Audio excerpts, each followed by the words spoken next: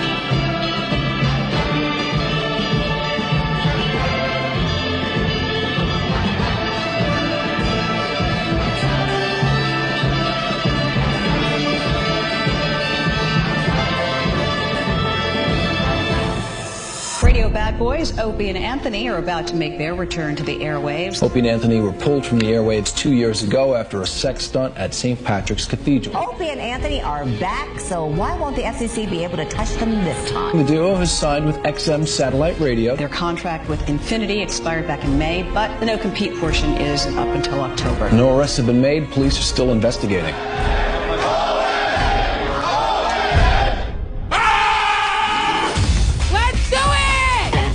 The blonde one, two so-called radio shock jocks. Our society needs borders, needs parameters. You dick! They get their jollies by saying, let's keep pushing the envelope. They were doing what they were paid to do. Shot. Even when there are bucks to be made, there's a price to be paid in terms of the cultural degradations that we do not want to be associated with anymore. Are you adequately prepared to rock? Shit, piss, fuck, cunt, cocksucker, motherfucker, and tits. I love the smell of napalm in the morning. Damn straight! Smells like victory. Ah, yes. Smells like victory. Smells like morning. It is morning. Dylan! Yes. Welcome to the Opie and Anthony Show. Better known as the O&A virus. Are you infected yet? Are you? Are you chafing? A big hi to everybody. You can turn down that music a little bit, Steve. Jesus. Thank you. A big hi to everybody that turned on their XM satellite radios overnight. Welcome to the family. You made the right choice. You're listening to the best satellite radio company in the world. Trust me on that. Trust me on that. XM satellite radio is where it's at, baby. It's the place to be. Other people think another satellite radio company is where it's at. Wrong! Make it seem like wherever you are, that's the place to be. Isn't this great? Love it. Leave satellite radio to the kids. We know what we're doing with this toy. Trust me on that one. Right, Anthony? Absolutely. Except for the squeaky mics. Well, the squeaky mics can be worked on. Oh, we got a busy show. You know what I say to Sirius? Who's your daddy? Oh, my God. Who's your daddy? So oh, yeah. Oh, slow down. Oh, yeah. Oh, yeah. Who's your daddy? Who's your daddy? Oh, my God. Oh, yeah. Play with my balls. Play with my balls. Oh, that feels so good. Yeah, just roll them around. It was so good. Oh, my God. I love it when you... Uh-oh, slow down.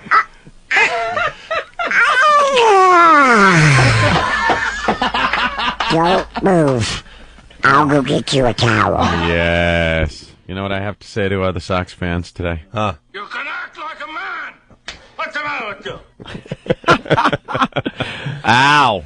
That was a tough one. Yeah. Tough one. Ben, not even looking up. No, Ben, our resident Red Sox fan, a little, you're feeling a little badly, I think, right? What's that? It's over. You think it's over? It's all about the Patriots. Let's just look forward to the Patriots season. Oh, he's already abandoning hope.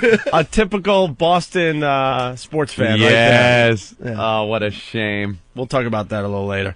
Who's your daddy? Boy, the chants last night for Pedro. Unbelievable. Yeah. Who's your daddy? You can't say anything in the press. Any little catchphrase, any words, you will just have 50,000 fans at Yankee Stadium yelling it at you. So, while the Yankees beat the Sox again, it's over. You think it's over? It's totally over, and Schilling's hurt now too. Well, that's why. What I was going to say, it's over because basically the Yankees were supposed to win 2 at home. That's what you're supposed to do with when you're at home. But now that they're talking to the doctors through most of the game yesterday, trying to explain how they're going to get Curt Schilling on the mound for Game 4. Oh, forget it. Unless they pull a Steve Austin on him, nothing's happening because I was getting grossed out when they were talking about what's wrong with his tendon. Did you know that the shield? There's a sheath that your tendon is in. Yeah. Did you know there was a sheath for your tendon? And his tendon is out of the sheath, so when he would pitch and move his ankle, it was rubbing against the bone. It was rubbing against the bone and snapping like a rubber band on the bone. Ah! Don't tell me that. Yeah, it's horrible. And then they had the doctor at the press conference in a panic. You see how he was sweating and almost crying? I know. Because he knows his whole livelihood depends on him trying to figure out how to get Curt Schilling on the mound for Game 4. They're trying to figure it out. One thing I love is the camera angles you get these days in baseball. They were showing close-ups of his ankle that were... where's the camera? Yeah. From a mile away, they could get a shot of a nostril hair. They zoom in on the guys in the dugout so close. I don't see the point in that. Do you have to see every blackhead on a guy's nose as he's sitting there?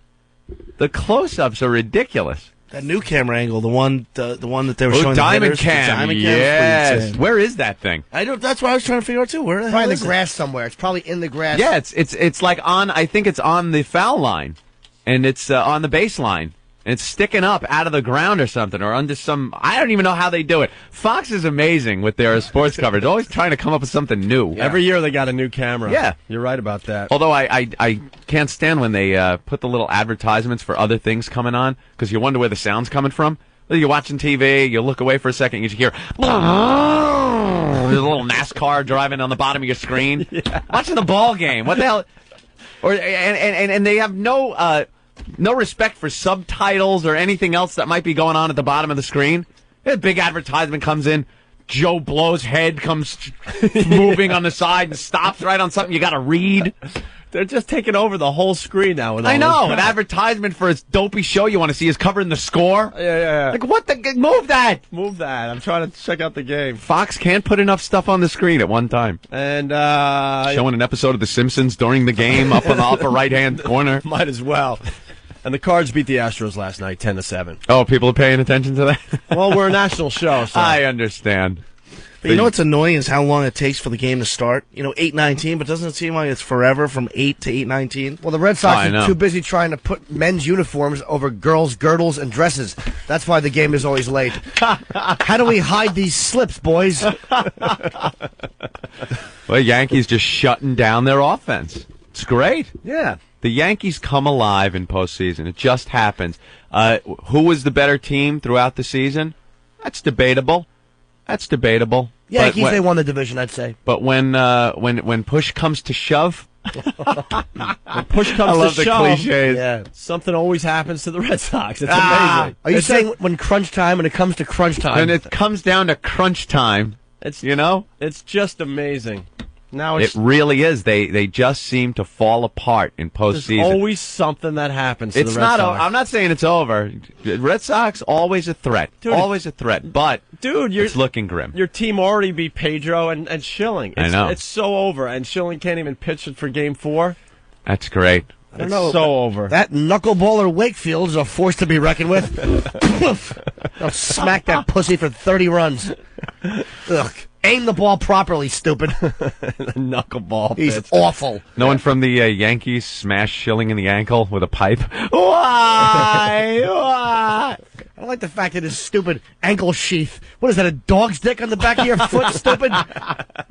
Pony up and throw the ball. He's trying, but it hurts. No, he's not. How they explain what happens every time he pitches, like Anthony said, I was grimacing at home. Yeah. Oh, my God, that's got to hurt. They have Al Leiter in the booth letting us know about the pitches. Hell, I call in sick if I got a hangnail or something. Yeah, you know? and he's pitching with his tendon rubbing against his rubbing bone. on the bone. Yee, ooh. Yes? I was saying I was at dumb Bob Kelly's place because he's a huge Red Sox fan. He was. It's amazing the internal turmoil they go through. He can't even express the rage. It's just fucking being a Red Sox fan is better than being a Yankee fan. No, it's not, stupid. He thinks that it builds character. To root for a bunch of men that lose every year because of a curse. It doesn't build character. Do you root for the rapist or the victim? That curse really is it's gotten to them so bad. Do you hear what they did? They bulldozed down one of the Bambino's houses. But it was a big thing in Boston. But it turns out it was one of the Bambino's wife's houses. It wasn't even his house. To try to break this curse, they made a big thing out of it in Boston. They bulldozed down a house. One of my idiot friends sent out a mass email like, "Oh, we've gotten rid of the curse." This was a couple weeks ago. Oh yeah, I had the same thing. It's like, come on. What the Red Sox fans got to do is stop talking about the curse. The curse. If the Bambino was alive, he'd be saying, "The curse is still enacted. You will never win." With his cancer kazoo, his ravaged larynx from all the cigarette smoke and infected women, bad food, hot dogs. Another hot dog, please. You know what I have? I don't even know if it's going to make sense. I don't even know if it's funny anymore. What is it? We're digging up our old bits that we're allowed to play. Digging up like mobsters in a Queens field. Yeah. We got so much cool crap happening in New York these days. The mob field. It's a sick place to live, isn't it? The mob killing field. Yeah, the mob burial field. Apparently they all had they all got along when it came down to where they were burying their rats. The mobs, they could agree on one thing, where they were planting their 55-gallon drum full of gavons. Yeah, how many people have they... They don't even know how many. They pulled up a couple already, bones. They're looking for 55-gallon drums. Found one with a big fucking bandage around his foot. It's bigger than your fucking head, Spider. Didn't they find Joe Pesci's character from Goodfellas? Yeah. They did, right? Him, they're looking for the guy that accidentally hit Gotti's kid years ago. Did they actually find that guy? They found bones. They gotta, do some testing on it. They found jewelry, watches, and shoes. Big dopey mob Italian shoes, I'm sure. Yeah. Big gaudy, awful, sky blue sweatsuits. Get your fucking shine box. Shine those shoes right back up, right? Let it be known Keep them here. Let it be known that Opie is out of the mob discussion. What? He is not talking about the mob. Hey, I'm not getting down on these guys. They're Anthony's my talking brethren. about the mob. They're my brethren. And Jim Norton's talking about the mob. I didn't. I just talked about sweatsuits, not the mob. Opie's just staring into space, hoping this will end soon. Don't you worry. That's right. Everything's fine. You all right? I endorse the mob. All right. I love those guys. You were talking about Babe Ruth? Yes. There's an old bit. You mentioned it, so I grabbed it. I don't even know if it's funny anymore. It might be outdated, but do you remember Babe Ruth from Hell? Babe Ruth from Hell. Man, this is old. I have no clue. This bit could be... Is it topical? I really don't know. We're going to put ourselves out there. We should have probably listened to this before you came on the air. But you were mentioning Babe Ruth and the curse and stuff. Yes. And there was a bit we did called Babe Ruth from Hell, where we called him in hell. Might cringe at this, huh? Well, we could always turn it off if it's really bad. All right. I really don't know. Good. Keep the mic up. All right, we will. Yo, Babe! How you doing? It's Babe Ruth live from hell, everyone. How you doing? You got any whores there for me?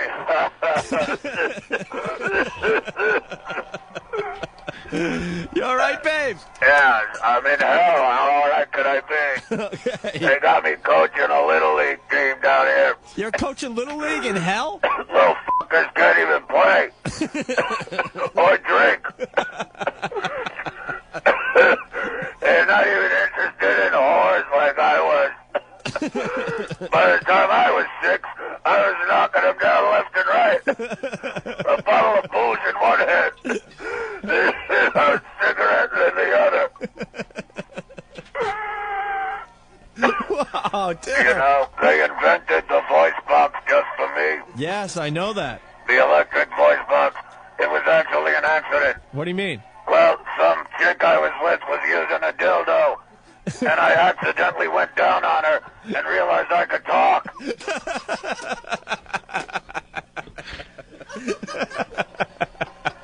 Come on, you little hit the ball!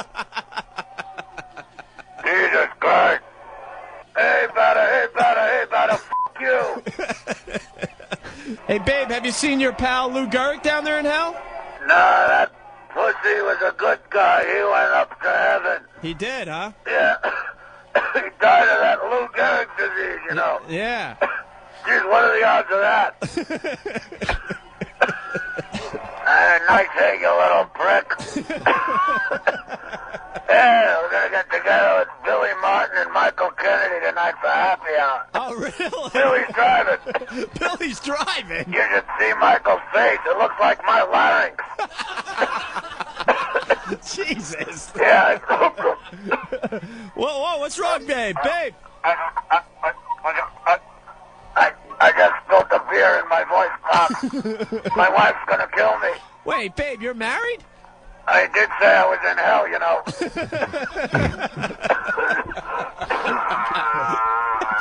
Babe!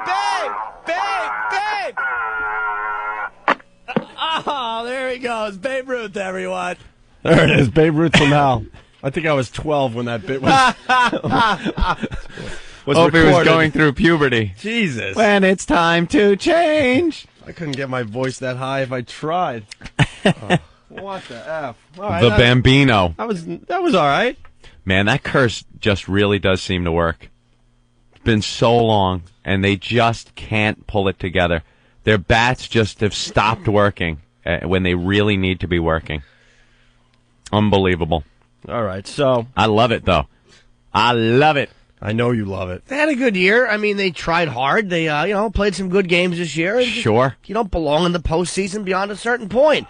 Well, I'm not trying to be a dick. You get there, you have a good time, you play a few games, you knock the ball around, go home and watch it like everyone else. All right. Let's All get right. home with Dallas your long, is playing greasy so well. hair.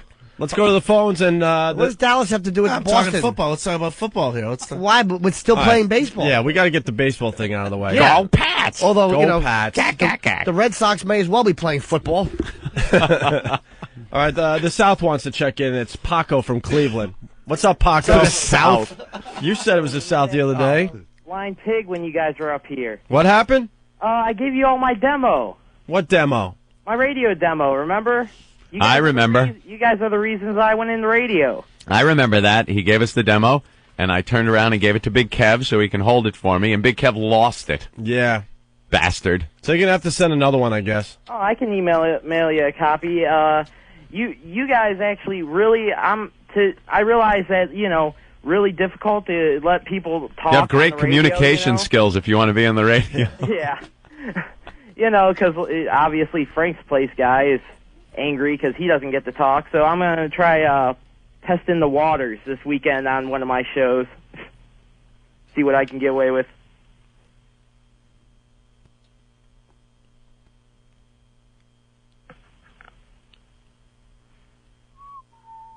Oh, yeah? Paco. Oh, yeah? You're awful. I know. I didn't know if you guys First silent game or not. You're absolutely awful. Do you have a backup career? A backup career? I don't know. Computers? All right. Well, give us your best bit. My best bit? Yeah, what would you do on a radio show? Well, this weekend I plan on tearing apart some of the people that screwed me at Clear Channel. You and who? Well, me and... Yeah, you're right up there with who. I'm sure Clear Channel will be very upset at what you have to say about them. Oh, yeah, but, They're just going to be enraged. I've only been in 3 months. Give me a break. Yeah.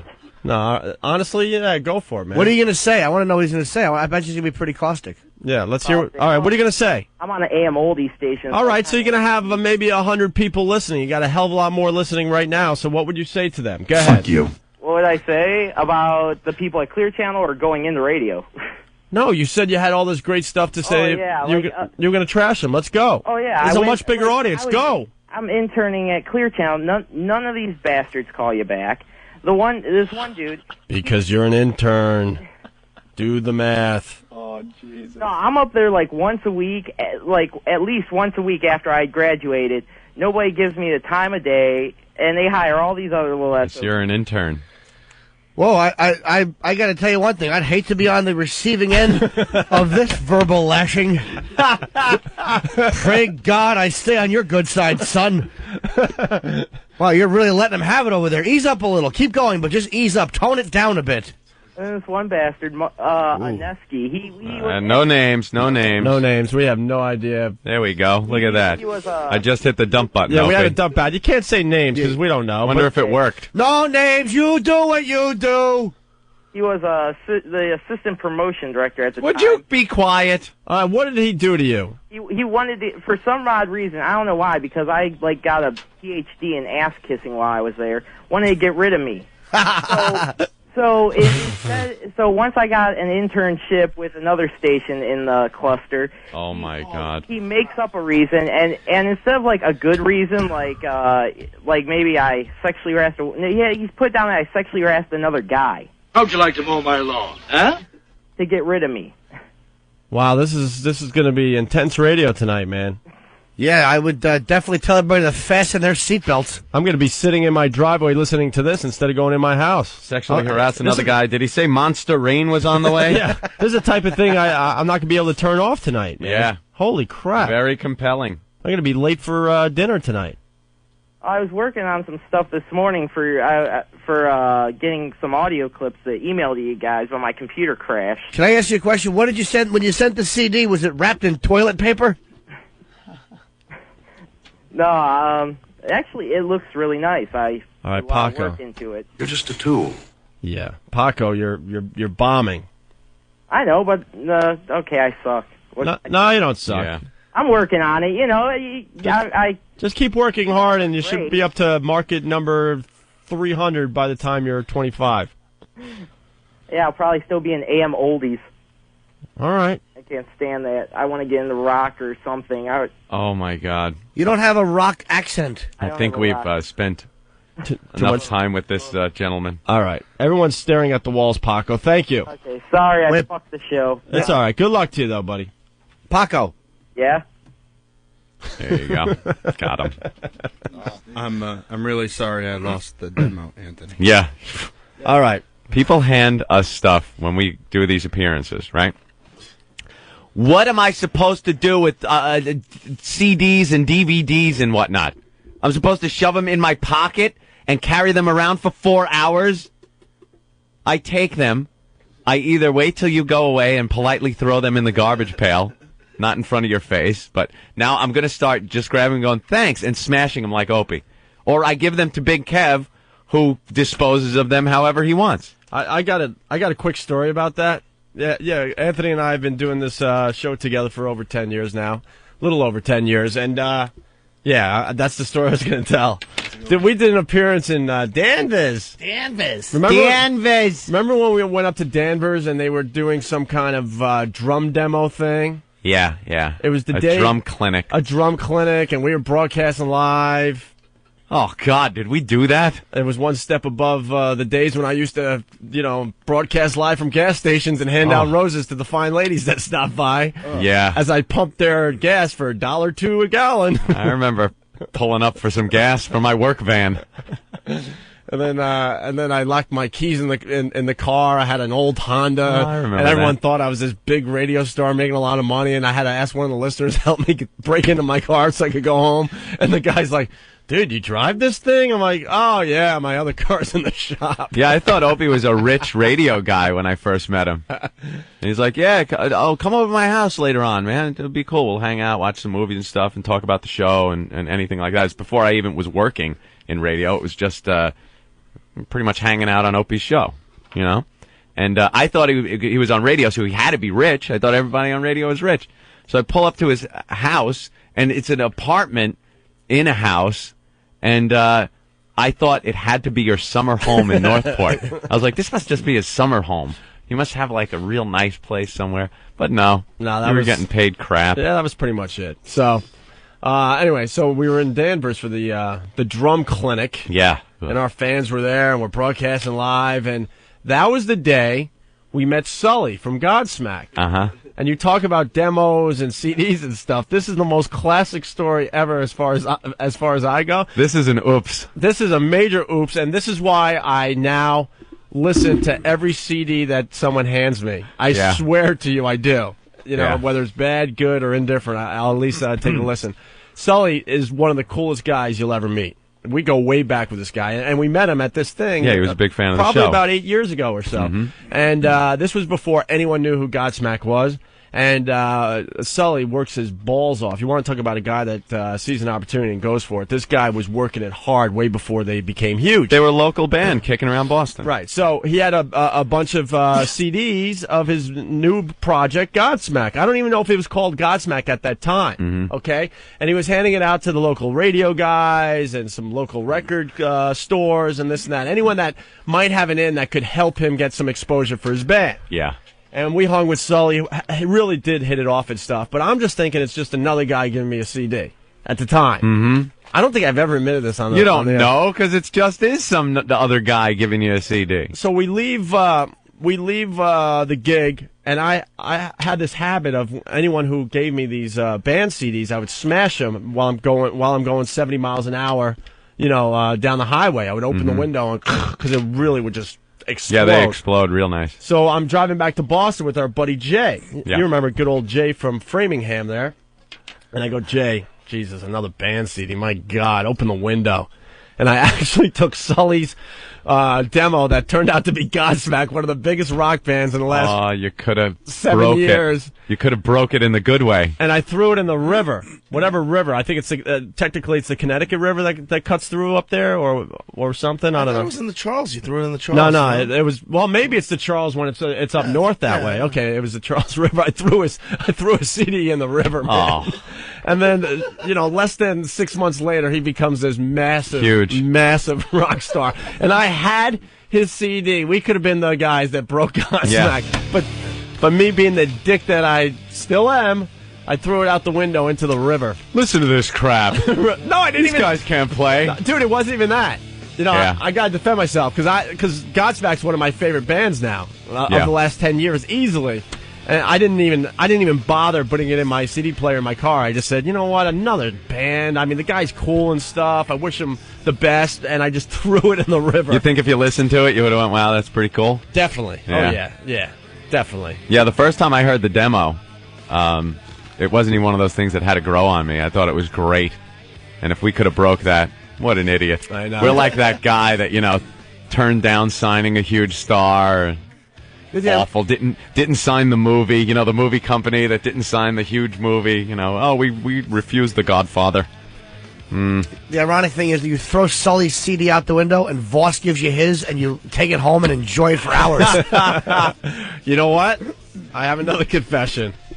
I was going through some of our stuff from the old days there. Mm-hmm. I had a whole closet of old CDs and stuff, and I was. You were in the closet last night? And I was. Is that what you're saying? No, and I was thinning the herd. Yeah. And there was a lot of comedy CDs and stuff. I did throw Rich Voss's CD out yesterday. You threw it out? I swear to God, yeah. I threw it.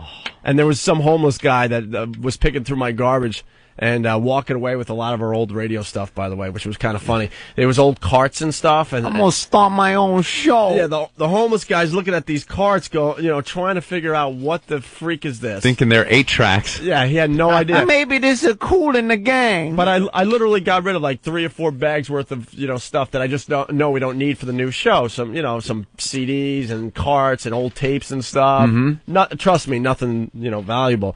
But then yesterday after the show, I go back to my place and the homeless people were digging through the stuff, walking away with it. What the hell are they going to do with it? I don't know. They might be starting up a radio show somewhere. They love just it's gonna be a radio collecting show trash. that's going to sound like us 10 years ago. The homeless shopping spree. A couple of guys bought Walkmans and stuff. Yeah. All right. Well, we're just getting warmed up. We have a crazy, crazy show today, let me tell you. Stephen Lynch is coming in a little while. Also, the New York Times reporter's coming back. Oh. Yeah, we got in a lot of trouble yesterday because we didn't let the New York Times reporter come in because we had 2 escorts in the studio. Yes. So they Lovely. got really mad, but they're coming back today at 7:30. Speaking of escorts, little Jimmy Norton had his escort experience after the show yesterday. Yep. And we're going to get I'm so glad that actually came together and worked. I bet you are too. And we're going to get his review next. I called him probably it seemed like less than 10 minutes after you blew your nut, man. I was still sitting in the place. I've never heard him more mellow in my life. Really? Just so mellow. He had nothing to complain about. He was just like, oh. Can't wait to hear his full review. Like, I wish I taped it. I wish I taped you. Oh my God! I hope you're not gonna believe this was the most. I mean, so mellow. Wow. So mellow. And we got to talk about the presidential debates. And, of course, we haven't forgotten, don't worry, good old Bill Hypocrite O'Reilly in the news today. Oh, this is a big story. So why don't we step aside for a quick one, and we'll be back. 6 monkeys at a turd throwing party. The Opie and Anthony Show. Hi, my name is Jessica, calling with the newspaper. Do you know who would be in charge of renewing the subscription? I am right now. Actually, it looked like it was just recently started. It just hasn't been paid for yet. Okay, so what do I have to do? I could take a check or credit card over the phone. Okay, can I have the address? P.O. Box 501. I didn't pick up what you just said. Okay, it's McLean, Virginia. M-C-O. M-C-L-E-A-N, Virginia. Okay, and then I just send it to that address, and that's 90725, right? P.O. Box 5016. 570? 5016. 57046. 5016. All right, well, maybe you could just give me your address. I just gave you the address. The P.O. Box But you went so fast, ma'am. I can give it to you one more time. I know, but I just want to make sure I got the right address. P.O. Box 501 McLean. Can you spell McLean again? M-C. Right. L-E-A-N, Virginia. Ugh. 22102. Whoa, slow down. Are you going to a fire or something? Is there anything else I can help you with? When do I have to mail the check? You mail the check out and we receive it by May 22nd. You will not have any disruption. So how many weeks would that be? I can't tell you the exact date. Okay, you started the subscription. We give you a certain amount of time to send the check in. But I have a whole checkbook of when I send my checks out. Well, then you're going to have to send us a copy of... I've never seen a check like that before. Well, then, because you didn't pay for it. I know, but how is he going to pay for it when he doesn't know when he has to mail the check in? May 22nd. Yeah, May 22nd. That's what you said before.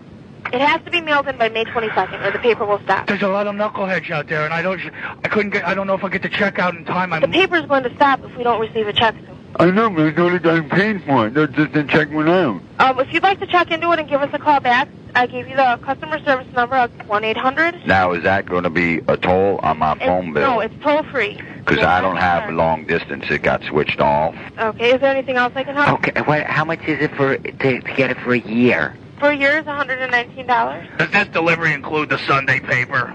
No, it's only Monday through Friday. They don't even sell it on the newsstand? No, we don't For the Sunday paper? We don't have a Saturday or Sunday paper at all. The one I'm getting now, it comes on the weekend. Well, you have all the information, so if you would like to continue with the... And the check's for $139 for the 6 months, right? No. 3 months is $39. That's what you said, ma'am. You said $139 for 6 months. No, I didn't. Including the weekends. I'm sorry. If you have any other questions, please call the customer service. I do have a question, miss. I don't know why. Okay, then we're having a problem. Okay, well, I don't think that I can help you because I'm telling you some information and you're saying something completely different back to me. I've tried to give you the information. Miss, I know. We're just trying to answer a couple of questions. Okay, well, I don't think I can assist you any further, but I can give you our customer service. No, I don't need a customer. I just want to know when I have to mail a check out. It has to be mailed by May 22nd. Jessica, I'm getting very confused with all these voices. I know. For some reason, I keep hearing all these different voices, too. I'm sorry if I'm unable to help you any further. I gave you our customer service line. But why can't we... I ask you the question. Because I cannot answer that for you. I don't have that information. Miss, I gave you all the information. Why are you yelling at me? I'm not yelling. I'm just telling you I gave you all the information I have, and I can't help you any further. But it's just a simple question. Yes, and I'm sorry. I guess I can't answer simple questions. The other thing is, do we have a confirmation number? There is no confirmation number. Just let them know you spoke to Jessica. Yeah, but there's probably a lot of Jessicas that work for... No, there isn't. I'm the only one, and I'm sorry I have to go through... You're the only one. You're the only Jessica that works for... I don't believe you.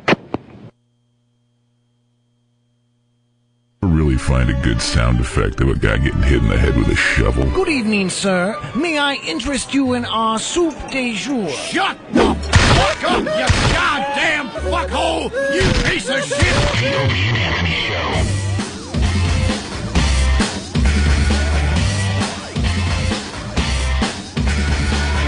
It's the One virus. Welcome. What's this story that's coming across our news desk, Anthony? Another one of these on news desk. Let me tap. Oh, no, I tap enough. Sorry. Yes, no tapping those pens. I've removed the pens from the area, except for this one, because I'm writing down little antidotes as we go along here. Antidotes? Little thought starters in my little notepad. An antidote. Let me tell you something. This notepad is making the show more gooder. More gooder. Because none of us have memories. Opie, I don't know I never know what to believe in the news. Piers from Reuters, there's a story of Shanghai men in Shanghai getting breast implants. They're doing this not for boobage. They're doing this for big pecs, to make it look like they have big pecs. They want to look like Arnold Schwarzenegger. Yeah, I do believe the Asians just want to look like American men. They want to look, like they're not Asian. These stories come, but you know what it is? I never believe these stories that come out of China to the extent that there are a lot of people doing this. No, they do a lot of wacky things in Asia. I think there's just a lot of people over there, so, somebody's going to do a little bit of anything. Right. So, but they report on it like every guy in China now is running out to get these things. Yeah, they're lining up for their breast implants. Remember that they were transplanting pubic hair? That's a true story. I saw that. The Chinese men wanted to have, hairy chests. Once again, like American men.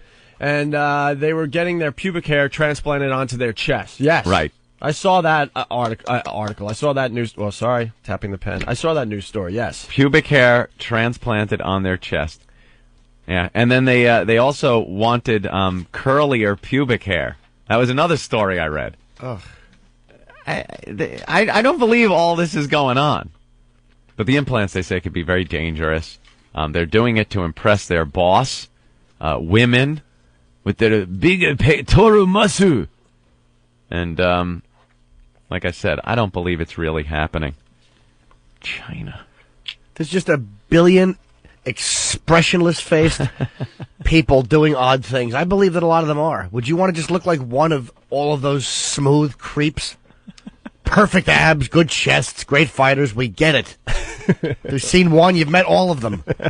It's time now to turn this mush into muscles. That's right.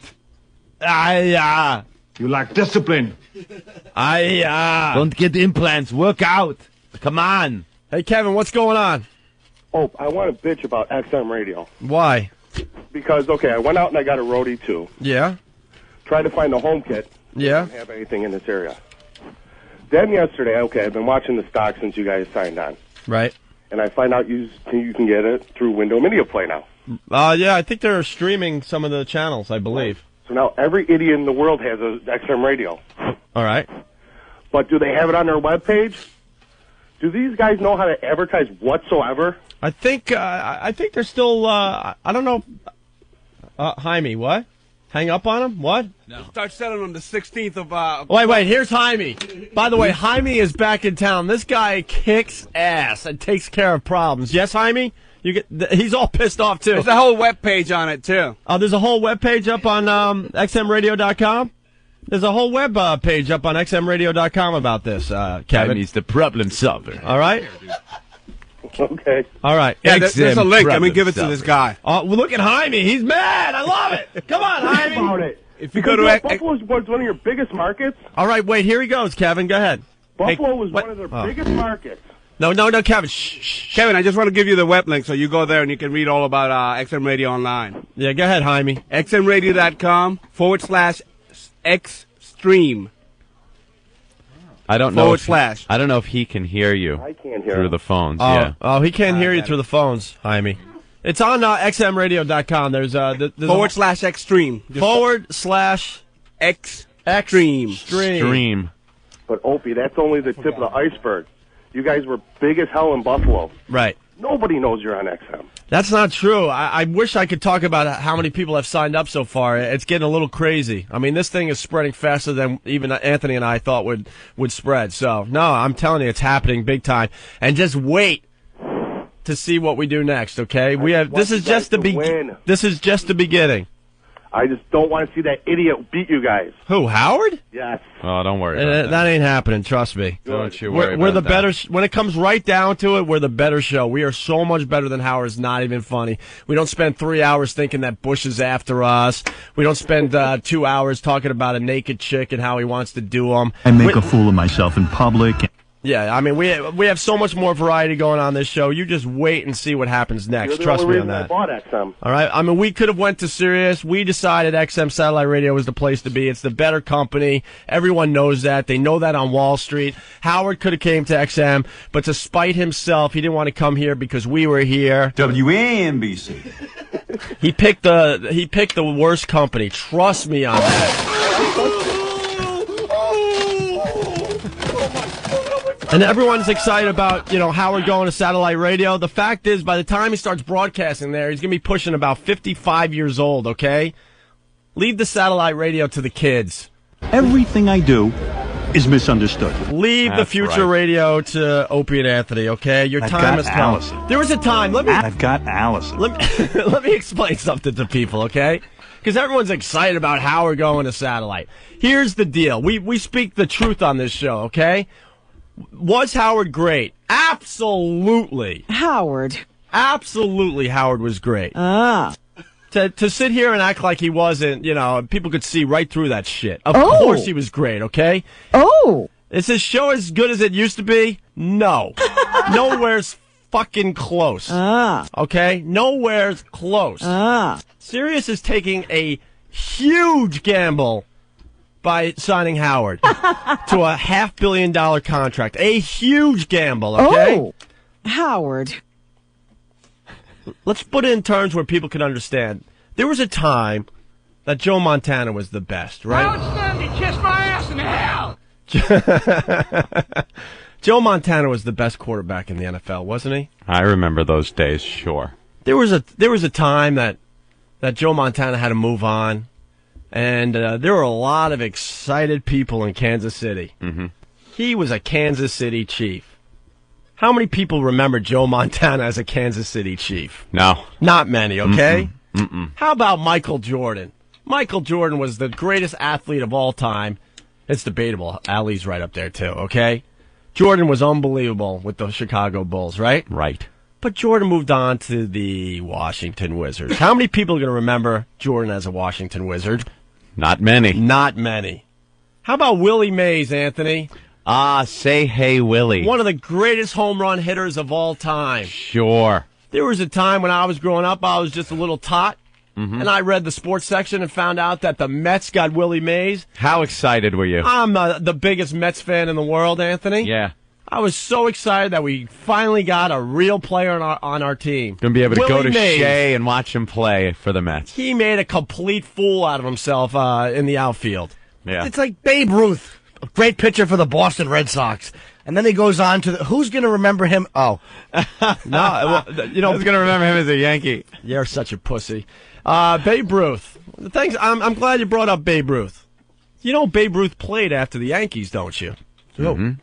No one really remembers, and most people don't even know the team he was on after the Yankees. Yes. I do believe it was the Boston Braves. I think he went back to Boston. Yeah. I'm not positive about that, but there are pictures of Babe Ruth in another uniform after he played with the Yankees. Yep. Okay? That big head, running in fast motion, fat ass around the bases. I love that guy. We have just begun, fellas. Oh. And ladies. This is going to be a lot of fun, okay? We're in our prime right now, not on the other side of our prime. Everything I do is misunderstood. So don't you worry. It's XM's job to get us as much exposure as possible, because when it comes down to it, our show against Howard's, we win. Guaranteed. Yeah, I guess they don't trust us to get our own exposure. That usually goes horribly wrong. Well, you know, we should talk about that a little bit. This is where it went horribly wrong at our last job. We expected the company to expose Opie and Anthony to a lot of people. Yeah. And it just didn't happen. So Anthony and I had to make our own noise, and then guess what? We start doing things that get our name in the press. And then we screwed up big. And then we went a little too far. So yeah. XM's job, I've said this a few times, they have to expose us and make sure people understand that this unbelievable radio show is out there happening. Our listeners will help us out. They'll help spread the virus and spread it to new listeners. We understand that, okay? Yes. Howard has a bigger name recognition than us. We know that. That's the reality too. Yes, we understand that. And that's where, you know, he's got a little bit of a lead on us, Anthony. Mm-hmm. But if XM gets our name recognition up, we will win this battle. You better recognize. You better recognize. Well, why don't you bring it? It's already been brought in.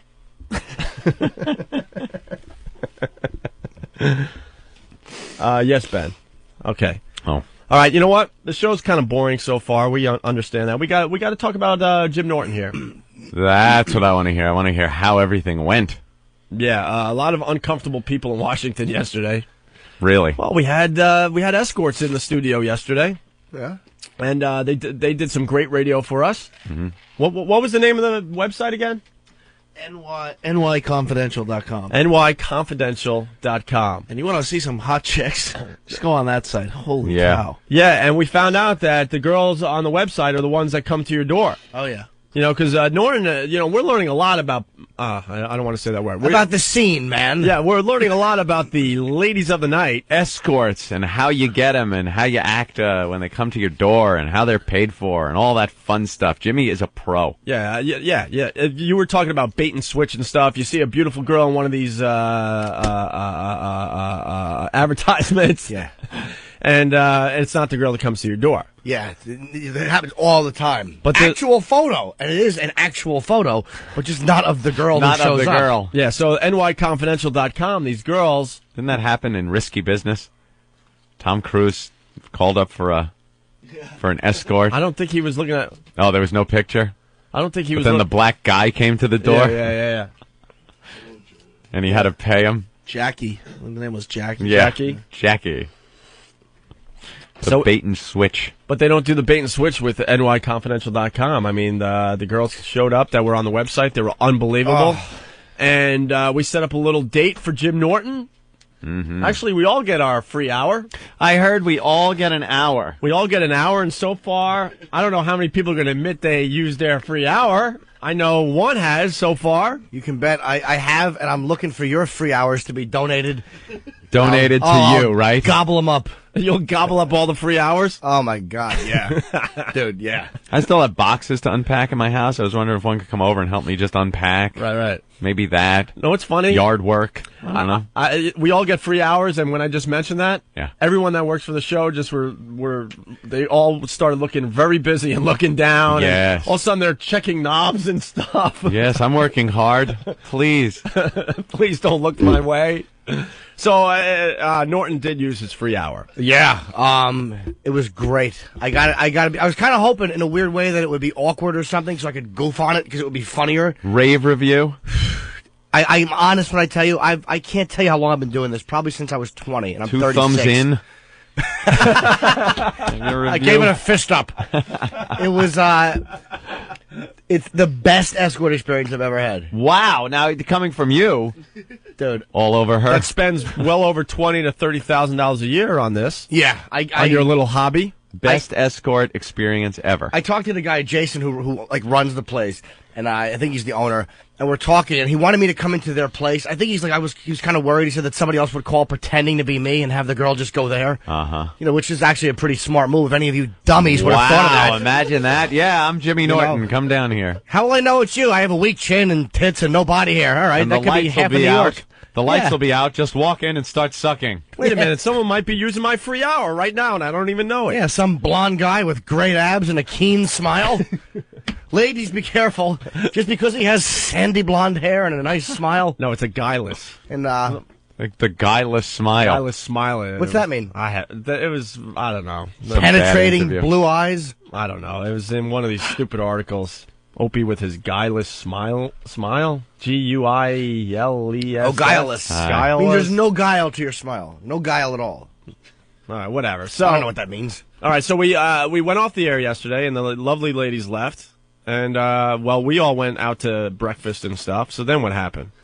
Take us through this, step by step, Jimmy. I wind up calling the place. And I talk to Jason, and he has me. I go down into, let's just say Tribeca, the place was. And I arrive at promptly 3:30. I'm never on time, but I was... Wait, is it an actual house? Well, not in Manhattan. It's not a house. Well, you know what I mean. Is it like It's like in a loft, in a big building in a loft. Okay. With just a lot of rooms?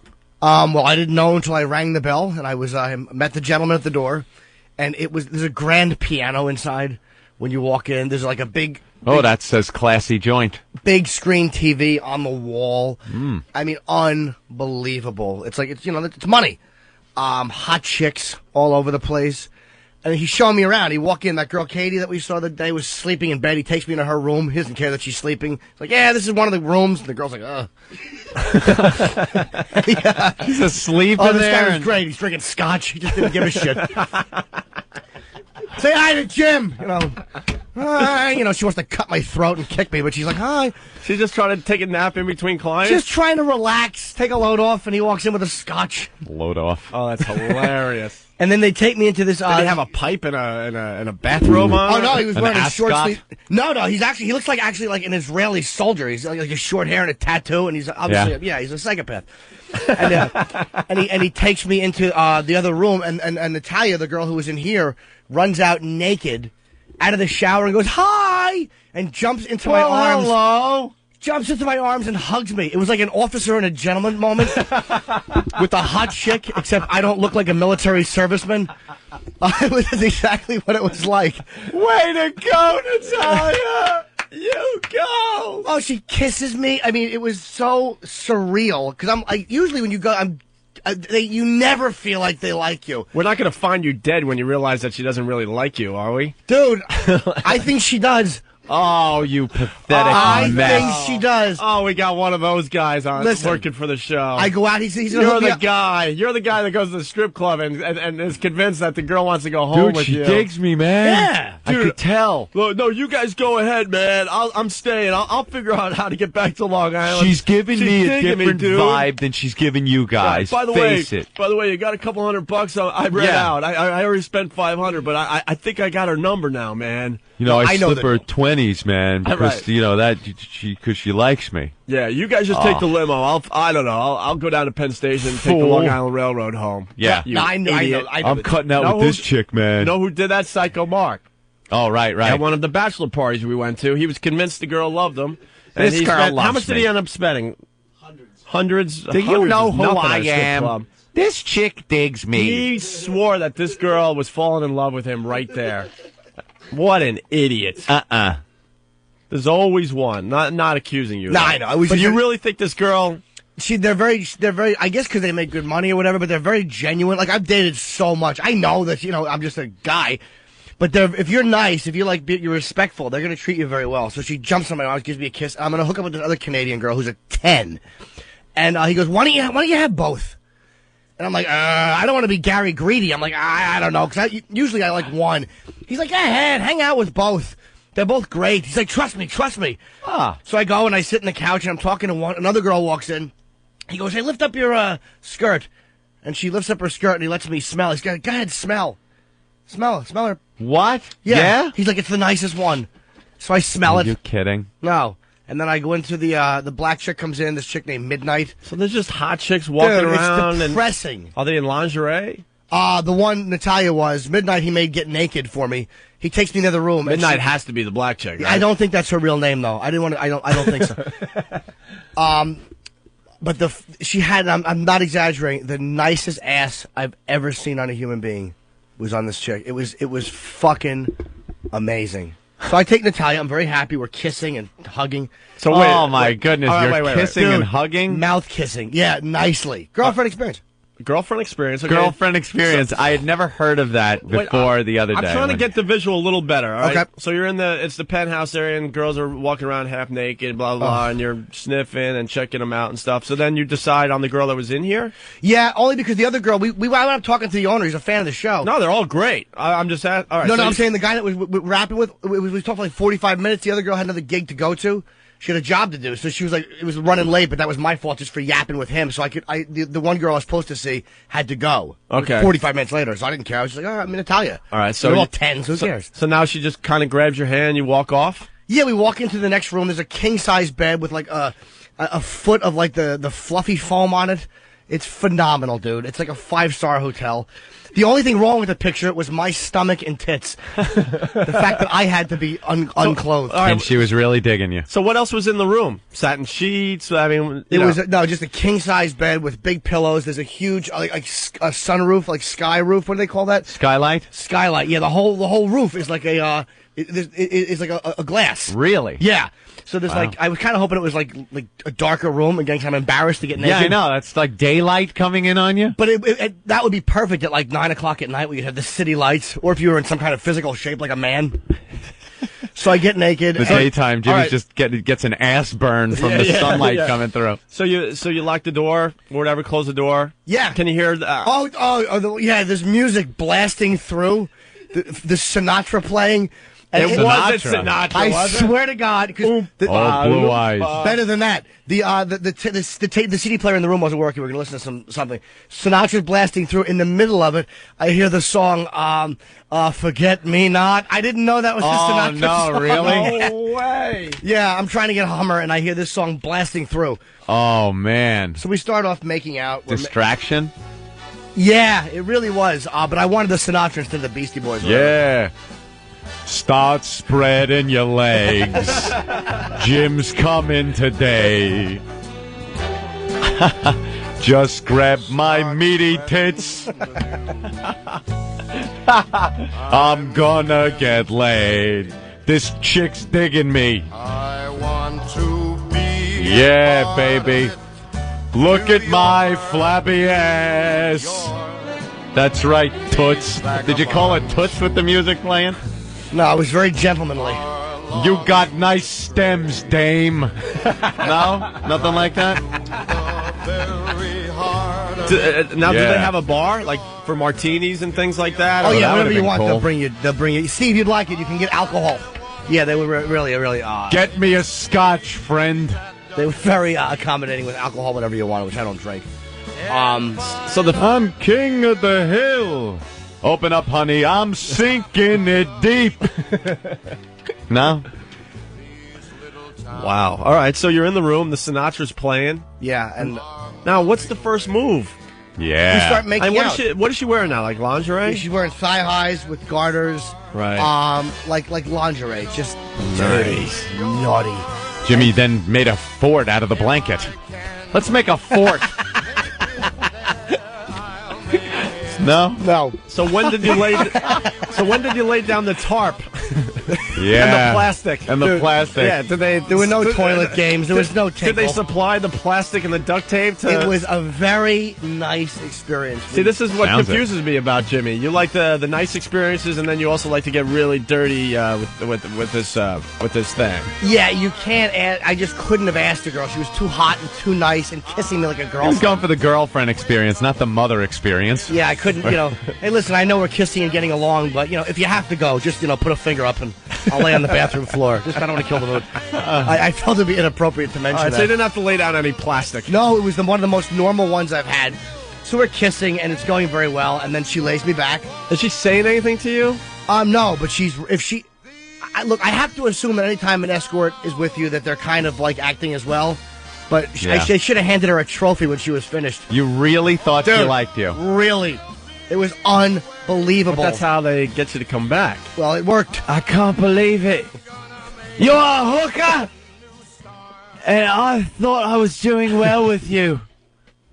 We're kissing. I perform oral treats on her. I can't believe you're a hooker!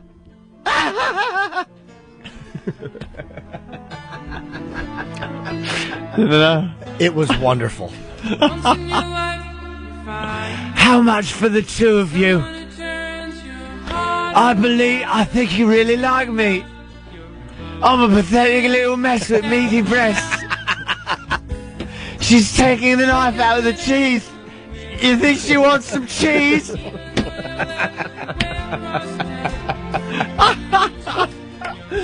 You really thought she liked you. Dude. That's amazing. She was that good.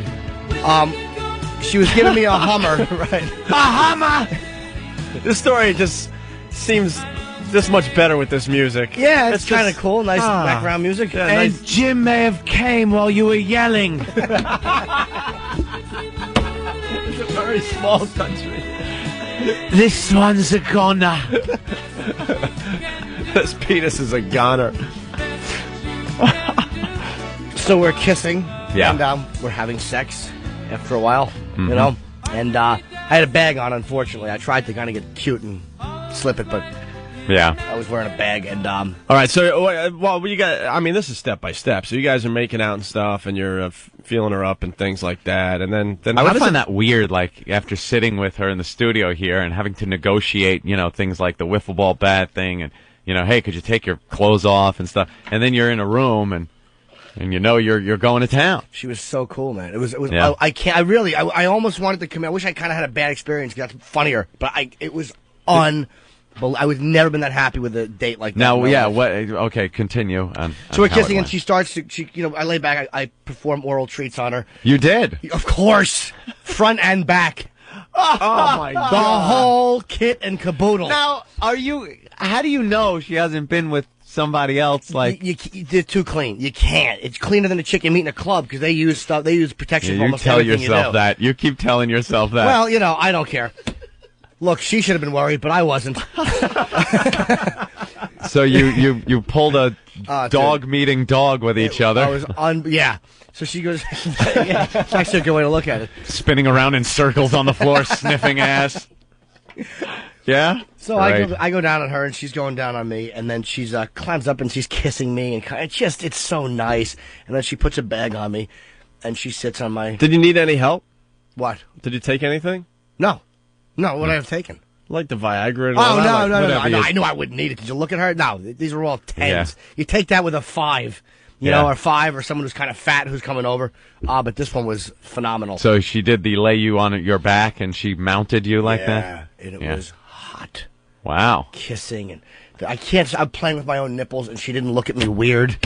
That's how I know she was good. I'm toying with my nipples, old praying mantis fingers, and she's still riding it like she's enjoying herself. You know, I've heard you bring that up a lot. I don't get that. What, the nipple thing? Yeah. It feels good. Yeah, but it looks stupid, though. I don't care. It looks stupid. No matter what I do in bed, I look awful. There may be things that feel good, but you're not going to break it out of your repertoire if you know it looks stupid. Well, I had to. I was on my back, so it wasn't as awkward. I can kind of... Because people can't see at home. Wouldn't I mean, you even rather- when you show what you do, it just... Look...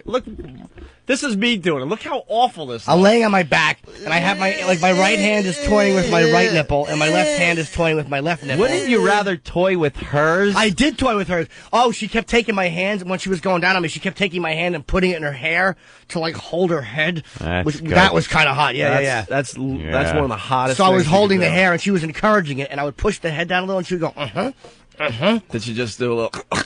You take the phone off of the dresser and just wail it against the side of her head? No, this isn't Midnight Cowboy. I wasn't calling anyone Joe. You're a lovely person. You're a lovely person. Hello, Mother. I got a sick kid, mister. I loathe life. I loathe it. All right, so you guys are really getting into it now. Yeah, and then we're having sex, and she said one of the sexiest things I've Many ever... different positions, or did you No, just... she was on top of me, and then she's like, come on, get behind me. So I get behind her, and she's going crazy. Is she enjoying it? The only reason I doubted it is because I know my own performance is normally horrendous. It was the greatest piece of ass I've ever had, and I've had them all over the world. Wow, that's a rousing endorsement. So I'm holding her hips, and I'm getting close, and then she looks back and goes, do you want to come in my mouth? Hey! How about that? Yeah. Yes. It's the sexiest thing anybody has ever said to me. So I say, yeah, I'd like that. Okay. And the worst thing, I lay back. Well, sure. Yanks the bag off. Starts going. Wow. What a trooper. What a good egg. And the whole thing, as this is happening, I'm afraid I'm going to fart. I had a fart built up that I was afraid. Hey, you don't want to do that. I was afraid it was going to shoot out while I came, but it didn't. You don't want to do that. And I did, and... Oh, my God. And it was unbelievable. And then a mouthful of Captain Trips. Mouthful of plague. And then what happens after that? Then you're just laying there and she cuddled. What? She cuddled. With who? Me. Oh. I thought there was someone else in the room. No, a real man came in for some cuddling. I'll cuddle with you now. How long was it? The whole experience? Over an hour. Well, I was there for like 2.5 hours. No, but I mean, after you went into the room. Oh, probably an hour, a little over an hour. He was banging cocktail waitresses 2 at a time. Yeah, his machine needs to be a little higher, I think, if we could take care of that. Yeah. But, wow, Dude, awesome. It was unbelievable. He was going to give me 2, but I was like, I don't want to be greedy. And then you kissed her on the cheek, and then... No, in the mouth. No, I'm just kidding. And then taste your own seed. I didn't care. And then I must have called you minutes after you were done, because I've never heard you... I wish I taped it. You were so mellow. I was really happy. You're just like, wow, because you don't feel rushed. You don't feel any pressure. It was fantastic. Yeah? Yeah. Yeah, what an endorsement. I really mean it, too. And it's a very sincere endorsement. nyconfidential.com. Fantastic. For your girlfriend experiences needs. Wait, girlfriend experience needs. Girlfriend experience. They're upper-class girls. They're not like the type of girls I would normally call because they're above So it's a where little more higher end than lawyers you're used to and getting. yeah, absolutely. You know? All right, let's say hi to Chris in Long Island. Hey, Chris. What's up, boys? Jimmy, how is the lips up close and personal? You mean the lower ones? Oh, yeah. They were fat and perfect. Oh, that's beautiful. It really was. It was like Angelina Jolie's face. Like those are the type of thick, lovely. Did she get engorged? She was when she got her Engorged. thing off. Swollen. Yeah. Very, very nice. Do you think she was turned on at all? I mean, you're a smart guy. I know. I mean, come on. I mean, was she acting, or was there part of it she was definitely turned on by the I think that experience? she was. I mean, again, I look at me. I mean, if I would say no, it would just be a reflection on my own awfulness. But she got wet. I mean, you know, not to be too nasty, but she really did, and that's something you really can't fake. Right.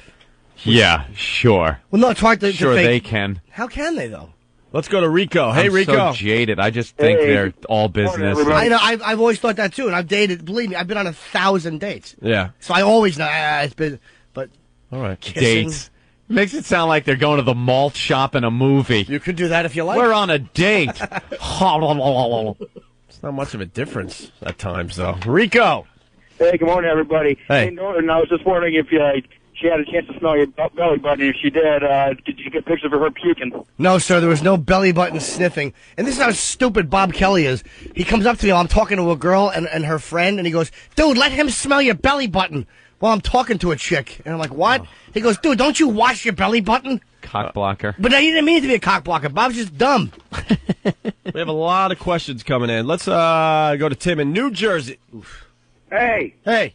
How's it going, fellas? Hi, Tim in Jersey. Well, it's Tim in Jersey, and he's calling the show. We gotta Hey, what's up, man? We got to get this girl to call the show, by the way. Sorry, what the Is hell she are up? She's probably not up right I don't now. know. And then Jason said that they would call. Well, when do they start their workday? I honestly don't know what time they open. I think they're 24/7, so there should be somebody there. Yeah, I already talked to them. Norton. She was asleep. She's Okay. asleep? Does she sleep there? Yes, sir. Yeah, go ahead. Why would you kiss a stripper? That's like kissing a Komodo dragon. There's so many diseases and bacteria and that shit. That's not fucking true, foul, sir. buddy. It's not Oh, come true. on. No, not at all. No? No, it's just kissing. Who cares? I have an immune system. She's what, you gonna get a cold? Oh, yeah? Well, I'm going to give you AIDS. What? I just gave you AIDS. Sir? Hello? Yeah, he's gone. Why? I don't know. So Frank Sinatra was singing this Dude, song. and that yeah, in the middle of my sex. You make me feel so young. It really was funny. Feel so spring is sprung. Spring is sprung. And Look every where time I'm putting my I see tongue. you grin, In your bum. Individual. And he doesn't care. Sniffing. Did you? Of course I did. Yeah. Yeah. Big sniff. Yeah, right in there. With my meat. I wanna go and bounce the moon. Oh, yeah. Just like a You were bouncing, all right. balloon. Toy balloon on his schlong. You and I did nothing. I just laid there and she took are over. Yeah. just Yeah. like a couple of tots Couple of tots. running across the meadow. Drink my jizz. We were like a Watch as your jawbone rots. We weren't like a couple of tots, the type that are featured on Gary Glitter's computer. You make me feel there are songs to be sung, bells to be rung. A wonderful. If you go to the website, Natalia is the one, by the way. She's beautiful.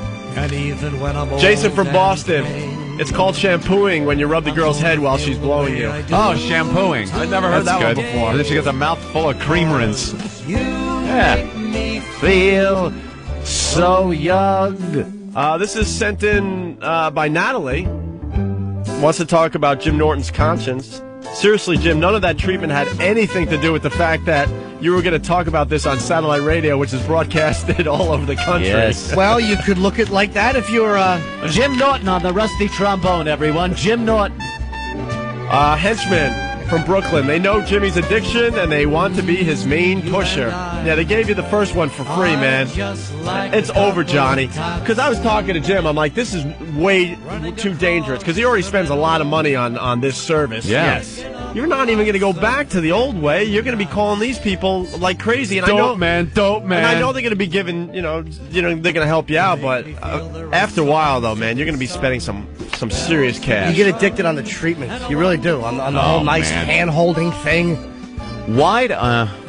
If you're into, you seem to be into that whole thing of the kissing and hugging. At and times, yes. So I don't understand why you don't get a girlfriend. Because, first of all, girlfriends don't do things as well as this girl did. Yeah. I mean, at least none I've ever had. I mean, they're nice, but... Right. And, you're also paying for the instantaneous stuff you're getting. Like the handhold, like that's the type of girl you'd see. You'd see her out and you'd want to touch her or whatever, but you can't. You understand what I mean? That's to me what it's not just sex; it's the whole thing of the kissing and the whole touching. You know what? Of someone I shouldn't be able to kiss and touch. The way you describe it sounds just like a serial killer talking about murder. Like they talk about it the same way.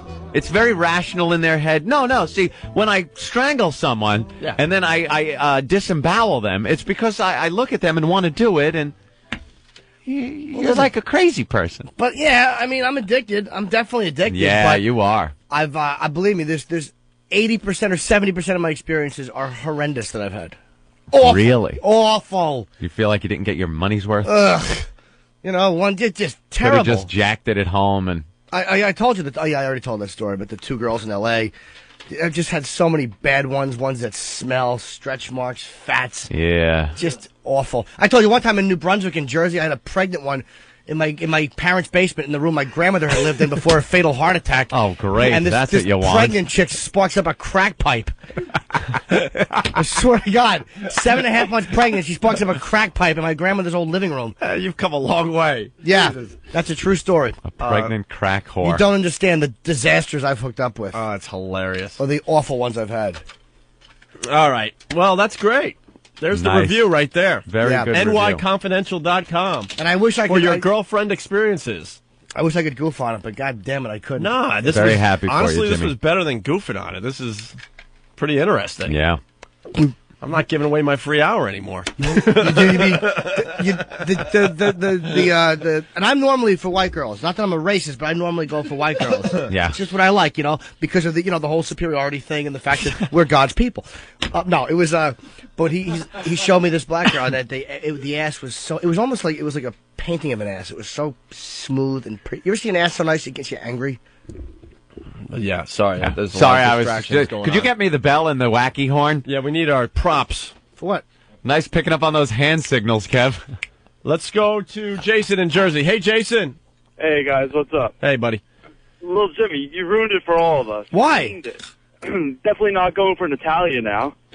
That's right. You just took her out of the equation. Oh. Because, I mean, you're making it all nice and stuff, but you've told way too many stories on the show, so she's now out of the equation. Well, I'm not clean, though. I'm very clean. I just got tested about 3 months ago. Yeah, Norton. Yeah, right, well, in 3 months. Norton will call all his friends every 3 months and tell everybody that, he passed his test. He gets Passed very his excited. AIDS test. Yeah. Well, No, I don't I'm think not- I have AIDS. I'm not into taking things in the rump. How many times have you called your friends to say, you passed? You get very excited on You that have day. to. Yeah, you always get nervous. Yes, He Ben? did. He came up to me in Boston. He goes, dude, I just tested negative. It's a great day. You were all excited. Dude, I had a red ring on Ready my to chest. go out for another 3 months and try again? Yeah. I feel like I'm maybe failing. I'll get it next time. I had a red ring on my chest, and I thought I had one escort, actually a dominatrix who was going to use me as a toilet, tell me she thought it was ringworm. So I was like, panicking. I'm like, I'm a 36-year-old white guy. I have African child disease. And Yeah, ringworm. But I didn't. It turned out to be an allergic reaction to laundry detergent. But I thought it might be AIDS. I was panicked, dude. So I went to the doctor and he tested. He's like, "You don't have AIDS." I'm like, "Just test me." Hep, AIDS, everything I tested for, totally clean. You didn't get to play Monster Rain yesterday, huh? No, we didn't play Monster Rain. They don't have the Monster Rain service? No, at Jason. NYConfidential.com? Sounds like they did. Sounds like they did everything that you would do Well, no, while I think playing Monster Rain is with another guy, though. All the sig pics are flying up. Oh, it's hilarious. Yeah, there's, what's his name again? Cage from whackbag.com. You go to opieandanthony.com. This guy's photoshopping as we go. Yeah. Right? We do a subject on the show, and he's photoshopping stuff and then making it very, very funny. They got you as Prince in Purple Rain and says Monster Rain. Very funny. I didn't see Go to opieandanthony.com to check that stuff out. Yes, Anthony. Instant feedback. Norton, of course, she got wet. Stick $1,200 under any chick's nose and tell her that an hour and many tears later, it's all hers, and see if she gets wet. An hour and many tears later. I really want to. I hope she's honest with us.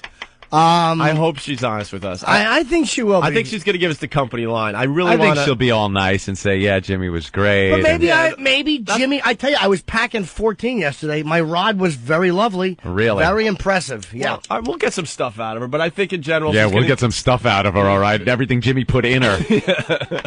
It's still coming out of her. Squeeze her like a toothpaste tube. That should come out. Oh. Hey, Anthony, what's up? Not too much, Hey, how you doing? That old gag. What's going on, bud? Anthony from Long Island, go. I'm here. Listen, Jimmy is going to be like Robert Downey Jr. in Less Than Zero with this. Yeah. They are going to turn him into. Are you saying male, that Jimmy gives male good head and is prostitute. dead? What's that, Jim? No, it's just a sign from Less Than Zero. Go ahead. Yeah, it all starts off. They're definitely turning him into a male prostitute like 6 months from now. Yeah, He's definitely going to be like on another website for them. It starts off nice. And It all then, starts off fine and dandy. You but think you're in control. Yeah. But eventually we're going to open up one of those doors and you're going to be on your knees as chosen for Oh, come on. Look, let me just put my tongue in the ass. I don't care if she's showered. Just a second. No, you owe us. That was one of the sickest scenes in Less Than Zero. Ugh. Robert Downey Jr. is on his knees. I saw it recently, but it was on TV and they cut that part. He Became such such a drug addict that he was blowing that guy to get some. Oh, so that's what happens. Some crack. Whatever you got to do. Yeah, You got a little crack. That's gonna be like you though. Everything was nice, but now you're gonna be banging on that door every day. Come on, man. I need it, man. Come on, help me out. Could you imagine being somebody that has your addiction and doesn't have an income? What would you? What the hell would you do Well, if my you didn't have income- the money to spend? You'd be rapping old ladies over the head with bricks. Nah, you just go online and whack your bag, because mostly... No, that's what Newark is for. $5. That's what Newark is for. Man, I will suck your dick. Get off the highway in Newark someday. Yeah, that city's really becoming a great metropolis. Anyone want a burger? Holy yes. That's what Newark is for. Get out the core. Get out the Get out the core. Break yourself, nigga. Break yourself. Love that movie. What is that? Menace to Society. Oh. Yeah, that's a great one. I'm just hanging up on people because it's easier, so don't get insulted. They're all like, whatever. I'm sure they're going, Huff! Hoof! We already... I was hung up on. Huff! I'm insulted. Well, I never. Rob, Norton already said that, Sheik. Indeed. She... Yeah. Yeah. She didn't... She... Yeah. That's and a then trooper. we... Mwah. And then you kissed. And then we... Mwah. And then you cuddled. And then we... Kissing, cuddling. Was there any small talk going on? Any, like, little small I just kept talk? telling her how beautiful she was. It was a nice experience, so it wasn't really much small talk, and I guess she was fighting revulsion. She had her face in my neck. It was nice. All right, that's very good. We'll get her review hopefully a little later when she wakes up. Yeah, she can be honest, you know. After she gets out of the shower that she's been taking for 24 hours with the money that she got up in a display case. So there's a constant reminder that that's what she did it for. There was no money. It was just a friendly exchange there was between no two money. people. Nothing, actually. After she gets hosed down. like Do they seeing have Planet of the Apes. Yeah, do they have a room to hose them down after you're done with them? Madhouse! A madhouse! Jesus. Big fire hose on her back. Right. Trying to wash the Jimmy off of her. Let's play 1964. No? Oh, Almost. still all right. Nothing? I like. I didn't give It was it. almost there. That's Okay. all right. We still did the Set the intentions. dogs on him, too. Okay. No? Well, yeah, actually. Nothing. There was something Yeah, there. well. Little some. We'll get it in the replay when they're more awake. Sure. Sure, why not? Some of this stuff you got to listen a second time to get. Oh, stop! I with wish the you pen. could hear the second time at night after midnight. We're working on it. Every day. This whole experience is getting a little better. Okay. Yeah. I'm starting to get it down there now. All right. Jackie. Oh no, that's for another day. Sorry. Oh, the little notebook. Whenever the notebook comes out, good things happen. No, Jackie's not calling today. That's another day. We should talk about Bill O'Reilly next. Oh, New York Times you coming think in. Jimmy's crazy, a little perverse, and having good nights. My God. I just knew it too when he was The O'Reilly factor. We'll talk about Bill O'Reilly next and Kobe Bryant. Holy ass. Yeah. All right, we got lots to do, so just let's... Kobe's chick, writing letters. Yeah, let's step aside and we'll return, obviously. Duh. For 7 cents a day, you can get Opie and Anthony. Or feed this little kid with the flies on his face. But you want to laugh, don't you? You don't want to be depressed watching starving children. So turn them off and turn on Opie and Anthony. And we'll send you a photo of the child you're helping in the outfit of your choice. The Opie and Anthony Show. Via Village, can I help you? Yes. May I speak to the manager, please? She's not here today. She works Monday through Friday. Well, maybe you can help me. Somebody better help me. Oh, okay, I'll try. Okay, now, I rented a video from your store. Okay. And it's for my little boy's birthday party. Oh, heaven. Okay, now I got a room full of little boys, couple little girls, about to watch this damn video. I leave the room. I come back, and the screen ain't nothing but naked ass. Oh, my God. Somebody's home video is in this little children's movie box. Oh, my God. I got Child Protective Services up my ass now, because all the parents got pissed, because they little children are seeing this mess, and now they think I'm a pervert. Oh, my Lord. That ain't no Rugrat. I know what the Rugrats look like. Yes, ma'am. Obviously, it was in the wrong case, and, You know what scared me to death? Ma'am. Some of the kids said they already seen that movie. Oh, my Lord. Now my little boy, he having nightmares all night. He talking about, oh, mama, the giant one-eyed snakes chasing me around the room. Oh, Lord. Now, first of all, the quality was poor. The lighting was just horrible. But let me tell you what was on there. Now, this woman, she spread eagle on her back. Mm. And then this one guy, he jumped off the bedpost and bam, right on in that thing. Oh, my Lord. Yeah, that looked right painful to me. Oh. And then there was another man. He was taking his penis and just smacking across the forehead. Oh, God. I mean, they abused that woman. And he had a big old donkey dick. I mean, that thing was about 15 inches long. Oh, my Lord. It looked like a daggone pornographic Cirque du Soleil up in there. Oh, God. Now, my son, he go, Mama, can we see that movie again? Can we see that movie again? If you, can bring that back, I can change it for anything else that you want. Okay, I tell you what, I'm going to bring it in there. Maybe we can watch it together. Because, you know, that double penetration thing, I don't get it. Me either. You got to fill up everything. Leave some breathing room. Yes, ma'am, you're right. I tell you, boy, you should see, look at that. Look at that. There's my son over there humping. Look at him, just humping the floor. Look at him, humping. He just been humping everything now after he's seen that movie. I'm terribly, terribly sorry. All right, well, look, I got to go. I got choir practice. Okay. Praise the Lord. Have a nice day. 100 channels of crystal clear digital audio. XM satellite radio. Radio to the power of X. Coming up next on Opie and Anthony, Jim Norton sings. Forget me not, you sightless twat. Your dog just shit on my rug. Thought that was pretty fucking funny, didn't you? How's that for a sketch? The Opie and Anthony Show. You don't do sketches, stupid.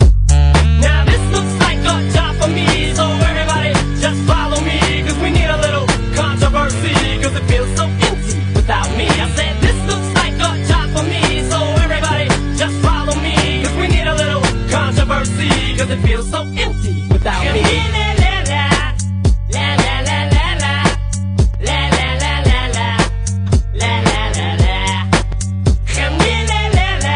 You're checking out the One virus. Oh, it's spreading across America. It's also spreading in this studio if you touch Jim Norton. The virus. The virus. Gonna scare all It's the Opie young and ladies. Anthony. Of course. Big hi to everyone that turned on their XM satellite radios overnight. Every day. Greetings and salutations. People turning on their radios. It's very, very exciting and very cool to check out. Dave from the Bronx has a hooker story. Hey, what's going on? Escort. Sorry. Well, no, now we're talking about hookers. Right. That was the girlfriend experience that we had going on a little while ago. Now we're just talking about hookers. Yes, Dave. Yeah, I want to give Jimmy a heads up. I went to Amsterdam for a week. Okay. To go hang out and, engage in the hobby. Right. And I came back with the gift that keeps on giving. What'd you have? A little bit of the herp, man. Well, herp. Were you careful? Yeah, I was careful. I put a bag on it and everything. You don't get a little bit of the herp. Well, yeah, you get a lot of bit of the herp. But, I've only had 2 outbreaks. But still, man, that puts an end to everything. Yeah, I know. It's awful. You gotta be careful, man. How do you know you got it there? Oh, because I really don't mess around like that. So I figured, let me go to Amsterdam, be a little sneaky on the wife, head over with some friends and picked up the harp. How do you know you didn't get it from your wife who was doing things? I'm sorry? How do you know your wife wasn't doing things behind your back you got from her? That's a good question. That's Maybe it, Jim. was. Blame it on her. No. He goes to bang some other chick somewhere in Amsterdam and blame it on the wife. Yeah, I know. 10 hookers in a week. I probably got it from my Oh, wife. yeah, you probably got it from the hooker. Yeah, okay, well, all right. Gotta be careful. Yeah, you do. Well, it's a bit late for that now, but... Yeah, just be careful. Only have sex when it's an outbreak. Jimmy, you gotta get that checked for that, though, man. Not just the AIDS. Dude, I've been checked for everything. No, everything. You know, a little swab down the eye of the. No, Dave. This is the weird thing about Jim Norton. He's a neat freak. Okay. That's what's bizarre about this. I mean, he picks up women all the time, and a lot of these girls are very, very dirty. But then he's a neat freak, and he's checking out everything, getting tests and this and that. So yeah, a lot of times I don't do that much with the girls, dude. Well, yeah, too many bugs. I'm just saying. I don't do much. You were eating ass, my friend. Do you know what's living back there, Jimmy? Just my happiness. You know what you can get? Yeah, I don't There's know. all kinds of little gadgets back there and thingamabobs. All right, quick survey, Anthony. Yeah. Eating ass. Mm-hmm. Eating ass. Thumbs up, thumbs down. Is there a situation where it's good, where it's... Let me tell you something. You better damn well know who you're eating ass on. You better know. I'm thumbs down on the eating ass. I'm being honest. What's the matter with you two? I'm not thumbs down on it. I'm just, you better know who you're with, and you know. Well, that's a kind of a thumbs horizontal. I want a thumbs up without question. You're ready to just grab anybody and start. Absolutely. That's No, not anybody. No, not anybody. No, that's incorrect. There's got to be a long hairy one. There's got to be a long shower pregame going on. I'm telling you. Why though? I don't know. How long do you wash an apple for? You put it under the water. Come on, relax. You don't take a dump out of an apple. No, unfortunately, or I'd enjoy them more. All right, apple a day. Enough with the hooker thing, I guess. Presidential debate.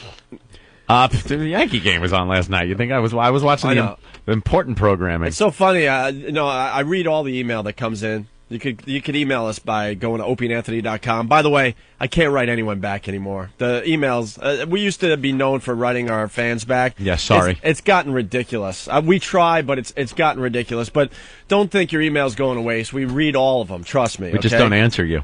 I answer as many as I can from time to time, but it's just getting out of hand because then people get insulted if you don't write them back. Do you really read all of them? Yes, I do. Cool. Every single one. And people are trying to say that we're talking politics too much on this show. Are you kidding me? First of all, there's a huge election coming up.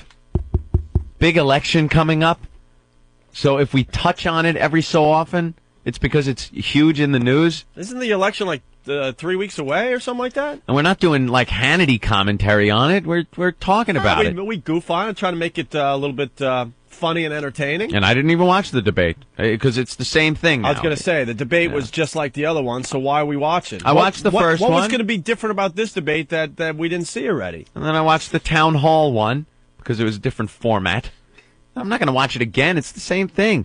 They have their things that they got to say, so when they're asked a question, they don't even answer it really. They just go on to whatever they want to, Mr. President, we have over 1,000 casualties, 1,000 dead in Iraq. What are you going to do? The blah, blah, blah, stem the tide of death. And he winds up talking about the economy.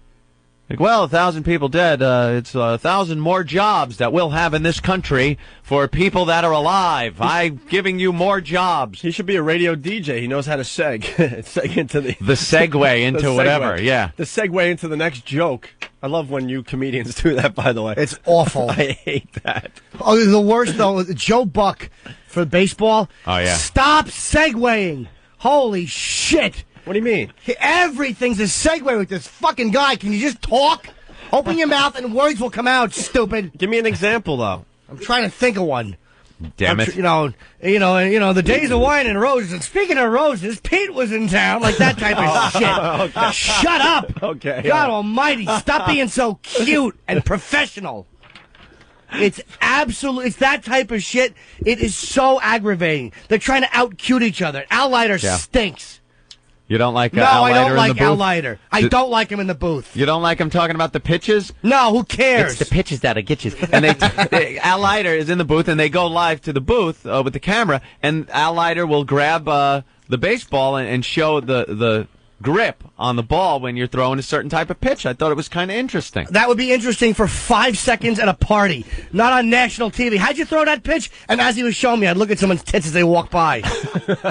You know, speaking of holding the ball, do you like your balls cupped, Al, do you? Ugh. Smooth operation they run over there. Segways and pitch grips. Oh, fuck yourselves. Wow. Plain Edge checking in. Did Norton ask her to put a little nigger in it? Oh, wow. That's a This memory. is something we've brought up on the show in the past. We didn't come up with this. There was a white guy that called our show, and he was married to a lovely African-American.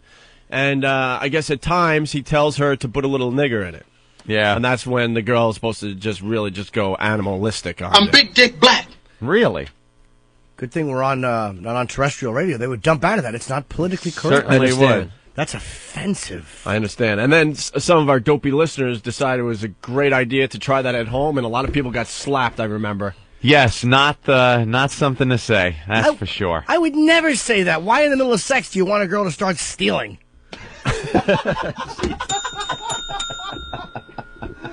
Oh. Oh, Take wow. the Wowee. So the debate happened last night. They're saying Kerry won. I don't know. Did he refer to terrorism as a pesky little nuisance again? This horse's ass? You know, but the Republicans are really able to spin anything he says into something that really, he'd have to be a nut job to get in front of people and say things like, terrorism is a nuisance. I think he was trying to hint on the fact that it would be nice to be able to get back to the point when terrorism in this country was a nuisance and it wasn't something that involved everyone's life every day of the week. There's some type of protection against terrorism that you have to go through. And he was looking at remember what the days when it was a nuisance? Terrorism? It wasn't a problem going to the airport and standing on the security line. Now it is. And it would be nice to be able to go back to those days. He didn't go on and say terrorism is a nuisance. It's like that global, what was he saying? Where I didn't watch it. Global test. Global test where it was twisted like he wanted to get approval from the world before we protect ourselves. He didn't say that either. The Republicans really do a good job at twisting things around. They're great. Don't get me wrong. Kerry great. is a complete horse's ass. And I think he did say that about terrorism, though. He said the summer cold that is also known as terrorism. The summer cold, the hangnail, or terrorism. You know, it's hard to differentiate between the two. You know, I just don't think my life's going to change no matter who's in there. It really won't. You know, that's what it comes down to. Everyone's taking this, very seriously, and as I'm sure you should. When new president is inaugurated no one's doesn't matter life who it is. Drastically changes. The next day, week later, month. I'm still paying way too many taxes. Mm-hmm. I'm still paying too much for everything. I'll tell you one thing. You will pay more taxes if Kerry's in office. Yeah.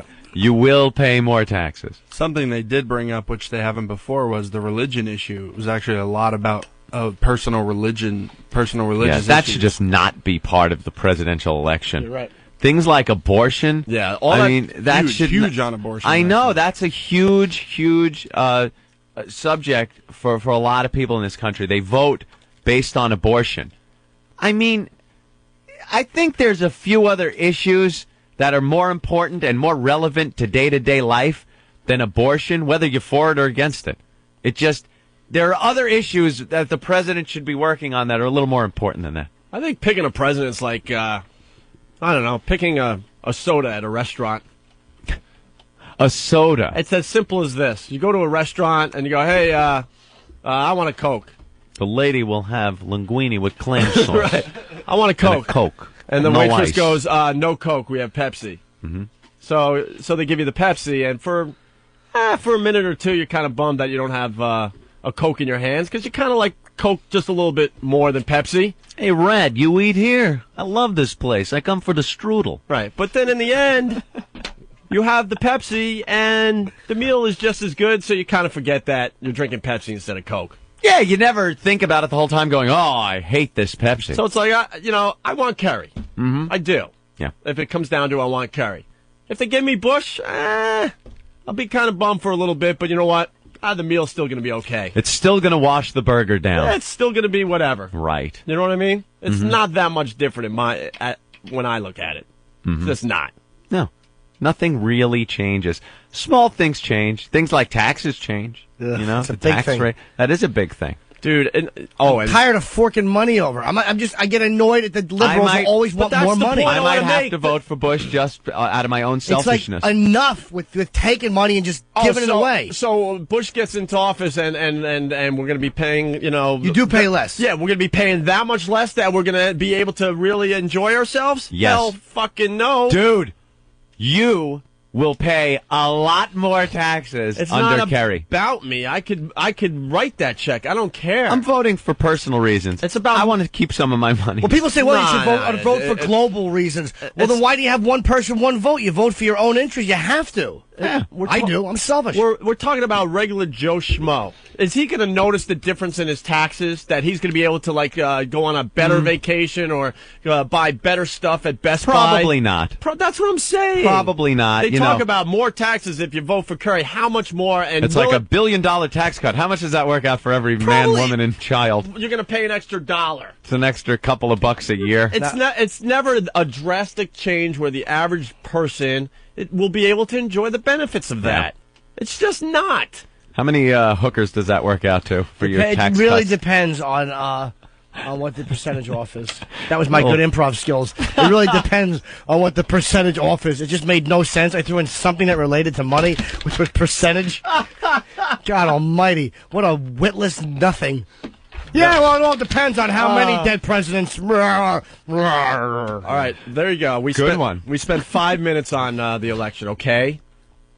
Yeah, because I didn't watch the debate. No, I was supposed to. It was like an assignment we had to do. Oh, yeah, we're taping something And for today. something after the show, I was supposed to watch that. We'd like to talk about that, but we don't want to ruin that. Yeah, don't want to ruin it. Because we don't know what our relationship is with that fine company over there. Right. And they are a fine company. That's right. Ooh. Let's see. Bush Kerry. Oh, look. It's like choosing between Coke and Pepsi.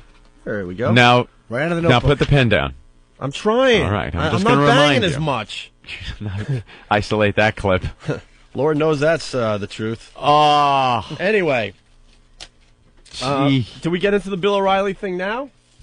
Bill O'Reilly. I'm Bill O'Reilly. Hope to see you again next time. Remember, the spin stops here because we are looking out for you. We're looking out for you. Yeah, Bill O'Reilly is obviously the big, huge story today. Yes. Grab that dildo. What a tool. Man, if The this no spin stuff, zone, it looks like the dildo was spinning. the drildo. We don't use a drildo because it's a no spin zone. Allegedly. The O'Reilly factor. Allegedly. Yes. I don't know. I mean, I can't wait to see how Bill's going to talk his way out of this one. My talking points. I will discuss how this is all false. He's being accused of sexual harassment on the job with one of his producers. That's the accusation. The producer has filed a suit. Bill O'Reilly says it's nothing but a shakedown, extortion. They're trying to get $60 million out of him, and that's the only reason they're doing this. And he is completely innocent. He will be exonerated, and we will all find out that this is a bunch of bunk and malarkey, if I may use such harsh language on satellite radio. But it looks like Bill O'Reilly might have been affected by the shock jocks. I'm reading the complaints that are influencing the children of America. The complaint is I can't classic. wait. Tomorrow we'll bring in our Bill O'Reilly interview. This guy railed us after we talked to him for over an hour, and he cut up our piece to make us look like just sex peddlers. It's all about the sex with you guys, isn't it? It's all about... Come on! Just admit it. It's about the sex.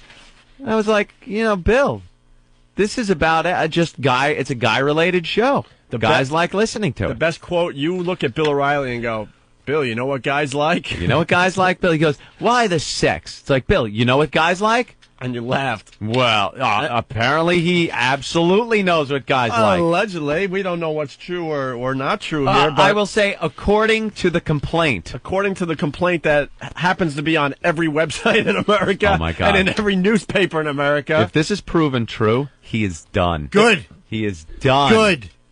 You don't like the Bill O'Reilly? I can't stand him because of the chop job he did on you guys. You're not Walter Cronkite, douchebag. He comes off as a pompous, thinks he's a know-it-all. He was on A Current Affair. Remember that show? Yeah, he wants people That's to forget that TV. he was salacious in his day. Yeah. I'm wondering if Tom Brokaw is here to read the headlines of the story. Really? I don't know if we have the NBC Nightly News theme yet. Probably not. That would be asking for too much from our behind-the-scenes staff. Bill O'Reilly, a fellow journalist, in trouble. Although Sex Bagel is a little more spry today. I'll say. Maybe he had a good night's sleep after. Looks like he might have gotten another alarm clock after he lied to us yesterday. He seems a little more spry. A little more spring in his step. A little more spring in his step, running around, handing all sorts of things in. He might have seen all the resumes that were handed to us at the beginning of the show for his job. People asking what's wrong, for jobs. Sex Bagel? Oh, nothing. Ben said come in here. Oh, yeah? Oh, no, we were just noticing that you were a little more spry today. Yes. You got some sleep yesterday? Did you get another alarm clock? I actually got 4, so they're all over the 4 place. alarm clocks. And you're not going to lie to us anymore? Because I know you lied to us yesterday. That's No, why we actually, sent I you didn't. home. There was not a fire alarm. No, not a fire alarm. The smoke detector went off. The battery just Didn't went he say- out, and I ripped it didn't he out. say fire It said alarm? Fire Fire alarm. alarm. When I called Ben, I was in a panic. Like, the fire thing went off in my house. I got to go, and I hung up. So the smoke detector went off. But you said that and what did that you do? were outside, right? You went outside? The what? Did you say you went outside? But how is that? How could you be late because something is No, waking no. you up earlier than the alarm clock? What Because that's happened? the only thing that could happen there. No, Right. what, Or it did was- you sleep through the alarm I clock, slept- but the smoke detector woke you up? No. 2 separate instances from the night. The smoke detector went off about 12:30. The battery was just never replaced, so I yanked the battery, went out. I went back to sleep. Then and I just was slept over the chipping night. golf balls until the limo driver came. All right, let's just drop it. All right, you're looking a little more spry today. Yes. Do we have the NBC theme music? We're finding it right now. Oh, man. All right. All right, we'll have to. We'll get that. Well, we could at some start, point. all right? Yeah, Bill O'Reilly, accusations of sexual harassment by Andrea Macris, who is an ex-producer on The O'Reilly Factor and his Let me his tell you radio something. show. The producers at the O'Reilly Factor are wild. Well, we know of another one that is absolutely out of her mind wild. One chick that was hanging out with us for a while during the time where we were supposed to be doing the interview with Bill O'Reilly. Right, this whole O'Reilly interview that we did, we didn't want to do it for the longest time, and then they sent this producer to hang out with us, and She was nuts. Remember her? she was out of her mind. Slot machine? We The ex-surfer. we actually had a beer fight with her when the Fox cameras were rolling, and There she was a supposed to be- picture taken under a desk of Yeah. her Opie's genitalia Were they nice? with a tampon string coming out of it. I have a picture of a producer from I don't know if she was a part-time producer or she still works there. I have no idea. No, she does. But She she does was still work hanging out with us for a long time to try to butter us up to get us in front of O'Reilly, and she Yeah. started drinking with us and hanging out with us. And She was getting info also to give to O'Reilly so he could ask questions. and then we did this huge thing at the Hard Rock Cafe because there was a time we were in like Hooters. 5 or 6 magazines at the same time, so we had like a weird Hooters. magazine It was at signing Hooters, party. Oh, what did I say? Hard Rock? Yeah. Oh, well, Hooters. Hard Rock is always good to us, so I always think Hard Rock. It was at Hooters, and we're there, and it turned out to be a huge beer fight with this chick, and the cameras were rolling for Fox. They didn't show any of that footage because No. she's supposed to be a very responsible producer. So his And then producer she involved would- in a beer fight. She would come back hammered to the office. She's snotted, She ended up- smashed, she hammered, went- drunk. She went back to the office with Stinky and sat at Opie's desk. Didn't they like have a little thing going I don't for a know what little happened. while? Rumor has. She had marker writings. Someone took a Sharpie and was writing all over the inside of her thigh and Yeah. all that. And she was supposedly so serious with Bill O'Reilly. All right, Yeah, and there was Bill like O'Reilly. stuff written on the arm, made in Taiwan. So, wow. All right, we'll get. We will get to that because that is the freakiest thing ever. So she's hanging out with us for a long time, and I had a camera at my desk where I took celebrity photos, Yeah. like Jimmy does and stuff. A cool celebrity comes in. Oh, I want to get a little picture, you know. Yeah. She decided to take my camera after one of these drunken nights. And it was, this is not even allegedly, this girl loved to drink with us. And Yeah. she started taking pictures of her snatch. Under the desk. Under the desk, like she would take a picture of her snatched, upper skirt. And we got the pictures developed because it was just a stupid disposable. We were like, God, what is this? And she was having that time of the month. I think Steve from FoundryMusic.com still has those pictures somewhere on that site. And there's a picture of her snatch with the string hanging out of her panties. And the marker on the legs. And the marker on the legs and stuff. So we were hanging out with this girl for weeks. And she's very hot. I don't even want to mention her name. Although what I'm about to say is going to give it away, unfortunately. And we're doing pre-interviews. She's going to lunch with us. She's in the studio, like Big Kev is there, just hanging out. Okay, we go to this. We go to Hooters for the magazine signing party. Mm-hmm. And all of a sudden, I'm up front with Ant. We're signing autographs, me and our fans, whatever, doing our thing. All of a sudden, I look over to Ben, and Ben is in a panic, freaked out, and I'm like, Ben just noticed something. What the hell's going on? So Ben's way off in the corner, and he's trying to get my attention, and we lock eyes, and I'm like, dude, what? Because we have like the secret language that we do on the show. All of a sudden, he goes like this, like pretty much like when the coach comes out to the mound and goes, let's go to the lefty. Yeah. And goes like this. Taps the arm. Taps the arm like, let's go to the lefty. Freaking Ben from the corner's going like that. I go, what does that mean? And then he's like moving his eyes over to this producer from the O'Reilly Factor. Yeah. The chick has a fake arm. Yeah, Jim was actually the one that pointed it out to me. And we hadn't noticed for weeks. She had a mannequin arm with a bracelet on it, okay? Yeah. And the point I'm trying to make is, like, we were hanging out with this girl for 2 weeks, and not one of us didn't notice that the girl only had one arm until that night. We're like, holy, and it freaked everybody out. We'd make great witnesses, wouldn't we? Oh, yeah. I know. Yeah, she held up both hands and made fists and flipped me the bird with both hands. Played patty cakes. And then all of a sudden, then I tapped Anthony, and I went, you know how you do that. Yeah. Look over there. And I didn't want to look. And then everyone else associated with the show, we were just stupefied. Like, none of us noticed that the girl had one arm? Just pointing and giggling hysterically. Oh, yes, Five we were. creeps. Immature. It was unbelievable. So anyway, back to the O'Reilly story. O'Reilly. Yeah, Andrea Macris, the ex-producer, has filed a suit against Bill O'Reilly, saying that he sexually harassed her with explicit language, phone calls, sexual deviancy. There's some really, really great lines here. The pages, there's about 10 pages. You want me to just read a little bit from the Post and then... No, this is good stuff. Oh, this is better than the Post? The Post is going to cut it out. Really? Yeah. Okay. Yeah. All right. Bill O'Reilly said to plaintiff Andrea Macris, and just use a vibrator to blow off steam.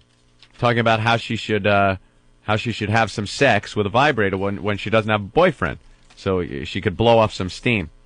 When the plaintiff Redden defended Bill O'Reilly, asked lewdly, "What? You've got a vibrator, don't you? Every girl does." When the plaintiff responded indignantly, No, not every girl does. Does your wife?" The defendant replied, "Yes, in fact, she does. She'd kill me if she knew I was telling you." Wait, so where did this conversation begin? This was taking place when they were out to dinner. All right. Yeah. Apparently they took a lot of dinners together. Okay. See, I'm not sure this was as much sexual harassment. I'm not defending Bill O'Reilly, but I think this chick was going out to a lot of dinners with Bill O'Reilly and probably this wasn't a problem for her. That's what it seems like. This happened a lot. But it does seem like from this report that Bill O'Reilly was saying stuff like this. I wouldn't put it past him. I just don't think she was that upset by it. Something then probably happened. She decided she's going to pull all this stuff up now and use it in a sexual harassment. Because when it comes down to it, we're all guys. Right. These asses go on TV and act like they're different and they don't have the same, feelings that we do. Yeah. During the course of their dinner in early May of 2002, Bill O'Reilly informed Andrea Macris that he had advised another woman to purchase a vibrator and had taught the woman how to masturbate while telling her sexual stories over the telephone. So Bill O'Reilly, from this report, seems to be very into phone sex. Likes the phone sex. And on the no spin zone. Defendant O'Reilly then boasted that the woman had her first orgasm via masturbation as he spoke to her on the phone. Have you ever watched this guy's show? Could you see anything sexual or anything a woman would listen to? Let's talk about Kerry. John Kerry. Hello, you're masturbating to the O'Reilly factor. Put that dildo in you. You're in the no spin zone. Well, actually, so this just is put it in and out. Actually, this is the spin zone. When the plaintiff responded that she never engaged in phone sex, defendant Bill O'Reilly professed disbelief and told her that the sexual stories he told were all based upon his own experiences, such as when he received a message in a cabana in Bali that the little short brown woman asked to see his penis and was, quote, amazed. Defendant Bill O'Reilly then suggested that he tell plaintiff the same sexual stories, which he knew she would just love. He apparently believes women love these stories. He talks about his big penis and how women are amazed by it. Shocked and embarrassed, she informed the defendant. You decide.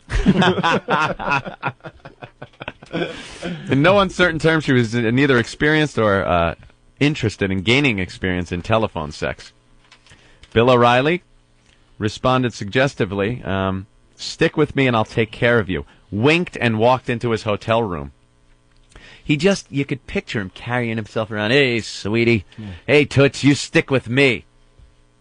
During a week of March 19th through 13th of 2000, March 9th through 13th, 2003, Bill O'Reilly joined Andrea Macris and another staff member at the Peninsula Hotel for cocktails. Andrea Macris's college friend was with her. O'Reilly approached the two and commented, University of Missouri, boy, I would have had fun with you two, and alluded to having a menage a trois with the plaintiff and her friend. During the course of the dinner, O'Reilly repeatedly propositioned the women, singing the praises of telephone sex, offering to telephone them both and suggesting that the three of them, quote, go to a hotel together and have the time of their lives. O'Reilly further suggested that the women needed to be trained so they'd be equipped and ready to go when, quote, real men showed up in their lives and offered, quote, lessons. Bill O'Reilly, masturbation lessons. It's my masturbation points on the factor. Yes. Let's go to Shepard Smith in Studio B and have him stick a dildo in his ass. Wow. Defendant Bill O'Reilly regaled plaintiff and her friend with stories concerning the loss of his virginity in a car, with a girl in a car at JFK. Two really wild Scandinavian Airlines stewardesses. He had gotten together with a girl at a sex show in Thailand who had shown him things in the back room that, quote, blew his mind. If you're in a back room in Thailand, you're pretty kinky. Right, Jim? I've never been to Thailand, but I imagine that they're all very young, and it's an awful place. People don't go to Thailand because there's a Thailand Disney. You know? You go to Thailand to have sex with young boys and young girls. That's why you go. I got a flight booked for next week. Yeah. And then you just kind of contradicted yourself. That does make it like Disney. It kind of is. Why else would you go there if you're an adult? It's a small anus after all. I know what gives it away. If you go more than once, that's what gives it away. Right. Because you can almost say, no, I was into the Vietnam War thing and, right. And the history, and I wanted to check out some of the tunnels, this and that. No, I went there. It's a very interesting culture. But you go back more than once, you're going back. Go to the Thai stick factory. Yeah, you're going for more than just a history lesson. The defendant then stated he was going to Italy to meet the Pope, and his pregnant wife was staying at home with his daughter, and implied he was looking forward to some extramarital affair with the hot Italian women. So he would just tell this lady all these stories? All these stories during the course of dinner. Again, see, they went out to dinner a lot. If this girl was so offended by this, she says it was just to keep her job. But you wouldn't be going to so many dinners. During the course of another dinner, defendant once again raised the specter of telephone sex, repeatedly professing disbelief that the plaintiff had never engaged in telephone sex. Defendant O'Reilly repeatedly begged plaintiff to have telephone sex with him that night, and the plaintiff kept refusing.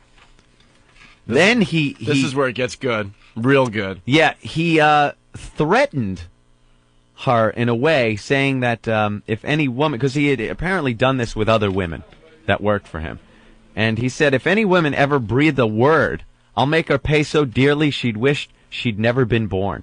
I'll rake her through the mud, bring up things in her life that make her so miserable she'll be destroyed. And besides, she wouldn't be able to afford the lawyers I can, or endure it financially as long as I can, and nobody would believe her. Me or some unstable... Oh, they wouldn't believe some unstable woman making outrageous accusations. This is kind of a good... It's kind of a good way of her trying to get him by saying he said these things, because this is exactly what he's going to try to do. You know? It's hard to know who to believe in this, but I pretty much believe he said this stuff. Yeah. I just don't think she was that offended by it. It's just making me like him more. So why did she... Yeah, you know... Why did she bring this to light? Did something happen where that got her so pissed off that she said, you know what? Guess she lost her job. She lost her job. And he's saying... Is there a tape or not? There's supposed to be taped phone calls. Taped phone calls. Which, yeah, that would be huge. Where's the really... Here it is. On or about August 2nd, 2004. Now we're really getting up to date. Defendant O'Reilly telephoned the plaintiff at her home after interviewing 2 porn stars on The O'Reilly Factor. Yes, porn stars. Apparently O'Reilly was excited from the show. With little preamble, defendant Bill O'Reilly launched into a vile and degrading monologue about sex. During the course of O'Reilly's telephone monologue, he suggested the plaintiff purchase a vibrator and name it. Name it Lil O'Reilly.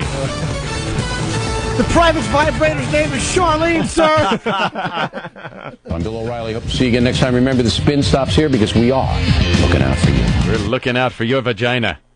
And that he had one. He had a vibrator of his own, shaped like a cock. This is quote, shaped like a cock with a little battery in it. That a woman had given him. It became apparent to the plaintiff that the defendant O'Reilly was masturbating as he spoke. Oh, God. After he climaxed, defendant O'Reilly said to plaintiff, I appreciate the fun call. You can have fun tonight. I'll appreciate it. I mean it. So he was jacking on the phone. He kept calling her, saying that they should have phone sex, suggesting that she come to his hotel room and have sex with him. Bill O'Reilly, on another occasion, once again launched into a lewd and lascivious, unsolicited, and disturbingly sexually graphic talk. Defendant O'Reilly informed plaintiff Andrea Macris that he was watching a porn movie and babbled perversely regarding his fantasies concerning Caribbean vacations because purportedly, quote, once people get into that hot weather, they should shed their inhibitions. You know, they drink during the day, they lay there and all lazy, they have dinner, and then they come back and fool around. That's basically the modus operandi. During the course of the monologue, defendant O'Reilly further stated he would like to take a shower with her right away and would be the first to think to do so. We'd check into the room. He described what he wanted to do with her. We'd check into the room, and we would order up some room service, and you'd definitely get 2 wines into you as quickly as possible. I could get into you. Maybe intravenously I'd get that wine into you. He's talking about getting her drunk. You would basically be in the shower. I would come in and I'd join you. And you would have your back to me, and I would take the little loofah thing and kind of soap up your back. You know, you'd feel the tension drain out of you. And you still would be with your back to me, and I would kind of put my arm, it's one of those little mitts, these loofah mitts, you know. So I got my hands in it, and I would put it around front, kind of rubbing your tummy a little bit with it. Then with my other hand, I would start to massage your boobs. Get your nipples really hard, because I like that. And you have really spectacular boobs. So anyway, I'd be rubbing your big boobs and getting your nipples really hard, kind of kissing your neck from behind. Then I'd take the other hand with the falafel thing. What's a falafel thing? I don't know. One of those things that removes skin when you're in the shower, right? Oh. And it's kind of like the loofah, no? Yeah. and I'd put it on your pussy. All right, I got to stop you. How do they got this much detail? This is what she says he said to her. Maybe it's possibly a transcript of a phone call? Could be a transcript of a phone call because there's a lot it sounds of detail conversational, right, with all the uhs and ahs in it. Oh, my God. If they have a tape of this, he is so finished. I know. But I do want to interject that Bill Riley is awful at phone sex. I want to smooch with you a little bit and then put on the loofah glove. I'll put on a loofah glove. Ugh. Yeah. Rub your boobs. Who says that, you idiot? Boobs. Say tits. Yeah, I want to kiss you where the sun don't shine. Elbow. I'd put it in on your pussy, but you'd have to do it, but I'd have to do it real light, just kind of teasing, just kind of a tease business. He didn't say that. He did say that. A tease business. Yeah. Good. Andrea Macris was frightened and disturbed, she says. During the course of this monologue, defendant O'Reilly suggested that he would perform oral sex on plaintiff Andrea Macris. What a guy. How did he phrase it? I'll kiss you where the baby comes out? And that she would start to perform fellatio upon his, quote, big cock. But not complete the sex act. Quote, you tease me like you wouldn't really do it. You just like, 'cause I know you. You're like a tease. Yeah, this is too conversational. Yep. Oh, please. Can I just, I'm not very religious, but God, please let these tapes exist, and please let them get out. I want to hear this. During the course of his perverted ravings, defendant O'Reilly told plaintiff that they would engage in sexual intercourse. And during his sexual rant, it became clear that defendant O'Reilly was using a vibrator upon himself, and that he ejaculated. Plaintiff was repulsed. I'm Bill O'Reilly. Hope to see you again next time. Remember, the spin stops here because we are looking out for you. Immediately after climaxing, defendant O'Reilly launched into a discussion concerning how good he was during his recent appearance on The Tonight Show. What an ass. What a complete ass. What an ass. Oh, yeah. Hey, did you catch Leno last night? I was great on it, wasn't I? He said, was he looking at his muscles in the mirror as he's doing this? Like an American Psycho? With his quickly wilting big cock? Was there Huey Lewis in the news playing in the background? What a creep. Oh, Jizz slowly drying to the consistency of potato flakes on his stomach. Was he talking about why he likes Phil Collins so much? Yeah. I use a facial scrub every morning. Right. The Tonight Show with Jay Leno, he says, quote, it was funny. They used a big clip of me right after Brokaw. And Brokaw was absolutely the most unfunny guy in the world. And the audience got a big charge out of me. It was good. This is definitely a tape conversation. Yeah. No woman would make up a big charge. That's something an older man says. Yeah, and you don't take on a lawsuit like this unless you got your freaking She has tape shit together. Of this sanctimonious jerk-off. Tom Brokaw, NBC Nightly News. I'd like to rebut a little bit here. I'm pretty handy with a dildo myself, and I occasionally like vibrating butt plug. Backdoor small little vibrator. I occasionally like using those. Actually, I insert one during NBC Nightly News. It keeps me alert and awake for some of the boring news. After climaxing, defendant O'Reilly again boasted that none of the women he'd engaged in sexual relations would ever tell. Nobody'd believe him, he said. They wouldn't tell anyway. I can't imagine any of them ever doing that because I'd always made friends with women before I bedded them down. Bedding them down. The dames. I can't wait to get our interview on the air tomorrow. Defendant O'Reilly concluded, stating, you know, Macris, in these days of your celibacy and your hibernation, this is good for you to have a little fantasy outlet.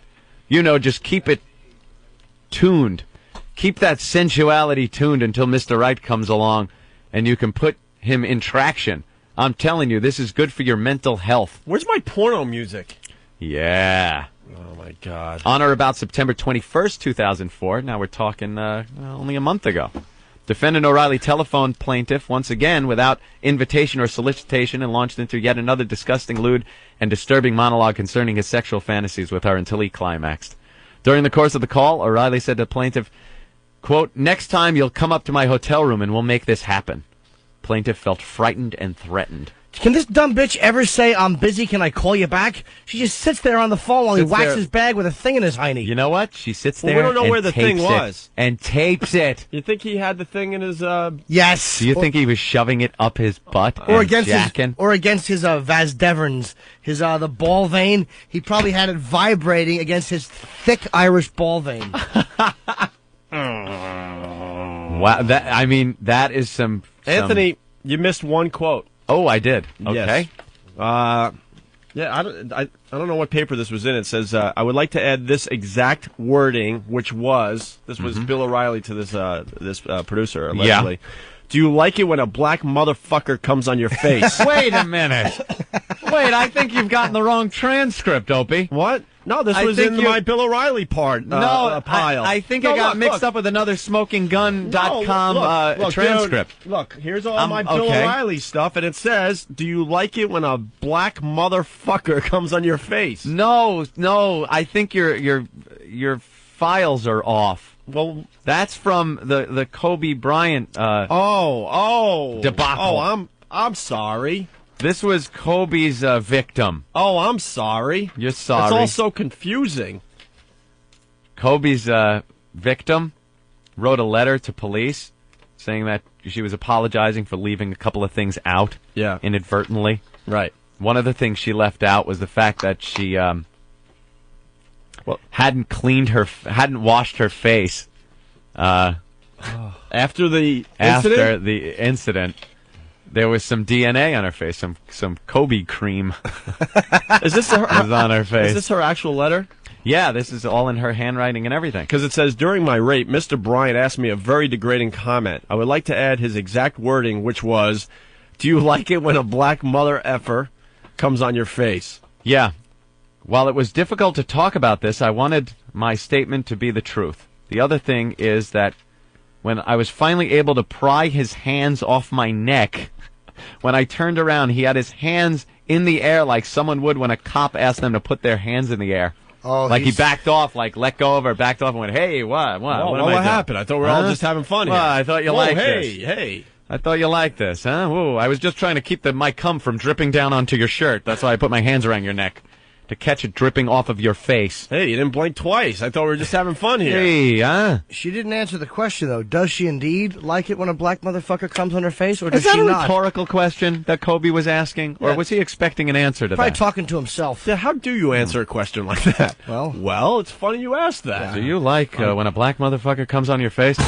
We'll answer that when we come back from this break on the O'Reilly Factor, the No Spin Zone. I'm Bill O'Reilly. Hope to see you again next time. Remember, the spin stops here because we are looking out for you.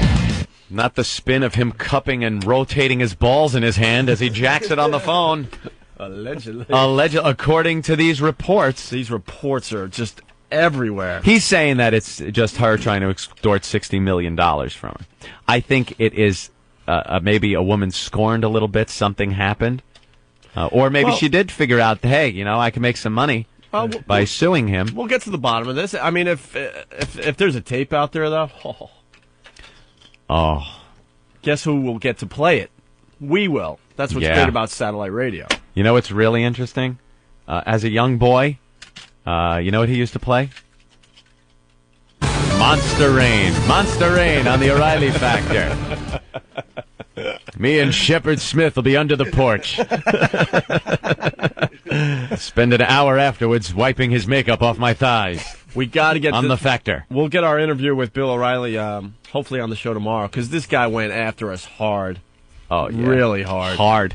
Goes after everyone hard, apparently, from reading the transcript. All right. Stephen Lynch is here, also the New York Times reporter. The New York Times reporter could come in any time because we kind of screwed up yesterday. We want to make sure he feels at home. Feels welcome. Feels welcome. All is welcome. Hey, Tia. Where are you calling from, Tia? Tennessee. Tennessee. Nice. How did you discover the Opie and Anthony show? My husband has an XM radio. All right, so you're new listeners or old listeners that are rediscovering us? New. Wow. Brand new listeners. We love the brand new listeners. We love the brand new listeners. Spread the virus to your friends if you're enjoying what you're hearing, okay? Okay. All right. So what do you want to do today on the show? I wanted to play Guess What's in Your Pants. All right. Guess what's in your pants on the Factor? What's it? Yeah, I bet it's a big vibrating dildo. Shaped just like my big cock. Bill O'Reilly. Well, I think we should play Guess What's in My Pants today. Of course we should. Why not? We're not the Factor. All right, here's the song. Okay. Yes. It's time to play. Yeah. It's time to play. Hey, guess what's in my pants? It's time to play. It's time to play.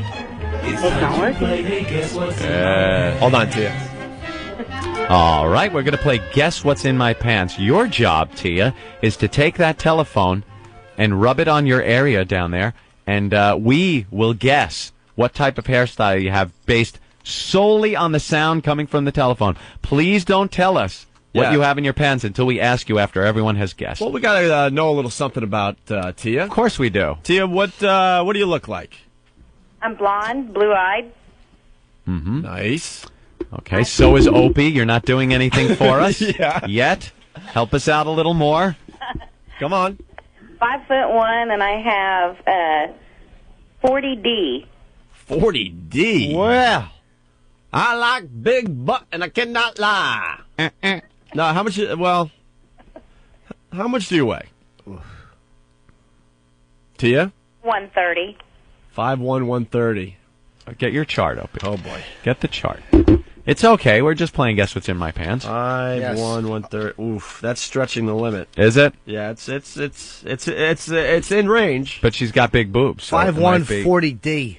40D. She's got big boobs. It could be. Well, see, I got to explain something. 40 is starting to. You're talking about big back, Ed. Yeah. A lot of people think like 40 means bigger boobs. No, it's the cup size. It's the letter that does that. D means she's got big boobs. 40 means that it's displayed on a bigger surface. Do you have a big back? No. No? I didn't say huge. It's just it's up there a little bit. When watching Bugs Bunny cartoons, do the children ever see the Tasmanian devil and point and go, "Look, mommy's on television"? No. Let it be known the New York Times reporter is chuckling a little bit. Just a little bit. All right, so Tia, all right, 5'1", 130, 40 Ds. Okay. Where are you? Tennessee. No, I mean in a house, in a sorry. car. Huh? Where are you? House, the car? In the house. In the house. Right. You're all alone?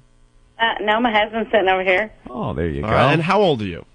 35. 35. Because that influences the decision here, Anthony. It does. As a woman gets older, the hair gets a little more coarse down there. And hey, it's kind of like having an old house. After a while, yeah. You don't need to paint the shutters as much anymore. Right. The hedges aren't as finely manicured out in front. Yeah, you don't break out that edger from the garage as much. Yeah, not as much. The house is getting a little company's coming over. We'll edge down the sidewalk a little bit. They understand. The house has been there a while. They saw it when it was younger. Right. Grime builds up. You don't know how bad it smells until people come over. Right. After a while, you can't put another coat of paint on the house. No. Because now you're just, there's just too many layers of paint. That's all. That's all we're trying to say. If you think about it, really. The piping might be a little more leaky. Little leaky? A little pipes? Bit. Just a little bit. Yeah. But it's still a functional house. And the backyard's been unkempt for a while. Sure. You probably can't even get in the back door anymore. Right. So much junk piled up there. You start storing stuff there, right? You get the new house, you're really motivated. You get the gardener to come over once a week to mow the lawn. Keep everything trim. Older house, once every 2 weeks we'll do the job. You let it go. Sometimes the vegetation starts growing into the neighbor's property. That's right. You haven't really trimmed it down and kept it in its area. It's not like a lot of people are coming over anymore. Nah. You throw that party every once in a while, sure. But generally, it might be a little more musty in there than it used to be. You think the smell of the house is a little different? You're not flipping those windows open and letting it circulate as often as you used to. Doesn't have that new house smell anymore? No. Nah. All right, anyway. We're talking about houses, right, Ed? Yes, we are. Sure we are. What are you wearing? A little skirt, something easily accessible, or are you completely nude? Bathrobe. A bathrobe. That's good. Easy bathrobe. access. Nice. All right. And all right, and that's it? Yeah. All right, take the bathrobe off. Okay. Do the boobs fall right to the floor, or do they have a nice little bounce? Do they just kind of go, go, go, go, go? Oh, I guess you could say that. They go. Boom, boom, boom. A little. They don't hang to my knees, if that's what you want to know. All right, your belly button's not in between your boobs, right? No. Oh, all right, that's nice. Good, okay. good. When you lay on your back, they don't fall to the sides, do they? No. I wouldn't be back. I wouldn't be with her if they was. Oh, wow. Right. I like this guy. You don't have to sleep with your head propped up like John Merrick, do you? All right, that's very good. I guess we need to know what kind of nips you have there. We do. Sure, why not? Nips, they're pierced. Pierced. I'm not a fan of the pierced nips. That's myself. almost a clue as to what kind of hairstyle. Well, that's why we ask a lot of questions. Yeah. The rubbing thing is almost like secondary. Mm-hmm. We can almost figure this out by just interviewing you. All right, but what kind of, like the whole area, though, what does it look like? Does it look like 2 rivets? Does it look like that you got the slow fade Probably going? pretty big with a slow fade, I would think, with the size of them. Big boobs could have those nasty gravy stains where they're all over the place. Are they symmetrical? They're quarter. Quarters? That's small. Quarters? Quarters, no. size of a quarter. It's small. Yeah, that's small. That's a little weird on when they're big. When the boobs are big and you got the small area, that's kind of strange. No. Wait. I like them the size of the World Trade Center commemorative silver coin. Oh, man, will we get into that? Oh, yes, we'll get into that. No, they're bigger than quarters. Okay. Oh, okay. Husband, the husband's very happy with what you got, right? Yeah, he's in there looking at them saying, no, they're bigger than quarters. All right. Does he want to have sex with you live on the show today? Yeah, why not? He said, why not? All right. Why don't you have him get ready? That'll be the grand finale after we play here, okay? Okay. Y'all got any kids? Yes, we've got one. One, okay, because that can affect the sound, Opie. Yeah, where is the kid right phone. now?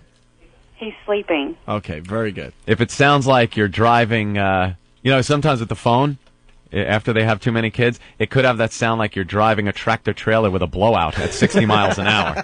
You get that. Well, you know what it sounds like. All right, so the husband's going to have sex with you after this? Okay. All right. Now, if they're going to have sex on the phone, I want to make sure of something. You are nowhere near a church, right? No. Okay. Just making sure. Wow, you did get smarter. I want to make sure. You don't even have there isn't a picture of Jesus in your room you're in, is there? We're nowhere near St. Patrick's Cathedral. Or anything. No. I don't want anything religious They even in there. know about us in Tennessee, Anthony. All right, I guess we're ready to play Guess What's in My Pants? I'm so happy we invited the New York Times reporter in for this segment. Yes. To show how clever we are. Jesus. Okay, if you would please take the phone and rub in an up and down fashion. Let's all listen. Okay.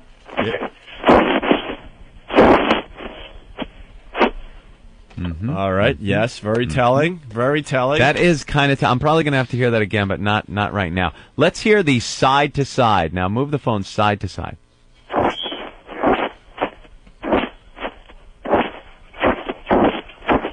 All right. Okay. That I think I might have it already. I really don't need to hear anymore. Let's hear the circular motion.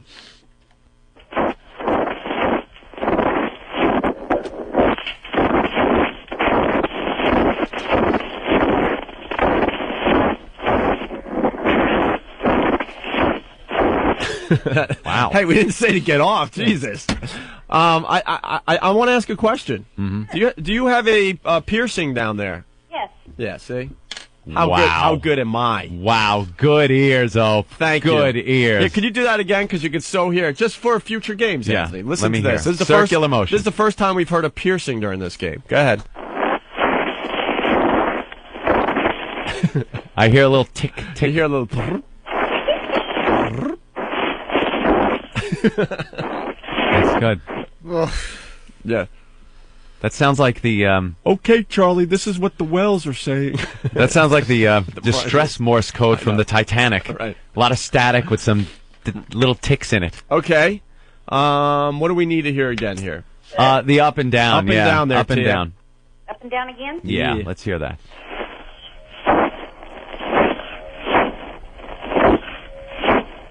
Okay, I think I got it. Yeah, this is a I very think old I got house. This is almost an abandoned house. No. All right, what are the choices, Anthony? We got the... The choices would be The 70s Earth Mama Muff, which is just your basic unshaven triangle. Also known as the pool rack filled with afro hair. Right. Okay.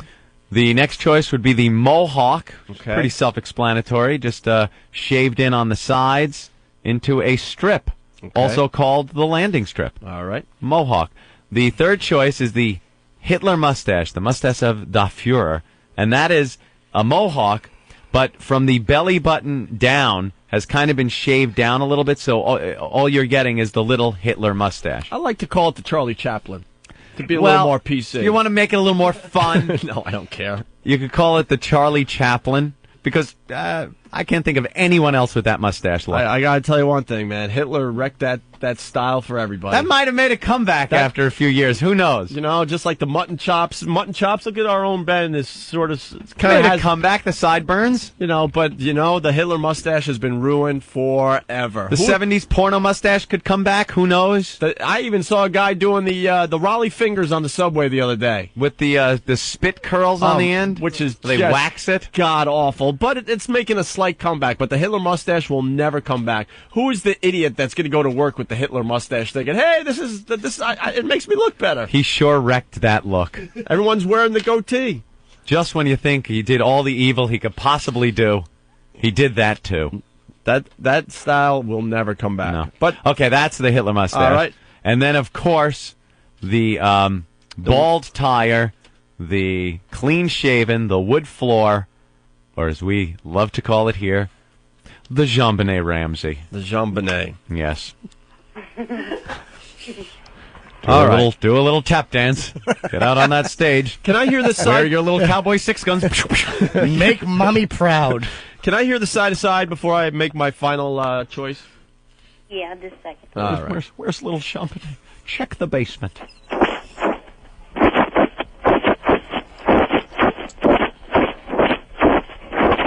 That's up and down? No, that was side to side. Side to side. Yeah, I'm not changing my which is missing the piercing. I do decision. Believe. Okay, Anthony, to you. I gotta go with pretty. I'm pretty certain here. Now remember, Tia, don't tell us, don't fill us in on anything till we all guess and ask you what you indeed have down your pants. I'm going to say, Opie, the Mohawk. The Mohawk. I'm going with the Mohawk. Mohawk. Little Jimmy Norton. That's the landing strip, Mohawk. Yeah. Same thing. Yeah. Wow. All right. Big Kev. Mohawk. Wow. Everyone's going for the Mohawk. God. I don't know, man. Opie, your decision? Yeah, the piercing's throwing me off. It kind of sounded like, an overgrown yard with and you find the dog toy. Wow. That would be the piercing in the middle of that mess. That's what I was thinking it was going to be. But comes flying out of the lawnmower in tatters. Yeah, you know what? I want to say 70s Earth Mama Muff so bad. Yeah. But the piercing threw me off, and I will go with the Hitler mustache, Anthony. All right. All our guesses are in. Now, remember. Does the New York Times reporter want to play? Want to give a guess? What do you think? No, he worked too hard to get to the point he's at. Yeah, I know. He's not going to blow it by being stupid on the Opie and Anthony show. Tia, if you will, please tell us what is in your pants. Hardwood floor. Oh, my God. There's a 5 o'clock shadow happening there. Yeah. Do you have Fred Flintstone mouth going down there? When was the last time you took care of the area? The other day. The other day. That's what threw us off. So it's a little grubby. Dude, we have to add the 5 o'clock shadow to this game. Yeah. Because that's throwing us off. Do the circular motion again. That does not sound like a wood floor. Let's hear. I'm telling you, that's a 5 o'clock shadow. See, I heard some variations in the side to side, but again, that could just be because, all right, Tia. She had kids. Well, thanks for playing Guess What's in My Pants. Don't play the theme song because it's a little flat. We got to get a better theme song than that. All right. So, are you guys gonna have sex now? Sure. Cool. Yep. You want to have them start, and then when we come back, we'll see. We'll put you on hold. Just go to town and make sure you're at it in about how many minutes? You got like 4 minutes to show us what you got when we come back with the show. Okay. Okay. All right. There's Tia and her husband in Tennessee, and we'll check in with them next. Yeah. Yes, we will. Let's listen in on a show prep meeting in the... Yeah. Got time for me to get a little drink of water? Figure this stuff is safe to drink? Huh? Actually, I don't care if it's safe or not. I drink it anyway. You know why? Because I'm an American and I expect a little cancer in my food and water. That's right. I'm a loyal American and I'm not happy unless I've let government and industry poison me a little bit every day. Let me have a few 100,000 carcinogens here.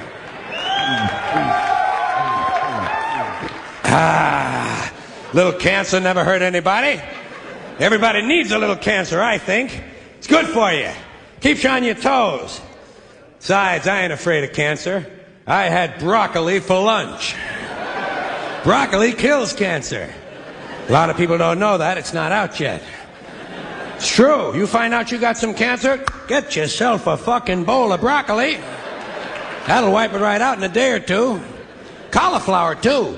Cauliflower kills the really big cancers. The ones you can see through clothing from across the street.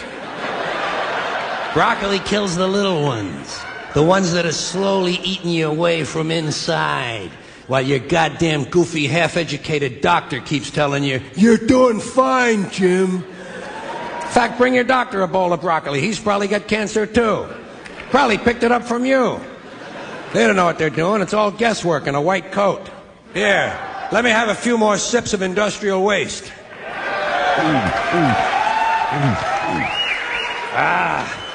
Maybe I can turn them cancers against one another. That's what you gotta hope for, you know, that you get more than one cancer so they eat each other up instead of you. In fact, the way I look at it, the more cancer you got, the healthier you are. Please state your password. Next, as SpamSlicer.com presents Megabyte Minute. Welcome back. I'm David Radin on XM Satellite Radio.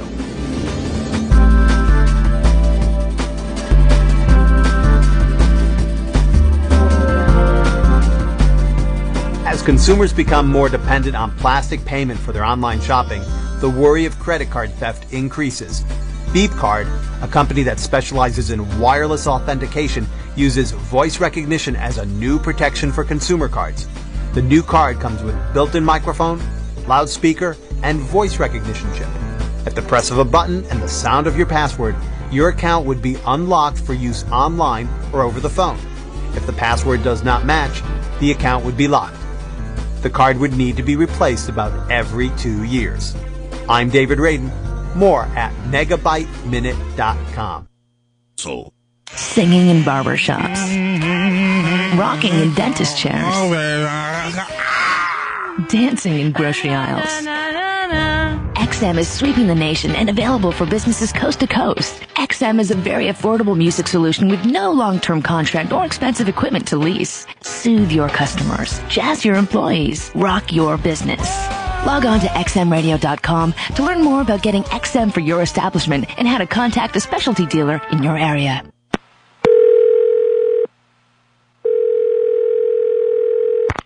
Thanks for calling Liquid Metal. A representative will be right with you. Liquid Metal is criminally hard music and offensive. It has also been known to cause inner ear hemorrhaging. Go check out Channel 42. XMLM appreciates you holding. Someone will be right with you. Radio to the power of X. XM Satellite Radio. Shut your mouth!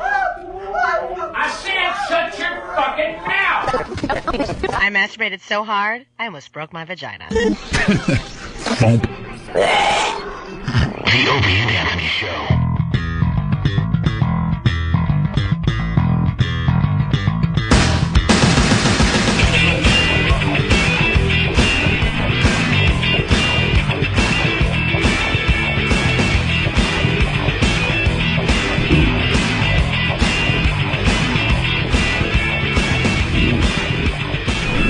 You're checking out the Opie and Anthony Show. It's called the O&A virus, spreading across America on XM Satellite Radio. My headphones are really loud. We got Jaime Back in New York, thank God, because we just had to reconfigure everything. Wow, now it's too low, Jaime. You're killing me. Here, I'll do it myself.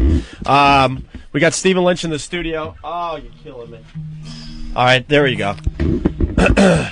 We had to move everything around just for you, Stephen Lynch. Our old friend has entered the studio to make his first appearance on the brand new Opie and Anthony show. Is Jaime on your birth certificate, or is that a nickname?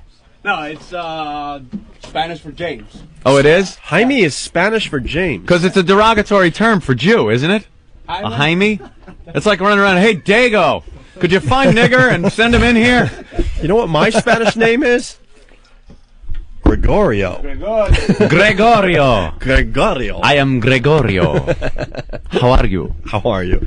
Oh, what's all the... Wow, those mics are moving around, sound like an earthquake. Jaime takes care of all the problems when he comes up here once a week. Mm-hmm. We're stalling because the couple in Tennessee are really they're getting close to listening in here. Can we fix this problem? The squeaky mics, because we're gonna try some white grease on them. All right, cool. White grease. All right, why don't we go? Black, white. Let's go back to Tennessee really fast. Stephen. We're so excited. White grease. We're so excited to see you. It's been 2 years. That's my Spanish nickname. But there's a couple effing, so yeah, I understand. We'll get to you in a minute. What you got to do. All right, these songs can wait. Let's see, Tia. Yeah. What's going on over there? Oh, getting it on. He's getting it on? Uh-huh. Hello? Yeah, we're listening in. Pretty quiet. Yeah, it's pretty quiet. Well, I don't know what else to make you do.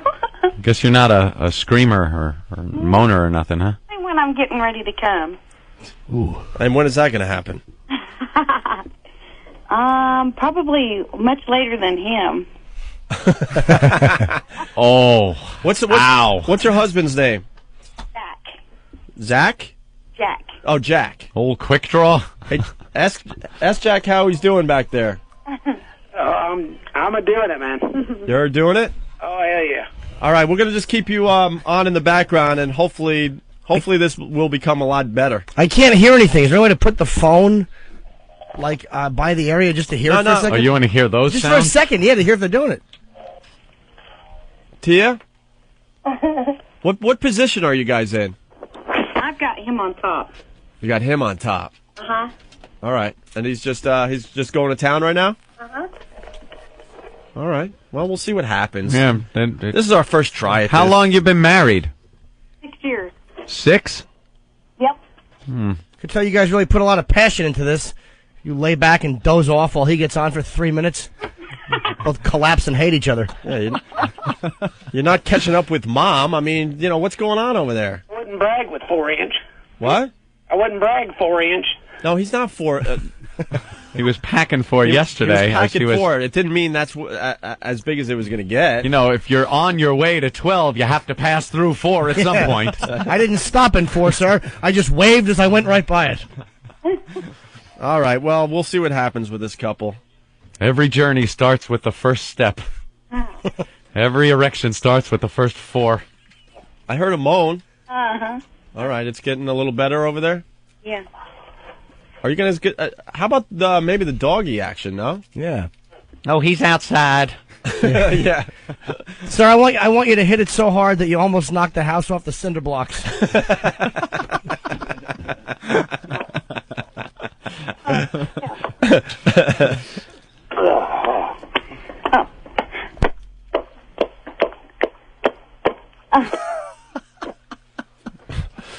Wow.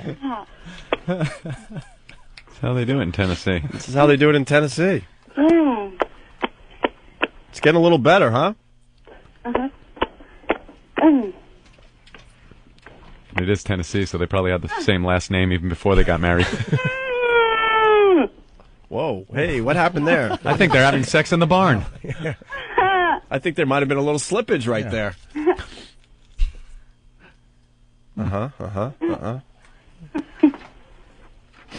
So, what you been up to, Steven? The show hasn't changed. I mean, who are you kidding? No. It's exactly the same. The only difference, we don't have to worry about the bosses calling us into an office after this.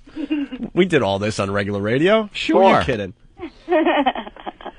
All right, so is he getting close? Oh, darling, it's done. He's done? He's done? He's done? That was an explosive orgasm? Yeah. How do you know he's coming? He blinks more? His neck turns really red. His what? His neck will turn really red. Well, that's great. What a shock in Tennessee. Uh-huh. Oh, he attacks a minority, has an orgasm. All right, well, that was our first try at this. Not too... We're all about improving as we move along, so... All right. Not much energy there. Well, when you haven't seen each other for a week, it just doesn't take much. That's after not seeing each other for a week? Won't have to straighten out the Elvis pictures on the wall, that's for sure. That sounded like it was the 7th one of the day. Although it could be because they have a kid, they've learned to have sex very quietly so as not to wake the little tot. Yeah, we've done that too. All right. Well, they wake up, join in. Come sleep with mommy and daddy. Well, you guys... He's old enough to hold the video camera. You guys were good eggs today. Thank you. Thank you. Yeah, come into bed and sleep with mommy and daddy. They should be here shortly. Like the Midnight Cowboy. Let's where say he's sitting there with Grandma and her boyfriend. He's got the little cowboy hat on. Let's say goodbye to Tia and her husband in Tennessee. Tennessee let us down today, I got to say. I can't say that. I got to disagree. They didn't. They just are very First quiet. timer. Yeah. They were troopers. For the first time, it wasn't bad. They went through it. Justin from Boston, what's up? Hey, Owen, how you doing? Welcome back, buddy. You guys, I'm so psyched you guys are back on the air down here. Who's your daddy? Hey, I'm not a Red Sox fan, man. I'm a Pats fan. Season ticket holder, 10 years. That's what every Sox fan says when they start losing. Go Pats, I know. Pats. Yeah, it really is. I'm not a Red Sox fan. I root for Charles Stewart. I'm not a Red Sox fan, man. All right, so what's up, Justin? No, it just wrecked my day with those hicks from Tennessee. If I fuck my wife tomorrow on the, can I just do that? Call you guys tomorrow? Because that's bullshit. Ooh, Tennessee. Ooh. As long as we don't have to hear, oh, Hadda. Yeah. Do it to me, Hadda. I know. You're going to come? I'm all set. I'm all set. Hey, who's the guy here? I love when the states start fighting. Yeah. Like Tennessee is a bunch of pussies. Boston's going to show you how it's done tomorrow. Yeah, the states get into little battles with each other. Bunch of morons. Ooh, look at me. What type of bitch moans and heat? That's like They were real, though. I'll say that. They didn't put on a dumb show. They just did it the way they do it. I kind of like that. Yeah, all right. A little quieter than I would have liked, but they did it the way they do it. All right, Justin, we'll look forward to you guys tomorrow. Thanks, man. Ben, pencil that in for the 7:30 break. All righty. Hadda. Tell me Hadda. All right, well, we'll see if Boston comes through tomorrow. We will see. We will see. All right, we got Stephen Lynch in the studio. Pull out your cock. Right. Hadda. Hadda. Shut up. Well, Stephen, it's just like yesterday you were in here, huh? Seems like it. It's only been over 2 years. No Jaeger machine out there, though. I know, we're working on everything. It's nice to get the actual broadcast equipment fixed first before you start adding the liquor Where are your machines. priorities? I know, our priorities Foosball did table. change. Foosball Pinball table. Jaeger machine, and then we won't care about the equipment not working. You got a point. These guys we work with, they have no idea. Not the guys in the studio, the other people in the office area. What a party it's going to turn into. Oh, you could see that all this is going to disappear, all the cubicles and stuff outside, right? There's nowhere to smoke out there either. There's no place to smoke pot. Club Stinky. Remember Club Stinky? There's no place to put a bar yet. I know. No place We're to put working the on it. foosball table. We like playing foosball during the breaks. All the cubicles got to go, and then we can put the foosball we don't have a back. green room. Where did you have to sit? On someone's desk, right? Yeah. Yeah, this is... Don't worry, we'll change everything eventually. No, I like this, though. Or maybe we'll just go to another building. That's true. Who knows? Maybe we'll just do that. Hey, stiffs. What we did after we got the boot, Yeah. Stephen, a lot of I used to see you at Bar 9. That's right. Remember that? We would go down there. This is show? because we didn't have any work. We didn't have a show.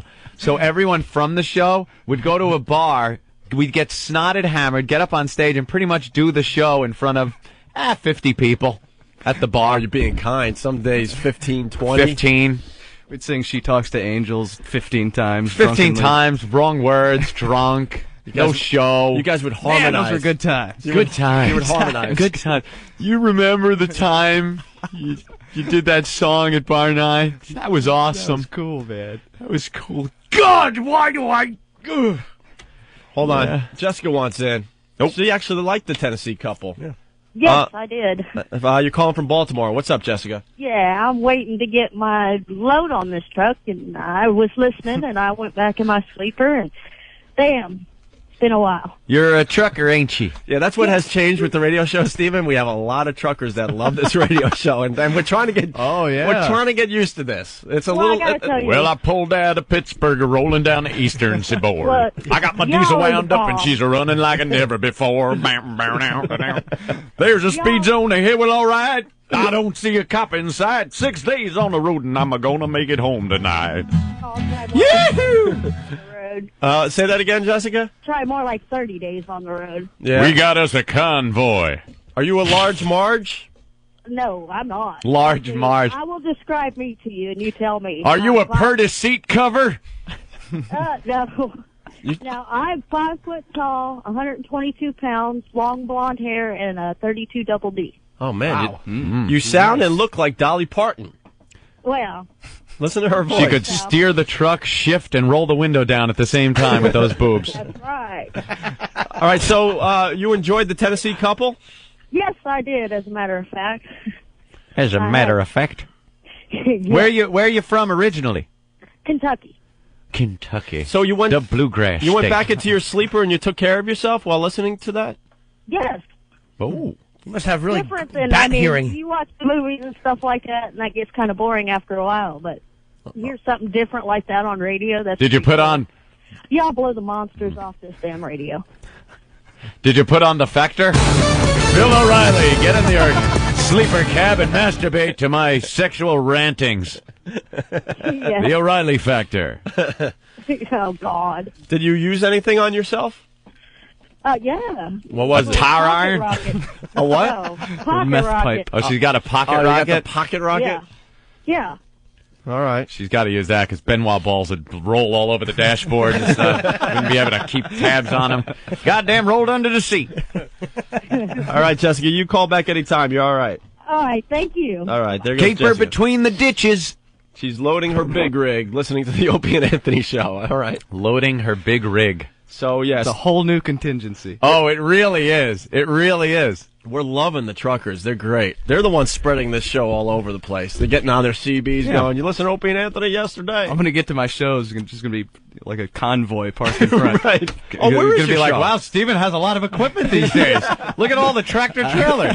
No, that's... Who's got the stool? You see the, We're done. You see the crappy van in front? That's Lynch. Yeah. All the big rigs are the Opie and Anthony You mean vans. the Avis Ford Focus? Wow.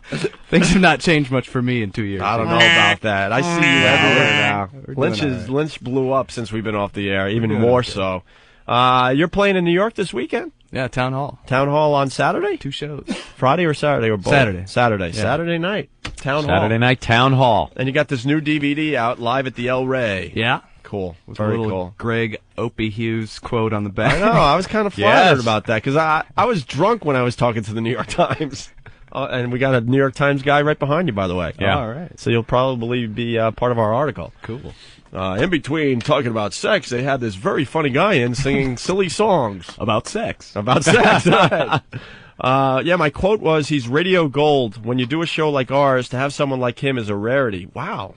It was a quote about someone else, but you put it on I your... used it, right. I know, it might as well, right? All right, and then on the DVD... Great motion picture. On the DVD, you You thank... see one movie this year. Yeah. See Stephen Lynch. On the DVD... See. Live at the El Rey. On DVD, he thanks all of us, but for me, it's Greg Hughes, a.k.a. Opie from the Opie and Anthony Show.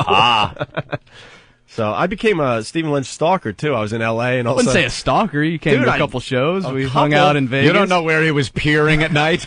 A couple. I drove from L.A. to Vegas with Tyke. That's right. Tyke and his... All of us. And his L.A. Were you in the car? Yeah. Oh. Me and my lady See- and Tyke and you. No, you guys were behind us, man. I No. was in the Tyke car with the two L.A. guys that scared the crap out of me. Oh, no, that was on the way. Yeah, no, from L.A. to Vegas, I was driving with Tyke and two scary dudes from L.A. Oh, okay. You drive with other people? Were you driving, or? Tyke's car, it looked like it was going to blow up, but we made it to Vegas. That's right. I never drive with anyone anymore. Unless I can drive my car, I won't go anywhere. I was in L.A. I'm petrified of people. I was in L.A. checking out Dice at the Comedy Store. I look across the street at the House of Blues, and on the marquee it says, tomorrow night, Stephen Lynch. I'm like, get the F out of here. So I checked him out there, and then I hit the road. We road tripped. I hit the road with the guys. I'm like, hey, I have nothing else to do for 2 years. You look like a vagabond, too, man. You had a big beard and long hair. I really did. There's not many of those little pictures. Stick with the hobo thing hanging off the back It's of like the Unabomber look. Yeah, Ted Kaczynski look. There's only one picture of me with the really long hair that that the Post likes to print a lot. But besides that, I started growing the beard and everything. I looked like shit, man. I didn't care. So anyway, all right, you want to do some songs? Sure. We've been playing Craig Christ, which actually, when I was stalking you in Orlando is when you debuted that song. Yeah. Then I'm in Orlando. Is he playing outside Space Mountain? He was at the House of Blues down there. You think me, you think Disney. Yeah. I think he did the House of Blues tour. Hope he was stalking you in a Tigger suit. No, it was language, Anthony, language. I drove down to Orlando to see my family, and I'm listening to local radio, and they're talking about Stephen Lynch at the House of Blues. I'm like, well, might as well go see Stephen Lynch again. There you go. So I saw him down there, too. It's like serendipity. And I think that's where I heard Craig. Yeah. We'll just say Craig in case people haven't heard this song yet. I couldn't believe it. I laughed so freaking hard at the Craig song. Thanks, man. You want to start with that, or you want me to play that one? All right. Well, I guess that's a good one. Well, did you have another song you want to warm up with? No, just I'll to see start if the with guitar is this one. Why working not? and stuff? Might as well get right to the... All right. Jaime, is everything going to work? This is the first time we've had a musician on the new show. That sound all right, Jaime? Check, test one. Dude, it's not like we have Zeppelin in the studio. It's Lynch. It should be good enough. What? Do what? 4? Nice. That's your sound check. I don't... 4, 1... Oh, count? 1, 2, 3, 4? 1, 2... All right. Up or low? Oh, okay. Oh, well. All right. It's a Bible song. All right, here it is. Stephen Lynch.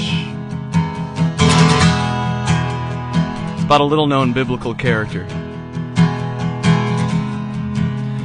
Everyone knows Jesus, the man who healed the lame. Well, I am Jesus' brother. Craig is my name. Jesus is the Prince of Peace. Jesus is the Lamb. Jesus is the Son of God, but Craig don't give a damn. Because when Craig's in sight, we'll party all damn night. I don't turn water into wine, but into Coke Coors Light. I'm not my brother, I know, don't walk on H2O, but I got hydroponic shit that me and Judas grow. I'm fucking Craig. I'm fucking Craig. I'm fucking Craig. Craig Christ.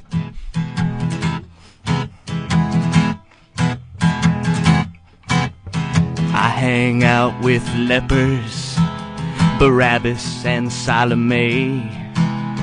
Jesus' friends are called apostles. Those dudes are totally gay.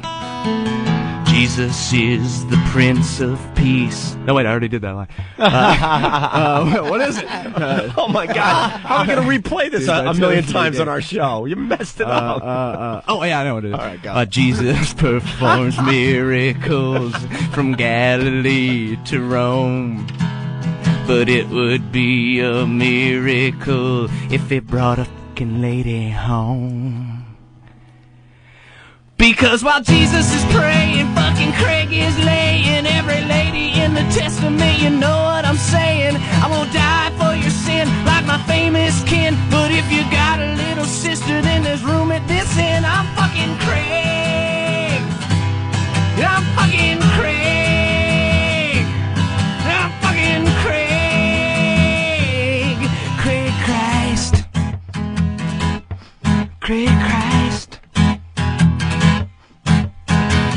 Jesus was our mother's fave. All her love to him she gave.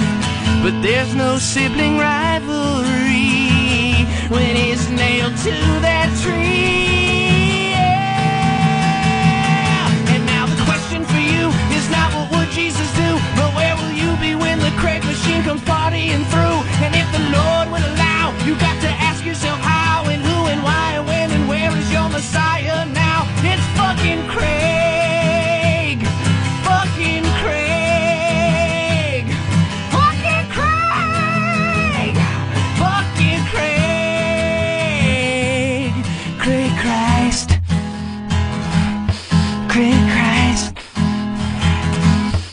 Craig Christ. I'm fucking Craig. Yeah, right on, man. Woo! Stephen Lynch on the Opie and Anthony Show. Your sinuses.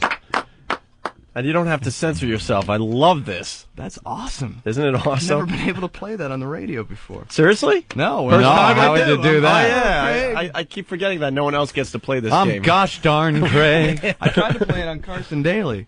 All right. And I got it was like that scene from The Doors, and the guy goes, you can't say girl, we couldn't get much higher. Right. But girl, we couldn't get much better. It was exactly. He's like, you can't say spend the night together. Fucking. We could say spend some time together. Right. Yeah. I couldn't say fucking. I couldn't say gay. I couldn't say Jesus, and I couldn't say Christ. Yeah, that's well. That might wreck the kinda song limited a little bit. me a little bit. Yeah. That's called Kill a Kitten. That song. Yeah, exactly. That's great. No, because you can't say kill or kitten. Right. in the We same keep forgetting sentence. that we're the only ones that get to play on this field. It's awesome. It's unbelievable. We have no idea what this thing could do yet either. We're learning as we go. I can stop writing, innuendo. Yeah, you could just go Just for right it. out. The jugular. Go get him. The DVD is live at the El Rey. Stephen Lynch, and he's playing Town Hall on Saturday. Thanks for coming by. My pleasure. I'm just kidding. He went for it. It's like, what? He's kicking me out already? What the? That's always the worst when Ope starts it with, yeah, well, they're telling us you got to get out of here quick. And you're like, no, who's telling you that? There's nobody saying that. Yeah, but they're saying you got to get moving down the road. You touch your ear like there's something in there. I'm getting, yes, we're going to have to go. He fell for it. I did fall for it, too. Dude, you really think that we prepared enough for this show to get us to 10 o'clock? Guess who's we've been doing for 2 years. I really do have to go, though, seriously. So. Oh, you got to. Yes! The reversal. Say, motherfucker! The reversal. I went, holy crap, we're counting on him to get us to 10 o'clock today. Oh, man, that's funny. Well, what else can we play? I'm trying to remember the old days. There were so many songs we couldn't play, or you had to censor. Do you have new songs? Where do you want to go with new this? songs. Oh, I the have, new stuff. I got one that's not even on the DVD or either of the records yet. Is it a brand new one? Is this a... Because you know how people scream out from the crowd, radio do debut. new stuff! Do new stuff! They always do that, right? Yeah. Free bird! Yeah, let me try this one. It's a song about the truth. I wrote it about a lady I was seeing not too long ago. Hopefully I'll remember the lyrics this time. Have a seat and listen. Please don't say a thing. In matters of the heart sometimes the truth will have a sting. Just don't take it personally, this is no attack.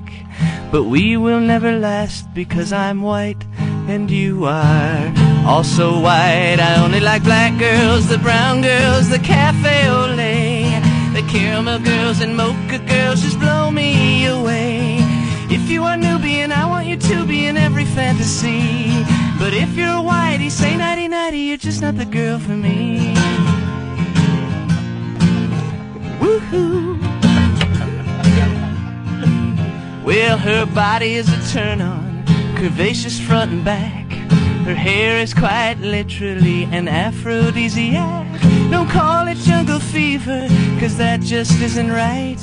I am not a racist, some of my best friends are white. I just prefer black girls, the brown girls, the cafe au lait, the caramel girls and mocha girls just blow me away. Well, if you're a cracker, you better get blacker, or else you best get out. It is no mystery, I like a sister, see that's what I'm talking about.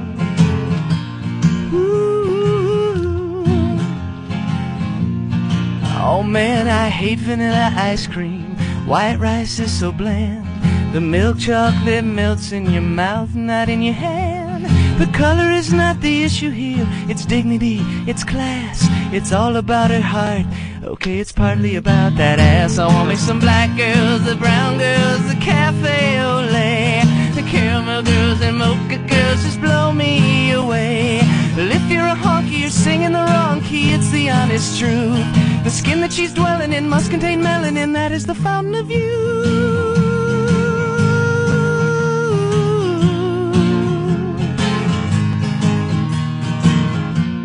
Thomas Jefferson, Robert De Niro was strong thermal, strong thermal, yeah. Nice. Yes. Thank you. A world premiere? Well, no, it's not a world premiere. I played it at the shows before, but... well, a radio world premiere. There you go. I like that one. It's like how TBS says world premiere. Jaws world premiere. Right. It's like, what? I think I've At seen this before. exact second on TBS on my television with me standing here in my room? Is that what you're talking about? World premiere. Planet of the Apes. The original. What? Really? First time ever. That was very nice. I like that one a lot. Thanks, man. What else People do you wanna do? requesting. I know. People everyone's- requesting. They're requesting. They're Altar requesting, Boy, they're of course, requesting. old school. But I don't The know. old shit. Well, I want to see where Steven wants to go because They're is there requesting I'll play some Special old shit, Olympics. They're requesting Hermaphrodite. They're requesting Full-Blown AIDS. the FBA song? it, man. I gotta The get him in FBA there. song. You know, we need a new copy of FBA because the old place owns all our material, so we can't play any of that. So you're safe finally. All right. FBA. That song is We got Lynch on a weak moment, and who wrote that song? Jay. It was Jay Moore, right? And Mike DiNicola. And Mike DiNicola wrote this Scribbled FBA furiously. full-blown AIDS song, Yeah. and Stephen Lynch, I think it was all the beer that we were all drinking back then. Yeah.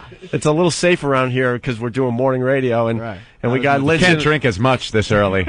We got Lynch in a weak moment, and he sung the lyrics to this full-blown AIDS song, and it followed him for the next 5 years, Yeah, it was a pretty curse, much. man. It was a curse. And we did a road show, and FBA. the song got so popular, 2,000 people are singing along to the song. Well, then I made the mistake in another moment of weak drunkenness to actually write my own second verse to it. Right. Yeah. Fucking retarded. You got Because totally I was, like, roped putting my in. stamp of approval. Yeah, on it. yeah. So maybe someday we'll get a new version of that. Someday, yeah. But everyone's requesting songs. I don't know where you want to go. I love all the Stephen What Wright do you songs. guys want, man? I mean, you've heard Well- all these songs before. It's not much Well, I fun loved to- Kill a Kitten. I love Altar Boy.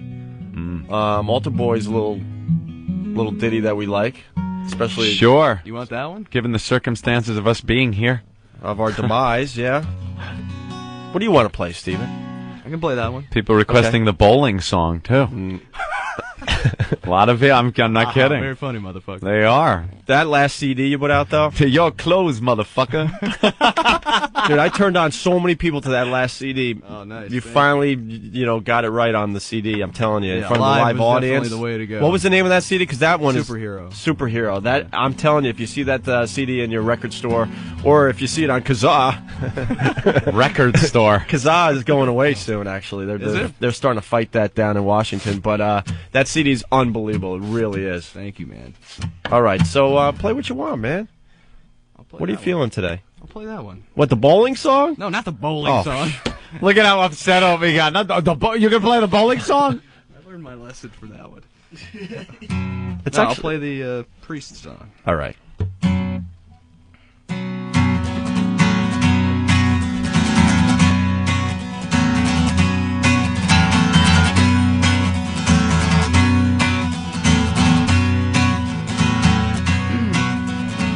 Deep in prayer, my cross to bear, I kneel upon the floor. Temptations of a Catholic priest aren't easy to ignore, but I cannot control myself. It rips my soul apart. For one small sheep among my flock has stole the shepherd's heart. Altar boy, confess your sins to me. You will find the grace of God inside my rectory.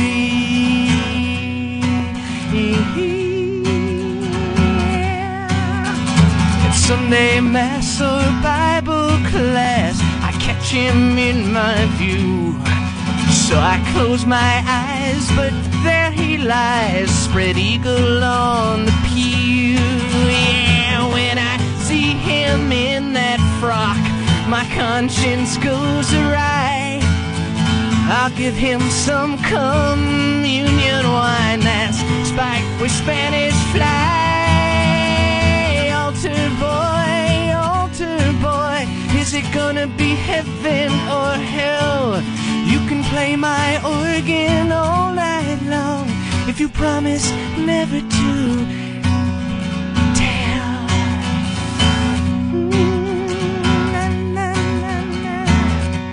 Our Father, who art in heaven, hallowed be thy name. I could dress him up like the Pope and then I'd, oh dear God, the shame. No, lead us not into temptation, deliver us from sin. Or we could pretend that he was Jesus Christ and I was Mary Magdalene.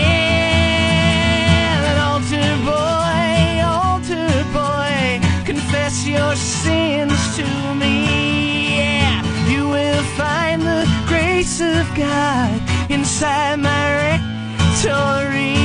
Yeah, altar boy, confess your sins to me.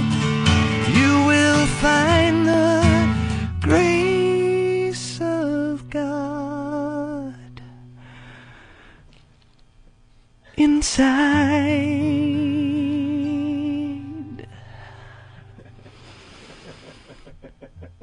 my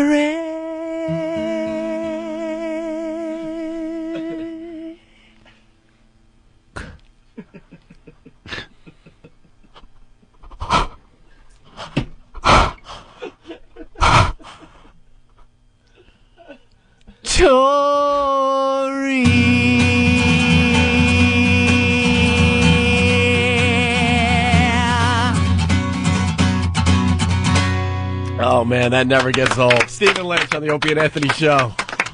The DVD live at the El Rey. Nice. And he's playing Town Hall here in New York City Saturday. I got to go. I'll be there Saturday without a doubt, man. It's going to be fun. Yeah, I'm with Mitch Hedberg. I don't know if you know really? him. You're touring with Mitch these days? Yeah, we're doing a tour. So what's the deal? Is his leg falling off? What was that? It seems to be fine. I mean, I've heard all the rumors, but I've seen none of the rumor was going around craziness. that he did so many. Was it? I'm just going with the rumors that he was doing so many drugs that he had gangrene and he was going to lose a limb. That's what I heard. Yeah, He looks like everything's okay though. Have a hard subject to broach to somebody that you're on tour with. But you are taking a good set tonight. How's the fucking gangrene leg? Break up. Well, whatever. Just have but fun. you are taking peeks. You are taking peeks and taking a look to see, right? You're trying to figure it out. He's usually wearing pants when he's in my company, but he's walking pretty good and stuff. That was the he rumor. Seems to be fine. I don't know, dude. He's gonna lose the leg soon. He's hilarious. That's morbid. Yeah. Well, it's been going around on the internet. And the internet's always. Oh, I thought like a sickness. so lose your leg disease. It's been going around. I know 3 people. You read it on the internet. It's got to be true. So, all right. Why don't we take a break, regroup a little bit, and we'll have more with Stephen Lynch in just a bit here. The Opie and Anthony Show. Socks first, then shoes. The Opie and Anthony Show. You guys are a hip cat crowd, man. I needed you guys. I don't always get hip crowds. I know you're thinking, no way, Butch, L.A., New York, Ontario, come on. Not always, man. I get sent to some weird places. Like, check this out. Here's a good example. 2 months ago, now I'm not sure if anybody's going to be familiar with this place, but 2 months ago, I, Butch Lord, played Branson, Missouri. Now, if you're laughing, you know what Branson is. Look, you see the youngsters are looking at me like, Branson, blink, blink, what the hell? Check it out, let me hip you, man. Branson is a little town in Missouri where a whole bunch of old-time country singers open their own theaters, right? They got like the Andy Williams Theater, the Roy Clark Theater. It's like Lollapalooza for senior citizens. It's a senior Ozfest, I'm not kidding, man. They put me in a room with 400 senior citizens. I scared the shit out of those people, man. They were staring at me like I was touching their granddaughters or something, you know? And it wasn't their fault. They tricked the old people. They just put a sign up outside that said comedy tonight, so 400 old people go staggering in there expecting to see Milton Berle. And they get Charles Manson, pretty much. It's good for them, though. They ain't got much exercise in years, just trying to run the hell out of there. That guy said fuck!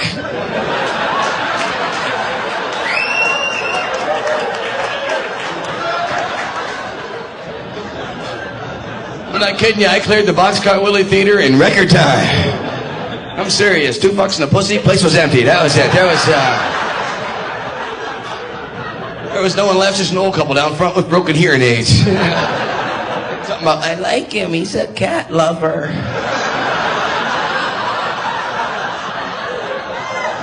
That one kind of takes a second, doesn't it, bro? See you doing the math. Carry the 2. Oh, pussy jump. Okay. All right.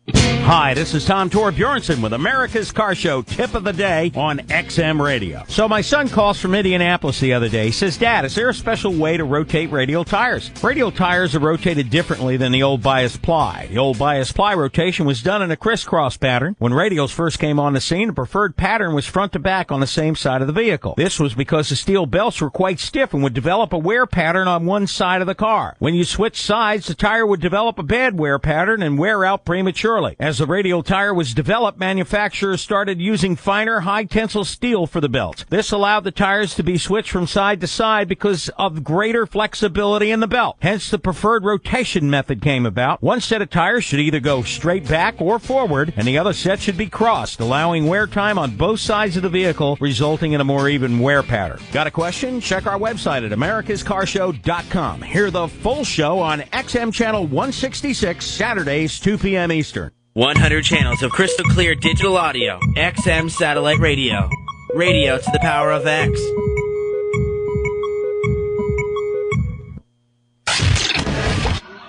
Did you just put a firecracker in my vagina?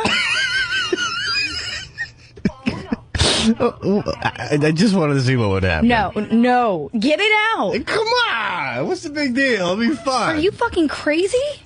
What are you doing with that later? I'm coming closer. If you blow up my pussy, I'm gonna bludgeon you. Oh, stop. Relax. I'm just screwing around. Ow! Oh, my God.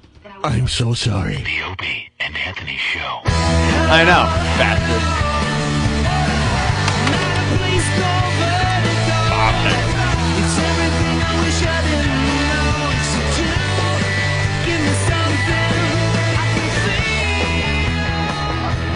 This is the Opie and Anthony Show, the O&A virus spreading across America thanks to XM Satellite Radio, the best satellite radio company in the world. XM Satellite Radio.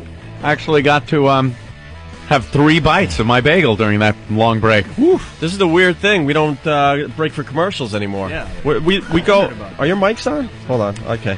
Yeah, we don't really break that much. We're supposed to break twice an hour, and we just talk for an hour and a half straight. We used to be able to go out, play some foosball, mix some drinks up, smoke cigarettes, pot, whatever. You remember when we started bringing in the bartender, right? No, what? Yeah, we were rolling a bar in on I remember Fridays. the Jaeger machine. The Jaeger but machine not was key. That was the best. Man, middle of the show, you race the Razor rollerboard scooter down to the office, pour out some icy cold Jaeger, Right. couple of shots, back to the studio for the beers. Right, the fridge. Lynch wants to ask for a beer so bad, but he thinks he's out of place. Like, whoa. Just have one, man. Nobody cares. Drink. Doesn't make any sense at what But time we don't it have, is in the morning. They didn't get the refrigerator set up in the office yet. They're still building our office, so... Are they building it, or has anything been done? No, nothing has been done. Nothing. As far as the office goes? No. So, Did work stop on the vestibule area for our security thing? Yeah, I think there's a work stoppage going on. Because I saw the walls went up, the sheetrock's up, but that's it. I noticed when we start talking bad about things, like the work slows down. The work slows down? Yeah, gee. Are we dealing with unions over here or what? We got work stoppage. I think we have a work stoppage. You keep bitching, things ain't going to get done. Yeah, we talked bad a couple days ago. We love being here, but there's growing pains, and we're figuring it all out. You want the room? I got a room for you. It's a 55-gallon drum buried in Queens. You like that, huh? Hold on. This guy has a problem with our channel 202. It's Tom in Brooklyn. What's up, Tom? Hey. Hey. Hi, guys. Welcome back, guys. Oh, thank you. Listen, I've been calling up XM complaining, right? Every time you go north of 96th in the city, right? The station waffles, right? Who the hell is, you turn to any other channel and it works right. And you get, I got this for you because of you guys. So, right? So you go past 96th Street in Manhattan, and our channel fades out. That's the Schwoogie filter. Yes. You are. You do know you're the only person to have noticed that so far, because nobody above 96th Street wants to listen to this program. Right. I'm sure. You're dealing with a Schwoogie filter. Maybe you don't. And in the Bronx, I build houses up here, and I can't get you guys. Tom, maybe you can't hear it because the second you get up there, the unit gets stolen from your car. All right. He's having a problem listening to us in Harlem, Anthony. Oh. Yeah, we've talked. There's a renaissance going on up there, though. It's all nice from what I hear. It actually is. I took a walk up there with Earl because a lot of money being poured into that area. Because I'm obsessed with the black culture. I yes, really you am. are. That's why you and Earl went up there. That's why I like the new black song that Lynch does. Oh, the new colored tune. Jeez, he debuted on our show. This is my new colored tune. Right. I think the residents in Harlem are very happy too. They really like to see all these nice places going up and some middle class white people moving in. It really makes them feel good. Yeah. There go the neighborhood. So I don't know if we even have beer here for you. Isn't that a shame? Remember all the beer we used to have too? We had refrigerators in our office that we got to put food in. They got filled up with beer. So we had to get another refrigerator, and this one was like, okay, look, those are the beer fridges. We need one for food. And then we put a big sign on the fridge, food and beer. And then beer. And we made it very simple. Within a week, it was a week. Food fridge full of beer. Because the beer fridge was full of beer. And then they rolled in a cooler for some kind of like a Snapple type beverage. They had a full size, like you walk into a deli and you get these huge coolers, and it was for this beverage. It was probably Snapple or Sobe, one of those. Sobe, I think. Sobe, it was Sobe. Full of beer. Yeah. After a while, and that was the good one because it was closer to the studio. We didn't have to walk as far for our beer. Know what happened? We all became alcoholics because all the beer companies were competing against each other for our attention. So all of a sudden, the Budweiser pallet would be wheeled into our office, and then, Sam Adams didn't want to be. Cases upon Sam Adams cases. would come in with their beer. Yeah. And then Bacardi would come in and with Bacardi girls and mix drinks for us. Yeah. We were snotted. We really were snotted. I was drinking. How do we make that happen? And no one had what do I personally have to do to make that happen? No one had the balls to tell us no. That was the funny part about it. Dude, I was drinking every day in there. Every day. Before the show, drinking beer in the office. Yeah. During the show, there was always a bottle of Sam or Bud or something. Hammered every day. After the show, we'd get done, go into the office, I'd start playing video games and just drinking beer. It was crazy. How many beers did you drink during our show? Seriously. During the show, like as the show was on, or How before, about, after the whole day? Well, we had per day. How about the pre-show? All right, we were on the air at 3, so let's say from 2 p.m. and then 2 beers before the show, and then the post game. So two beers before the show. Before the show, right? At During least, the show, dude, probably 8. I was going to say at least 6. Okay. Probably no, it was more than 6. All right, it was 8 about beers. 8 beers during the show. Now we're up to 10 beers as we're trying to be responsible broadcasters.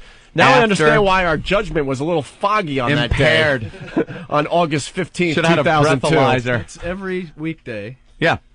And after the show was probably another 2. More after the show because we used to hang out for a while, watch The Simpsons, and play video games. It was like doing a radio show with William Holden. You were nonstop with the booze, just drinking like a maniac. But I've known Anthony for a long time. You cannot tell when he's buzzed. That's the strangest thing about it. I'm one of those guys. I could be really drunk, and I've been pulled over, hammered off my ass, and just talked to the cop, and he didn't even have an inkling that I had been drinking. Well, maybe it's because of all the stuff that the NYPD gives you to make you look like you're a detective. Yeah. I used to get some good stuff. I was the only one. Listen to me. Remember 9/11? remember that time the buildings fell? Remember that day? Remember that? Well, after 9/11, Lower Manhattan shut down. You're done. You ain't coming through here. We had to drive all the way up to like the Williamsburg or something. It was crazy. Something crazy. The Queensboro Bridge or the Midtown Tunnel to get into Manhattan.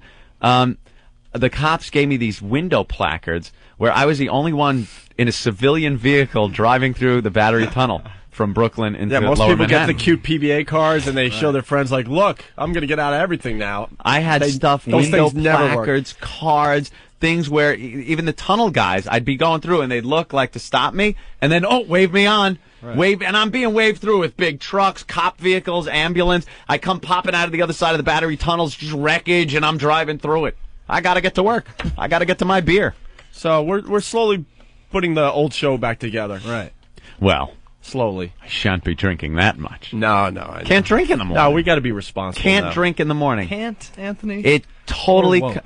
It takes the edge off the heroin, and, I'm trying to work on that now. We're going to figure out what we can put in our coffee. Yeah? Yeah, I think that's the way to go. Yeah, Coffee some with a type of shot. drug. Because alcohol is great in, like, anytime afternoon. Right. But, I don't know, for morning, you really need some kind of drug. What's a good morning drug? Bumps in the bathroom. Vicodin? A few bumps in the I don't want to do, like... blow or anything that's going to bring me up. Crank was I need a nice something one that's for gonna mornings. Feel like booze. This isn't... No, because that's like you're all up, you're grinding your teeth. I need something that's like booze, but it's a drug, so it's cool to do in the morning. All right, well, Vicodin, Ecstasy. Pop a tab. I need you to. Could you take some glow sticks and wave them in front of my face? Lock on the guy from Frank's place. My shoulders this morning. Spray me down with water. Locked out of the Oompa Loompa, fucking his ear. Oxycontin. Some Oxycontin? Yeah, that's pretty good. Try some Oxycontin. Speaking of 9/11, holy ass, what's going on with these commemorative coins? Remember 9/11? That was hilarious. Right when I saw the commercials, I don't think there's an American alive that was watching TV, sees the commercial for these commemorative coins. Remember 9/11? I don't think there's an American alive that watched that and went, oh, yeah, that's a great product. Right. Boy, thank God someone's exploiting this and putting out a piece of shit coin that's a silver-plated. If you took the silver content off of that, you couldn't fill a mouse tooth with it. And they're making it sound like it's real silver. And emblazoned on the front are the towers that we lost on September 11th. On the backside is the new Freedom Tower rising like a phoenix in its place. And the money coming out of your pocket and going into our accounts as we exploit this.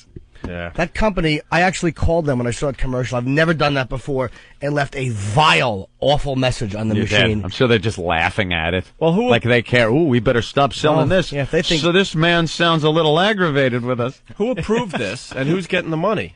Whatever the company's name was, they list it. It's a company, I believe, in Wyoming, and they got these coins printed on some South Pacific island. But I saw one commercial that they're claiming some of this metal came from the actual site. Right. They're saying that the silver was in a vault that was in the tower, and they dug it out, got the silver, melted it down, and made these coins. It's probably technically true, like when Kiss did the comic book in '77, their blood went into the ink. They probably, like, you take a little bit, you melt it in. Are you kidding me? Oh, yeah, they poured vials of their blood into the ink. That's But- true. So technically it was in there. Kiss is so cool. This is also the same company, by the way, that came out with the Andrea Yates commemorative bathtub rubber duckies. Jesus. Dude, the New York Times reporter's right next to you. I'm sorry. We're trying to look clever here. This is our clever break. That was a great reference. No one talks it was about Andrea brilliant. Yates. Trust me, it was brilliant. Yeah, Spitzer's on the case, and this guy's usually an ass, but... Elliot Spitzer, he's looking out for you. He really is this time around. Shame, shame, shame on you. It is a shameless attempt to profit from a national tragedy, obviously. So. Yeah, so they have these things printed up on some South Pacific island, and the commercial is so misleading. But if you have half a brain, you can kind of figure it out for yourself. They were saying legal tender. And it says, "In God we trust," and $1 on it. But it's not a legal dollar. So saying legal tender isn't legal. It's printed on some South Pacific island, so it says sanctioned by the government. They don't say the government. So they don't say what government, making it sound like it's sanctioned by the United States, which it's not. They say 100 mil of pure silver. It's like a 1/100th of a millimeter of silver plated over brass or bronze, not even brass. So you're getting nothing for $39. A $1 coin coin for $39. And I'm sure most of the people watching the commercials are assuming this is going for a good cause. Yeah. You know, it's going for their cause. It's just going money in their pockets. pockets. It's going to this company. They don't. Right? I think no, it's not even advertised that it's going for a good cause. But I think the feel of the commercial, it almost makes feels you think, like they're going to be giving this away. I get to do my part. I'm doing a good thing. It is. They say something like, "Do your part as an American and buy these." You know, it just feels dirty, though. How dumb are people? Pretty dumb to not know that they're not going to make a coin with towers and a freedom tower. It's just how stupid. People are stupid, dude. I got in a huge fight down at Ground Zero. I actually tipped over one of those card tables because wow, the destruction you wrought down there. Oh, I heard you kicked the chair once. Tipped too. table. How'd they clean that up down there? A tipped over table. Jesus. And the police got involved and stuff, but they saw what I was doing and they let me be. I got so pissed off. I skated down to Ground Zero. I'm checking out the scene, right? And they were still. I don't know if they're still doing it. I haven't been down there in a while, but they were still selling the pictures of the towers on fire. Oh, there was some ragheads and stuff selling these. I mean, what a suicidal piece of shit. These guys were selling pictures of the towers on fire. Completely on fire. Big 8x10 photos here in the city on fire. You know, oh, would you like to buy... What? How are you alive? And you look at this guy like, how is he still alive? And I had a moment. I got in a fight with the guy, and he didn't even speak English, but he's kind of getting in my face, like, you know. Go figure that in New York City. It's like he's pretty much like, tough shit. What are you gonna do about it? Yeah. That's the feeling I got by how he was like reacted to it. And it was those cheap little card tables. He had all his displays. I just went for it. Knocked the whole thing. Tipped it over? Wow. Not just tipped it over. I just completely just destroyed the display. I'm just picturing you all pissed off. Get into a fight, slam the table, and then you skate away on your little slow motion like a video, tipping the table really, over. Like Jake LaMotta on skates. I didn't skate away. How do you leave angrily on skates? You're right. How do you leave? Yeah. I showed him, right? I showed him. It's like hopping on a pogo stick and pogoing away. Yeah, asshole. Who did this to you? That guy pirouetting over there. Don't make me come back here. Boing, boing, boing, boing. Cling, cling with the bell. Cling, cling, cling, cling. Yeah, I'm coming back for you. Out of my way. Wow. I figured I'd share, but you know, tough guy. I did my part. Oh, God. Showed him as he rollerblades away. You're lucky I'm wearing woman's footwear. Puts both arms behind his back, leans forward, and skates away. Whoosh, whoosh. Speed skating fashion. I showed him. Oh boy, did I show him. We got more info on the coins. Tad from San Francisco. Hey, Tad. Hey, I actually did some research on the internet when I first saw these commercials. As you can tell, I stay up pretty late listening to the show and stuff like that. So I'm always watching TV, and they started these commercials right about the anniversary of it. Mm-hmm. And I was like the 12th or something. I saw that and I just flipped out. But I did some research on it. They're minted by the North Marianas Islands, which is actually part of the United States. It's a commonwealth that we're in charge of. Yeah, I'm sure it's just like, Nebraska. Yeah. I'm sure they're one of the countries that sent help in Iraq. There's 4 of them. The Coalition of the Willing? Yeah.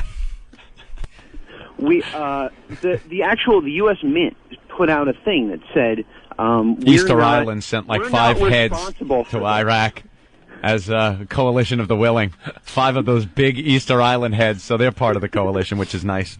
Yes, sorry, sir. Yes, go ahead. Canary Islands sent 3 canaries. They just talk all day. Go ahead. Come on, Tad. Yes, sir. Go. Sorry, I keep interrupting Tad, but I would like to throw some entertainment on this program. Jesus Christ. Yeah, Tad, make your point. Well, the thing is that they're now saying they actually stole this. They keep saying it's recovered silver. Yeah. But it was stolen from some bank vault. I guess they sent people in there in the middle of the night or something to sneak in and steal this silver that actually belongs to some bank here in not here, but there in New York. This numismatic. You know what? Humor. I don't even think the silver came from Ground Zero. How do they prove that? You know? I know. How do you prove that one? You don't. It's just like when we all got a piece of the Berlin Wall when that came down. How do we know that? I have a piece at home. How do I know that my little piece was actually from I the got Berlin a piece Wall? of the Berlin Wall. It's a piece of chipped cement off the divider on the FDR. That's what it is. Hey, look at that. Freedom. Great. But it gives you that little paper to prove that it came from the Berlin Wall. And it's got to be true. Authenticity. Authenticity. Thank you, Jim. Certificate of authenticity. That's what they give, too, is a certificate of authenticity. For what? That it's a coin? Yeah. That it's round? That it weighs something and you can roll it? That the metal came from ground zero or close to ground zero? No, they're not fessing up Well, if to it was anything. stolen, I'm sure Fat Liz Taylor has a few copies. God almighty, this greedy bitch. She owns a painting that supposedly is an old Nazi booty stolen from where? From the Jews? Were they stealing from anyone else? From the French? The French just gave it to them. Yeah. No, it's supposed to be somebody saying, hey, that's my painting. It's my family's painting. It was stolen. And Liz Taylor just ain't fessing up. No. She wants it. She just rolls it up and puts it under that awful wig and walks around. You are a disgusting fat body, Liz Taylor. All right. Why don't Give me my painting. Why don't we get another song from Stephen Lynch? All righty. He is in here. He's got his guitar. He came prepared. Yeah, Jaime set up the whole studio for music today. Stephen Lynch has a DVD out called Live at the El Rey, and he's playing Town Hall here in New York City on Saturday. It's a sold-out show, I believe. You want to promote any other dates? Are they on your website? Yeah, L.A. next week. Nice. L.A. is at the Wiltern on the 21st, and then Vegas on the 22nd. What place in Vegas? Back at the House of Blues. Hey, ever hear the George Carlin House of Blues bit? I have. Maybe we should play that, Opie. I'd love to hear that. You obviously just got your XM satellite radio hooked up. No, Jesus Christ, been playing 8,000 times on this show. Yeah, we used No more Carlin. We used to love George Carlin. We now hate him. Yeah, I understand. I'm at the point now, if I see him, I'll punch George Carlin in the face, and he'll have no clue why. Yeah. Stop talking, George. What? I didn't say that. What? Okay. You punch him numerous times, he goes, shit, oh, piss, oh, fuck, cunt, oh, cocksucker, motherfucker. There you go. No reason to do 6. Nothing. All right, so what do we want to play today? I don't know. What are you getting requests, or you just want me to do something? Something that you can't play on commercial radio? Ooh, very good. What do you want to hear, Anthony? There's Kill a Kitten, there's the Gerbil song, there's... the Gerbil song. Richard Gere has a movie out. Down to the Old Pub Instead could be kind of cool, because we got a brand new wiffle ball bat, Stephen Lynch, and it still hasn't been broken in, because a girl came in here, I don't know, Monday, and she was ready to do the wiffle ball bat challenge, but her friend arrived. Yes. Yeah. Her friend arrived. Oh, okay. Yeah. Yesterday we actually had a girl with self-esteem, which was irritating. Yeah, we had... What? Who had self-esteem? I'm not putting that in me. Yeah, yesterday we had an escort with an escort with self-esteem. Self-esteem. Yeah. Only on our show. You know that by now. We have the worst luck. Yeah, Jimmy, don't defend her. I She have didn't to. like you She as a did person. like me. She didn't like you. She thought I was cute and in shape. Yeah. She didn't like you. She It's did. like a girl with self-esteem came in. She's all, goddamn, come on. She liked my appendix scar. She thought it adds character. Hold on. Before 10 o'clock, we got to get the review of the girl that Norton was with last night. Yes. Norton had a dating experience last night. I heard a little bit of that It on my was way over here. fantastic. Yeah, so we got to get her review of the whole That's night. her. Oh, wow. Free of charge. Oh, that always Oh, let works. me see in the Really? magazine. Yeah, that always works on radio. Oh, yeah, you're right. I'm kidding. I was showing a picture of Natalia. All right, let's get a song from Stephen Lynch. Whatever you're feeling, Stephen. I love all your songs. I don't know. I mean, I don't Kill a know whether to Kitten's do the good, old Gerbil. stuff or the new stuff. What really, really upsets people and aggravates them? Kill a Kitten. Play that one. All right. That's a great classic. It's a classic.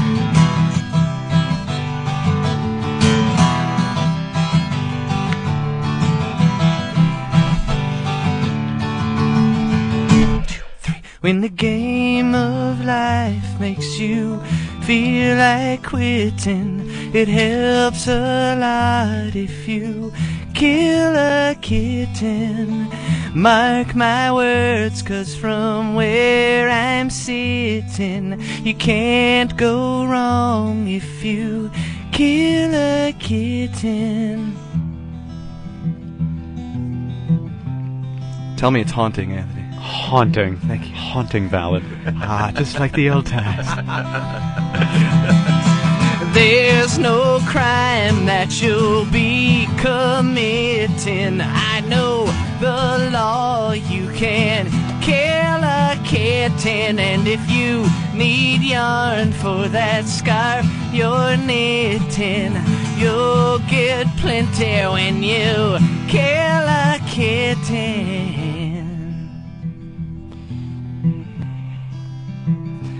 Feed it turpentine or break its spine. Crush it with your shoe as long as you kill a kitten.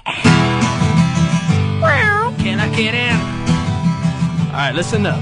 If the one you love isn't quite as smitten, she'll like you better when you kill a kitten. And I'll quote the Bible, 'cause that's where it's written. If ye loveth Jesus, ye must kill a kitten. It's in the Bible, too, I swear to God.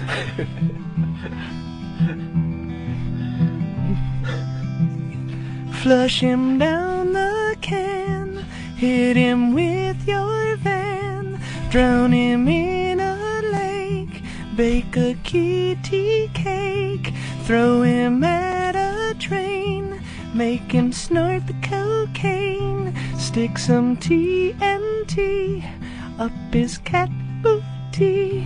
Do what you must do as long as you kill a kitten.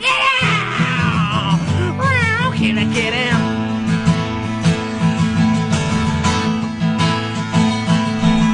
Killing kittens isn't easy, and if the thought makes you feel queasy, grab a pitchfork from the shed and kill a puppy dog instead. Woo!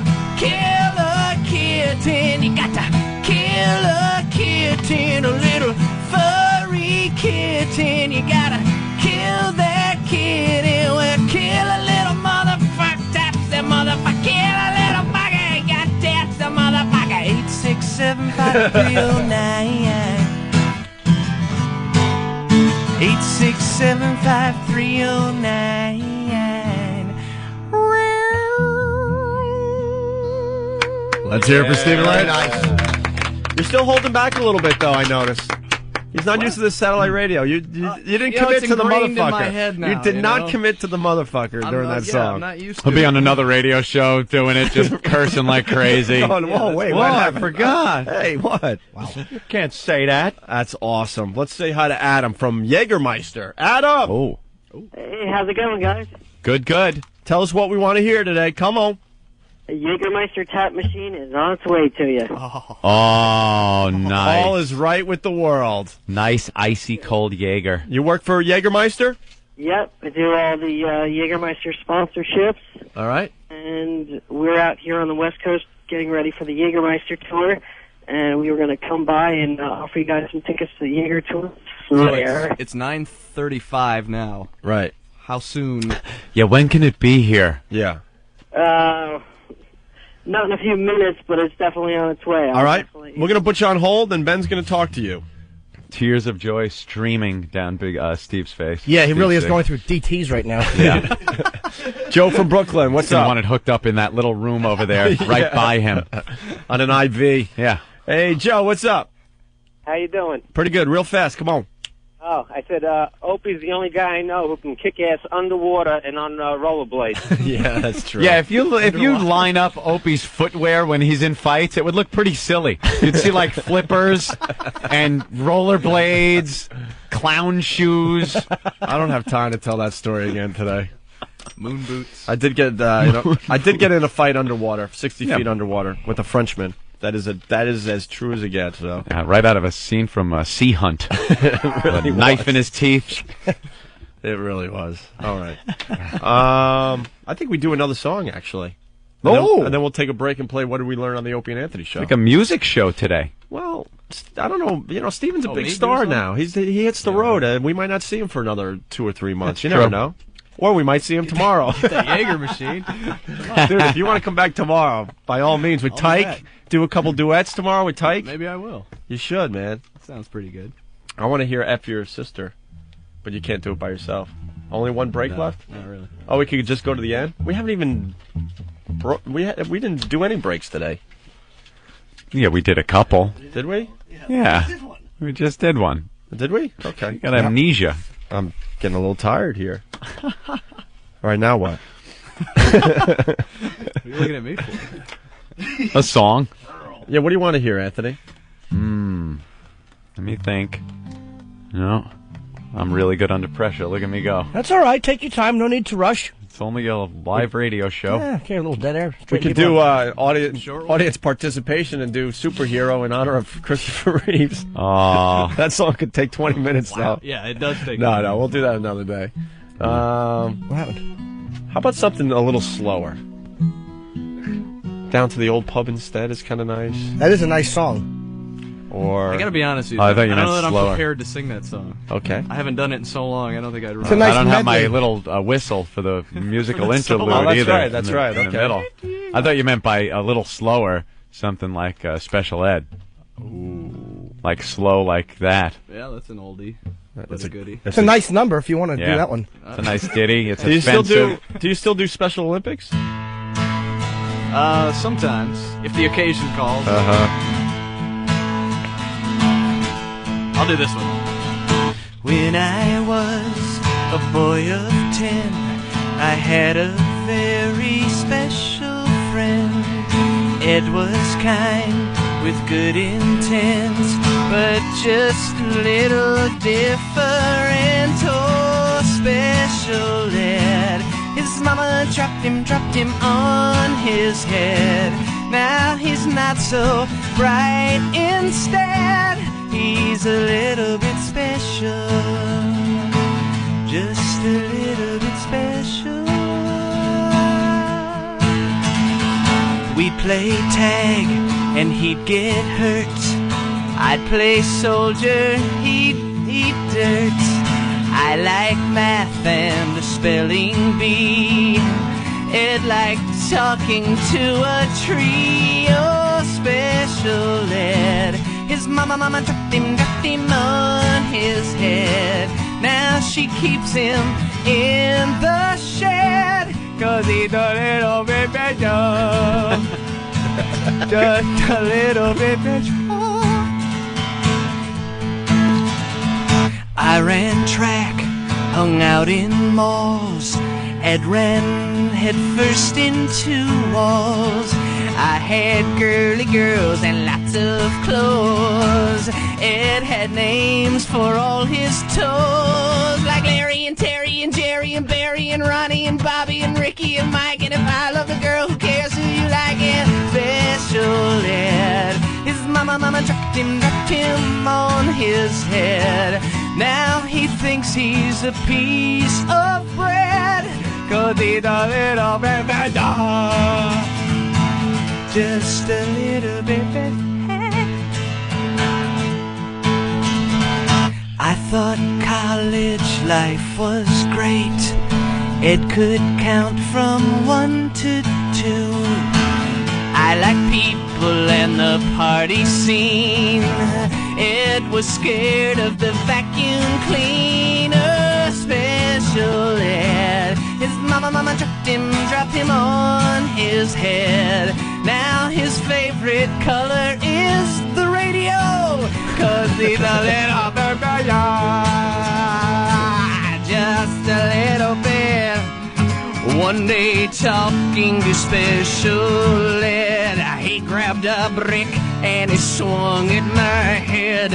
And as he laughed at me, that's when I knew that Special Ed just made me special too. Ha! My shoes hurt! Now I laugh as I count bugs. I give strangers great big hugs. Next to me, it is fine. Yeah, he's a fucking Einstein. Oh, Special Ed and me Now we're not right in the head, you see. Now we're not so right instead. We're a little bit special, just a little bit special. That fucker had made me special, just a little bit.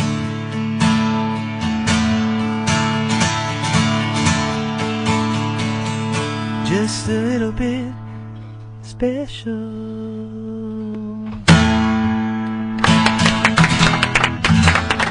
Stop laughing at me! Stop laughing at me! You stop laughing at me! And that's my Stop laughing at me! Holy ass. That's a clip I've never heard before. What's her name? Was that Julianne Lewis? Why did you do that? Why did you spend everyone loving me?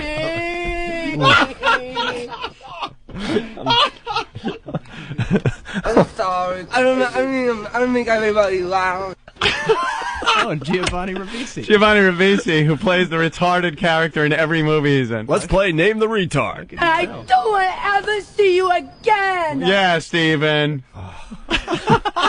You're pissed off. Sorry, Opie. You're pissed off a lot of our listeners. You're stupid. Yeah. I'm sorry. With that song. What was I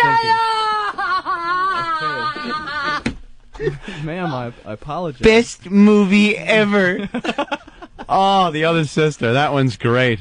Oh, man. I like the other one where Giovanni Ribisi plays the retarded soldier. What the hell movie is that? Oh, Saving Private Ryan? Oh. Or the other one where he plays the retarded stock trader? Boiler Room? Yeah, that was a good one, too. He does play the same role. Same retard. I'm a soldier. I'm a medic. You're a shot. I will help you. I'm sorry. I don't make everybody laugh. All right, Jesus. So I don't care. I don't care. I don't want to see you either. I got poopy. All right. Hey, Brendan, what's going on? Yeah, what's going on, fellas? Hey. Jesus Christ. You remember Columbine whenever they said, how did those two guys meet? That's like you guys. I don't know how the hell they got four of the most offensive people in the world together in the same room, but God bless you guys. You guys are excellent. Oh, all right. Thank you, buddy. mister. See ya. Yeah. Let's go to Mississippi. The satellite radio rocks. You go all over the country. Mississippi. What's up, Mississippi? Hey, y'all mentioned Special Olympics. I heard a story yesterday. Thought you might find interesting. There's I guess he's a congressional candidate or something from Ripley, Tennessee, handing out flyers that had a Special Olympian body on it and had George W. Bush's head morphed onto it. And the caption on it said, voting for George W. Bush is like running in the Special Olympics. Even if you win, you're still retarded. Wow. Using that old joke. Still a great ad, though, for a politician to hand out. You got to respect that. That's sure, why not? Yeah, That's gumption or stupidity. I love it. All right, and not the Anthony in the studio. It's the Anthony on the phone. Oh. What's up, Hey. Anthony? How you doing, boys? Hey. You guys killed me with that fucking clip from the other set. Are you crazy? Holy shit, I just almost crashed into a tree on a Grand Central. You're nuts.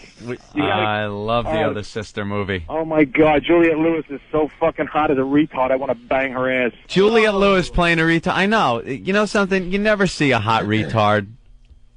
Retarded American. That's right. I don't know what to call him. A special person. Yes. Mentally handicapped. Sitcom writer. Special person. You never see them. They're never hot. Chromosome lacking. It's nice to see one without that large skull. You could take home and get to know. Big, oversized tongue. It's hot. Yeah, I see her there, Juliette Lewis, and she's trying to be a rock star now. Ugh. You see that, Stephen? I did see that. Yes. Well, even better than. All right, that's good, but we have to talk about the Christina Aguilera too, really fast. Christina. She's got the nurses across America all pissed off because in the latest Skechers ad, they pulled the ad now. They got Christina Aguilera looking at like a naughty nurse. Yeah. In a naughty nurse outfit, which I had said I don't find attractive, the nurse thing, because it's a fetish that it pretty much means you want something shoved in your butt, like an enema or a thermometer or something. It doesn't do anything for. Yeah. This time tomorrow you'll be healthier still. Yeah.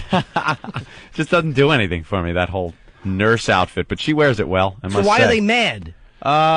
She dresses up like the naughty nurse for a Skechers ad, and it's been shelved after complaints from America's nursing body. The Dirty Singer dons a skimpy nurse's outfit and suspenders for the Naughty and Nice themed ad in which she threatens to inject her injured doppelganger, who is suffering from a sore head and knee. How would they prefer to be portrayed? Maybe as a bisexual male in Jersey who smothers his elderly patients? Self-righteous assholes. Oh, boy. Sandy Summers, executive director of the Center for Nursing Advocacy. Everyone has a title now. Everyone has a group. Everyone has letterhead now. Little group to help out just in case someone offends you. You have a group you can run to that can send out some letters on official letterhead, and you could stop anything that's entertaining, fun, interesting to look at, hot. Well, all that stuff goes away. Complaint exactly. I don't even know what the complaint could be. Summers says this ad simultaneously exploits the naughty nurse and the battle axe nurse ratchet stereotypes, setting the nurse up both as an available sex object and a mock authority figure rather than a competent professional. Yeah. What's the name of the organization? We're not smart enough to be Doctors Incorporated. Shut your faces! God almighty, who cares? And change my deadpan. Exactly. Deadpan. Yeah, change my deadpan, whatever you want. Forget it. You sure did Change my stoic face. No. You used a nice bedpan delivery on that. That was awful. That was awful. Oh, brother. Wow. Mike from Jersey, what's up?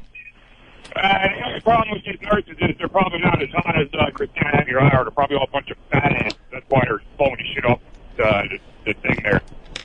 Yeah, you rarely see a hot nurse like that. Right. I'm sorry, nurses, if you're offended or anything, but you rarely see the hot nurse in the hot nurse outfit.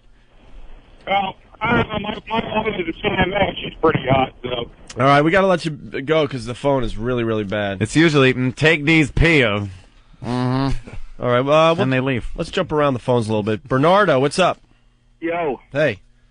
Yeah, that dildo trick you guys played last week? Yeah. The Drildo, yes. Yeah, my chick got so fucking excited, she started blowing me while we were driving. She mentioned I was a little hard on, and she was like, oh, wow, what's this? Yeah, that Drildo thing was out of control. She heard the Drildo bit and decided to go down on you in the car? Yeah, as Norton would say. She sounds like a good sport, sir. Wow, really? Yeah, my chick's good, dude. She likes it. So, I'll say she is. I wonder how this... I just gotta let you guys know, thank you very much for coming back on the air. I've been waiting for 2 years for this shit. Thank you, guys. All right. Thanks, fella. I wonder how this is all going to read in the New York Times. Oh, that's right. Oh, man. God, New York Times guy is still here. I didn't even realize us what you that. got so far. Yeah, read it back. The caption, garbage, exclamation point. Right. This should not be allowed. Oh, no. The Times, pretty high-end paper. I think it was good, though, when you played the retarded noises. I'm sure that broke that's right. Yeah. I'm sure he didn't notice that as he was writing as fast as I've ever seen a human write before. I'm sorry. I don't think everybody loud. Yeah, I'm sorry. Is this going to be in Sunday's Times? You can just nod, because I know you don't want to be on the air. 2 Sundays. So next Sunday. A week from Sunday. A week from Sunday. So Sunday. that would be 9 days from now. Mm-hmm. Norton, Plenty of time. N-O-R-T-O-N. Plenty of time. That's all that matters. And I am the head of my household. I'm the king of my castle. You could write that down in your paper. Hey, Ken, what's up? What's going on, man? There was a wow this morning on Fox 5, a live weather show. I heard about that. Really? With some golfer. Yeah, it was actually me. What do you mean? What happened? There was just a wow sign on live TV today? Yeah. Well, I woke up this morning because I live in Ocean Grove, and that's where Fox 5 was this morning. Yeah. So, I kind of jumped out of bed and bolted over there, and I just printed up some ghetto-ass sign and went over there and got it on the broadcast. What I did was I put I had high in size like 36 font, and then wow in like size 600 font in like 3 pieces of like paper. And I told the guy that I wanted to, say hi to my mom in Australia. And when they panned in for the live shot, I flipped the sign over. Oh, you rock! That's the way to do it. You're a good egg, sir. Everything is starting to come together slowly great, but man. surely. We're getting the wow on live TV again. Cool. It's definitely good to hear you guys again. Thanks, Ken. Man, later. All right. How much time we got left there, Steve? A few minutes at most. It's like 2 minutes. 2 minutes? Yeah.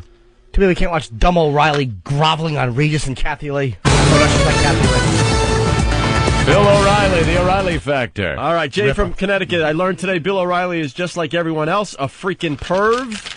Al Mack from the Crossroads. Today I learned that once you go north of 96th Street, the Schwoogie filter kicks in. Jesus.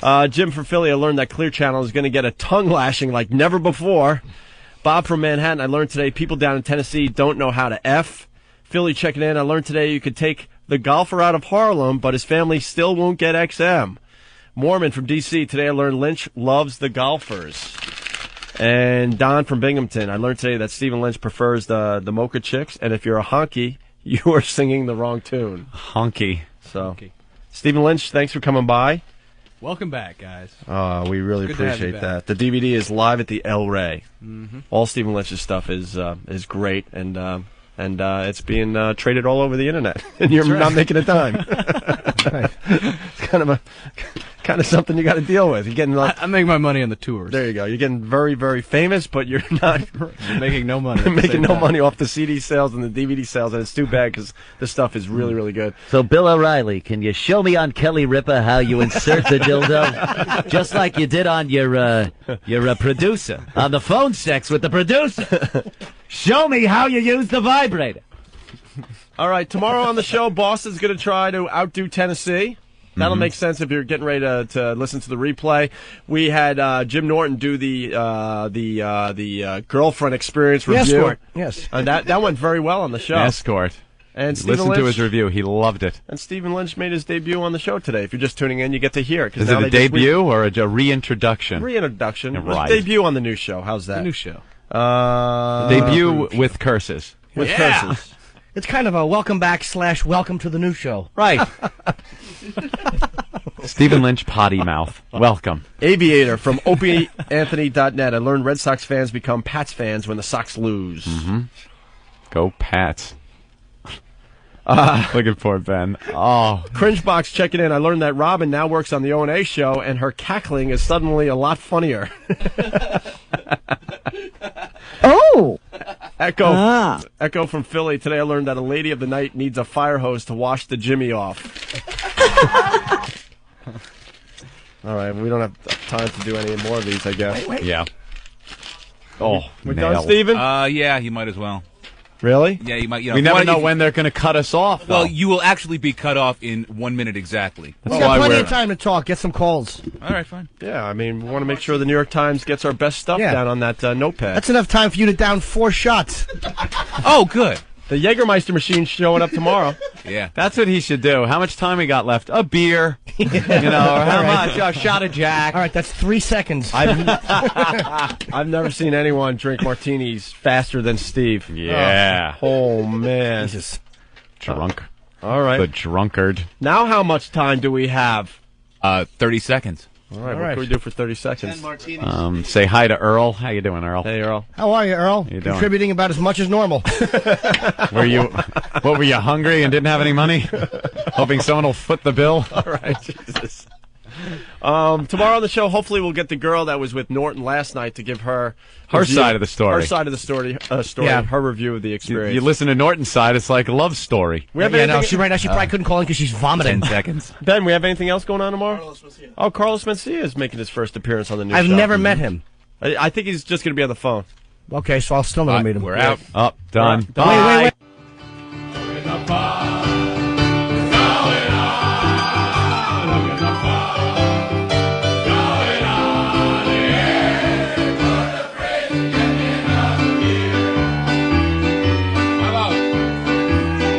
Name is Amy Fisher, 5 to 15. Who's talking? Oh, my name is Amy Fisher, 5 to 15 is what I got. I know I could have gotten more, but I'm such a lousy shot. I cracked my car up 14 times, I really should be dead.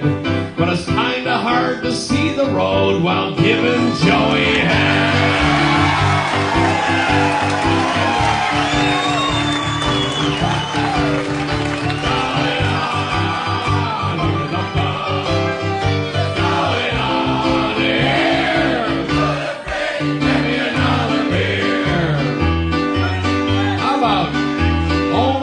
Is Woody Allen.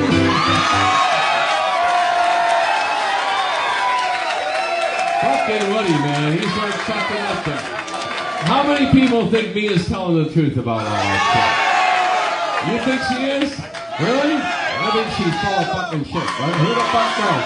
That's what, he's fucking the 20-year-old. I mean, he must with the fucking kids, you know? Oh, my name is Woody Allen. I'm an actor and a clown. I learned my family values from watching Murphy Brown. Even I have to admit my career is on the skids, but I'm coming back with a movie. Honey, I fucked the kid.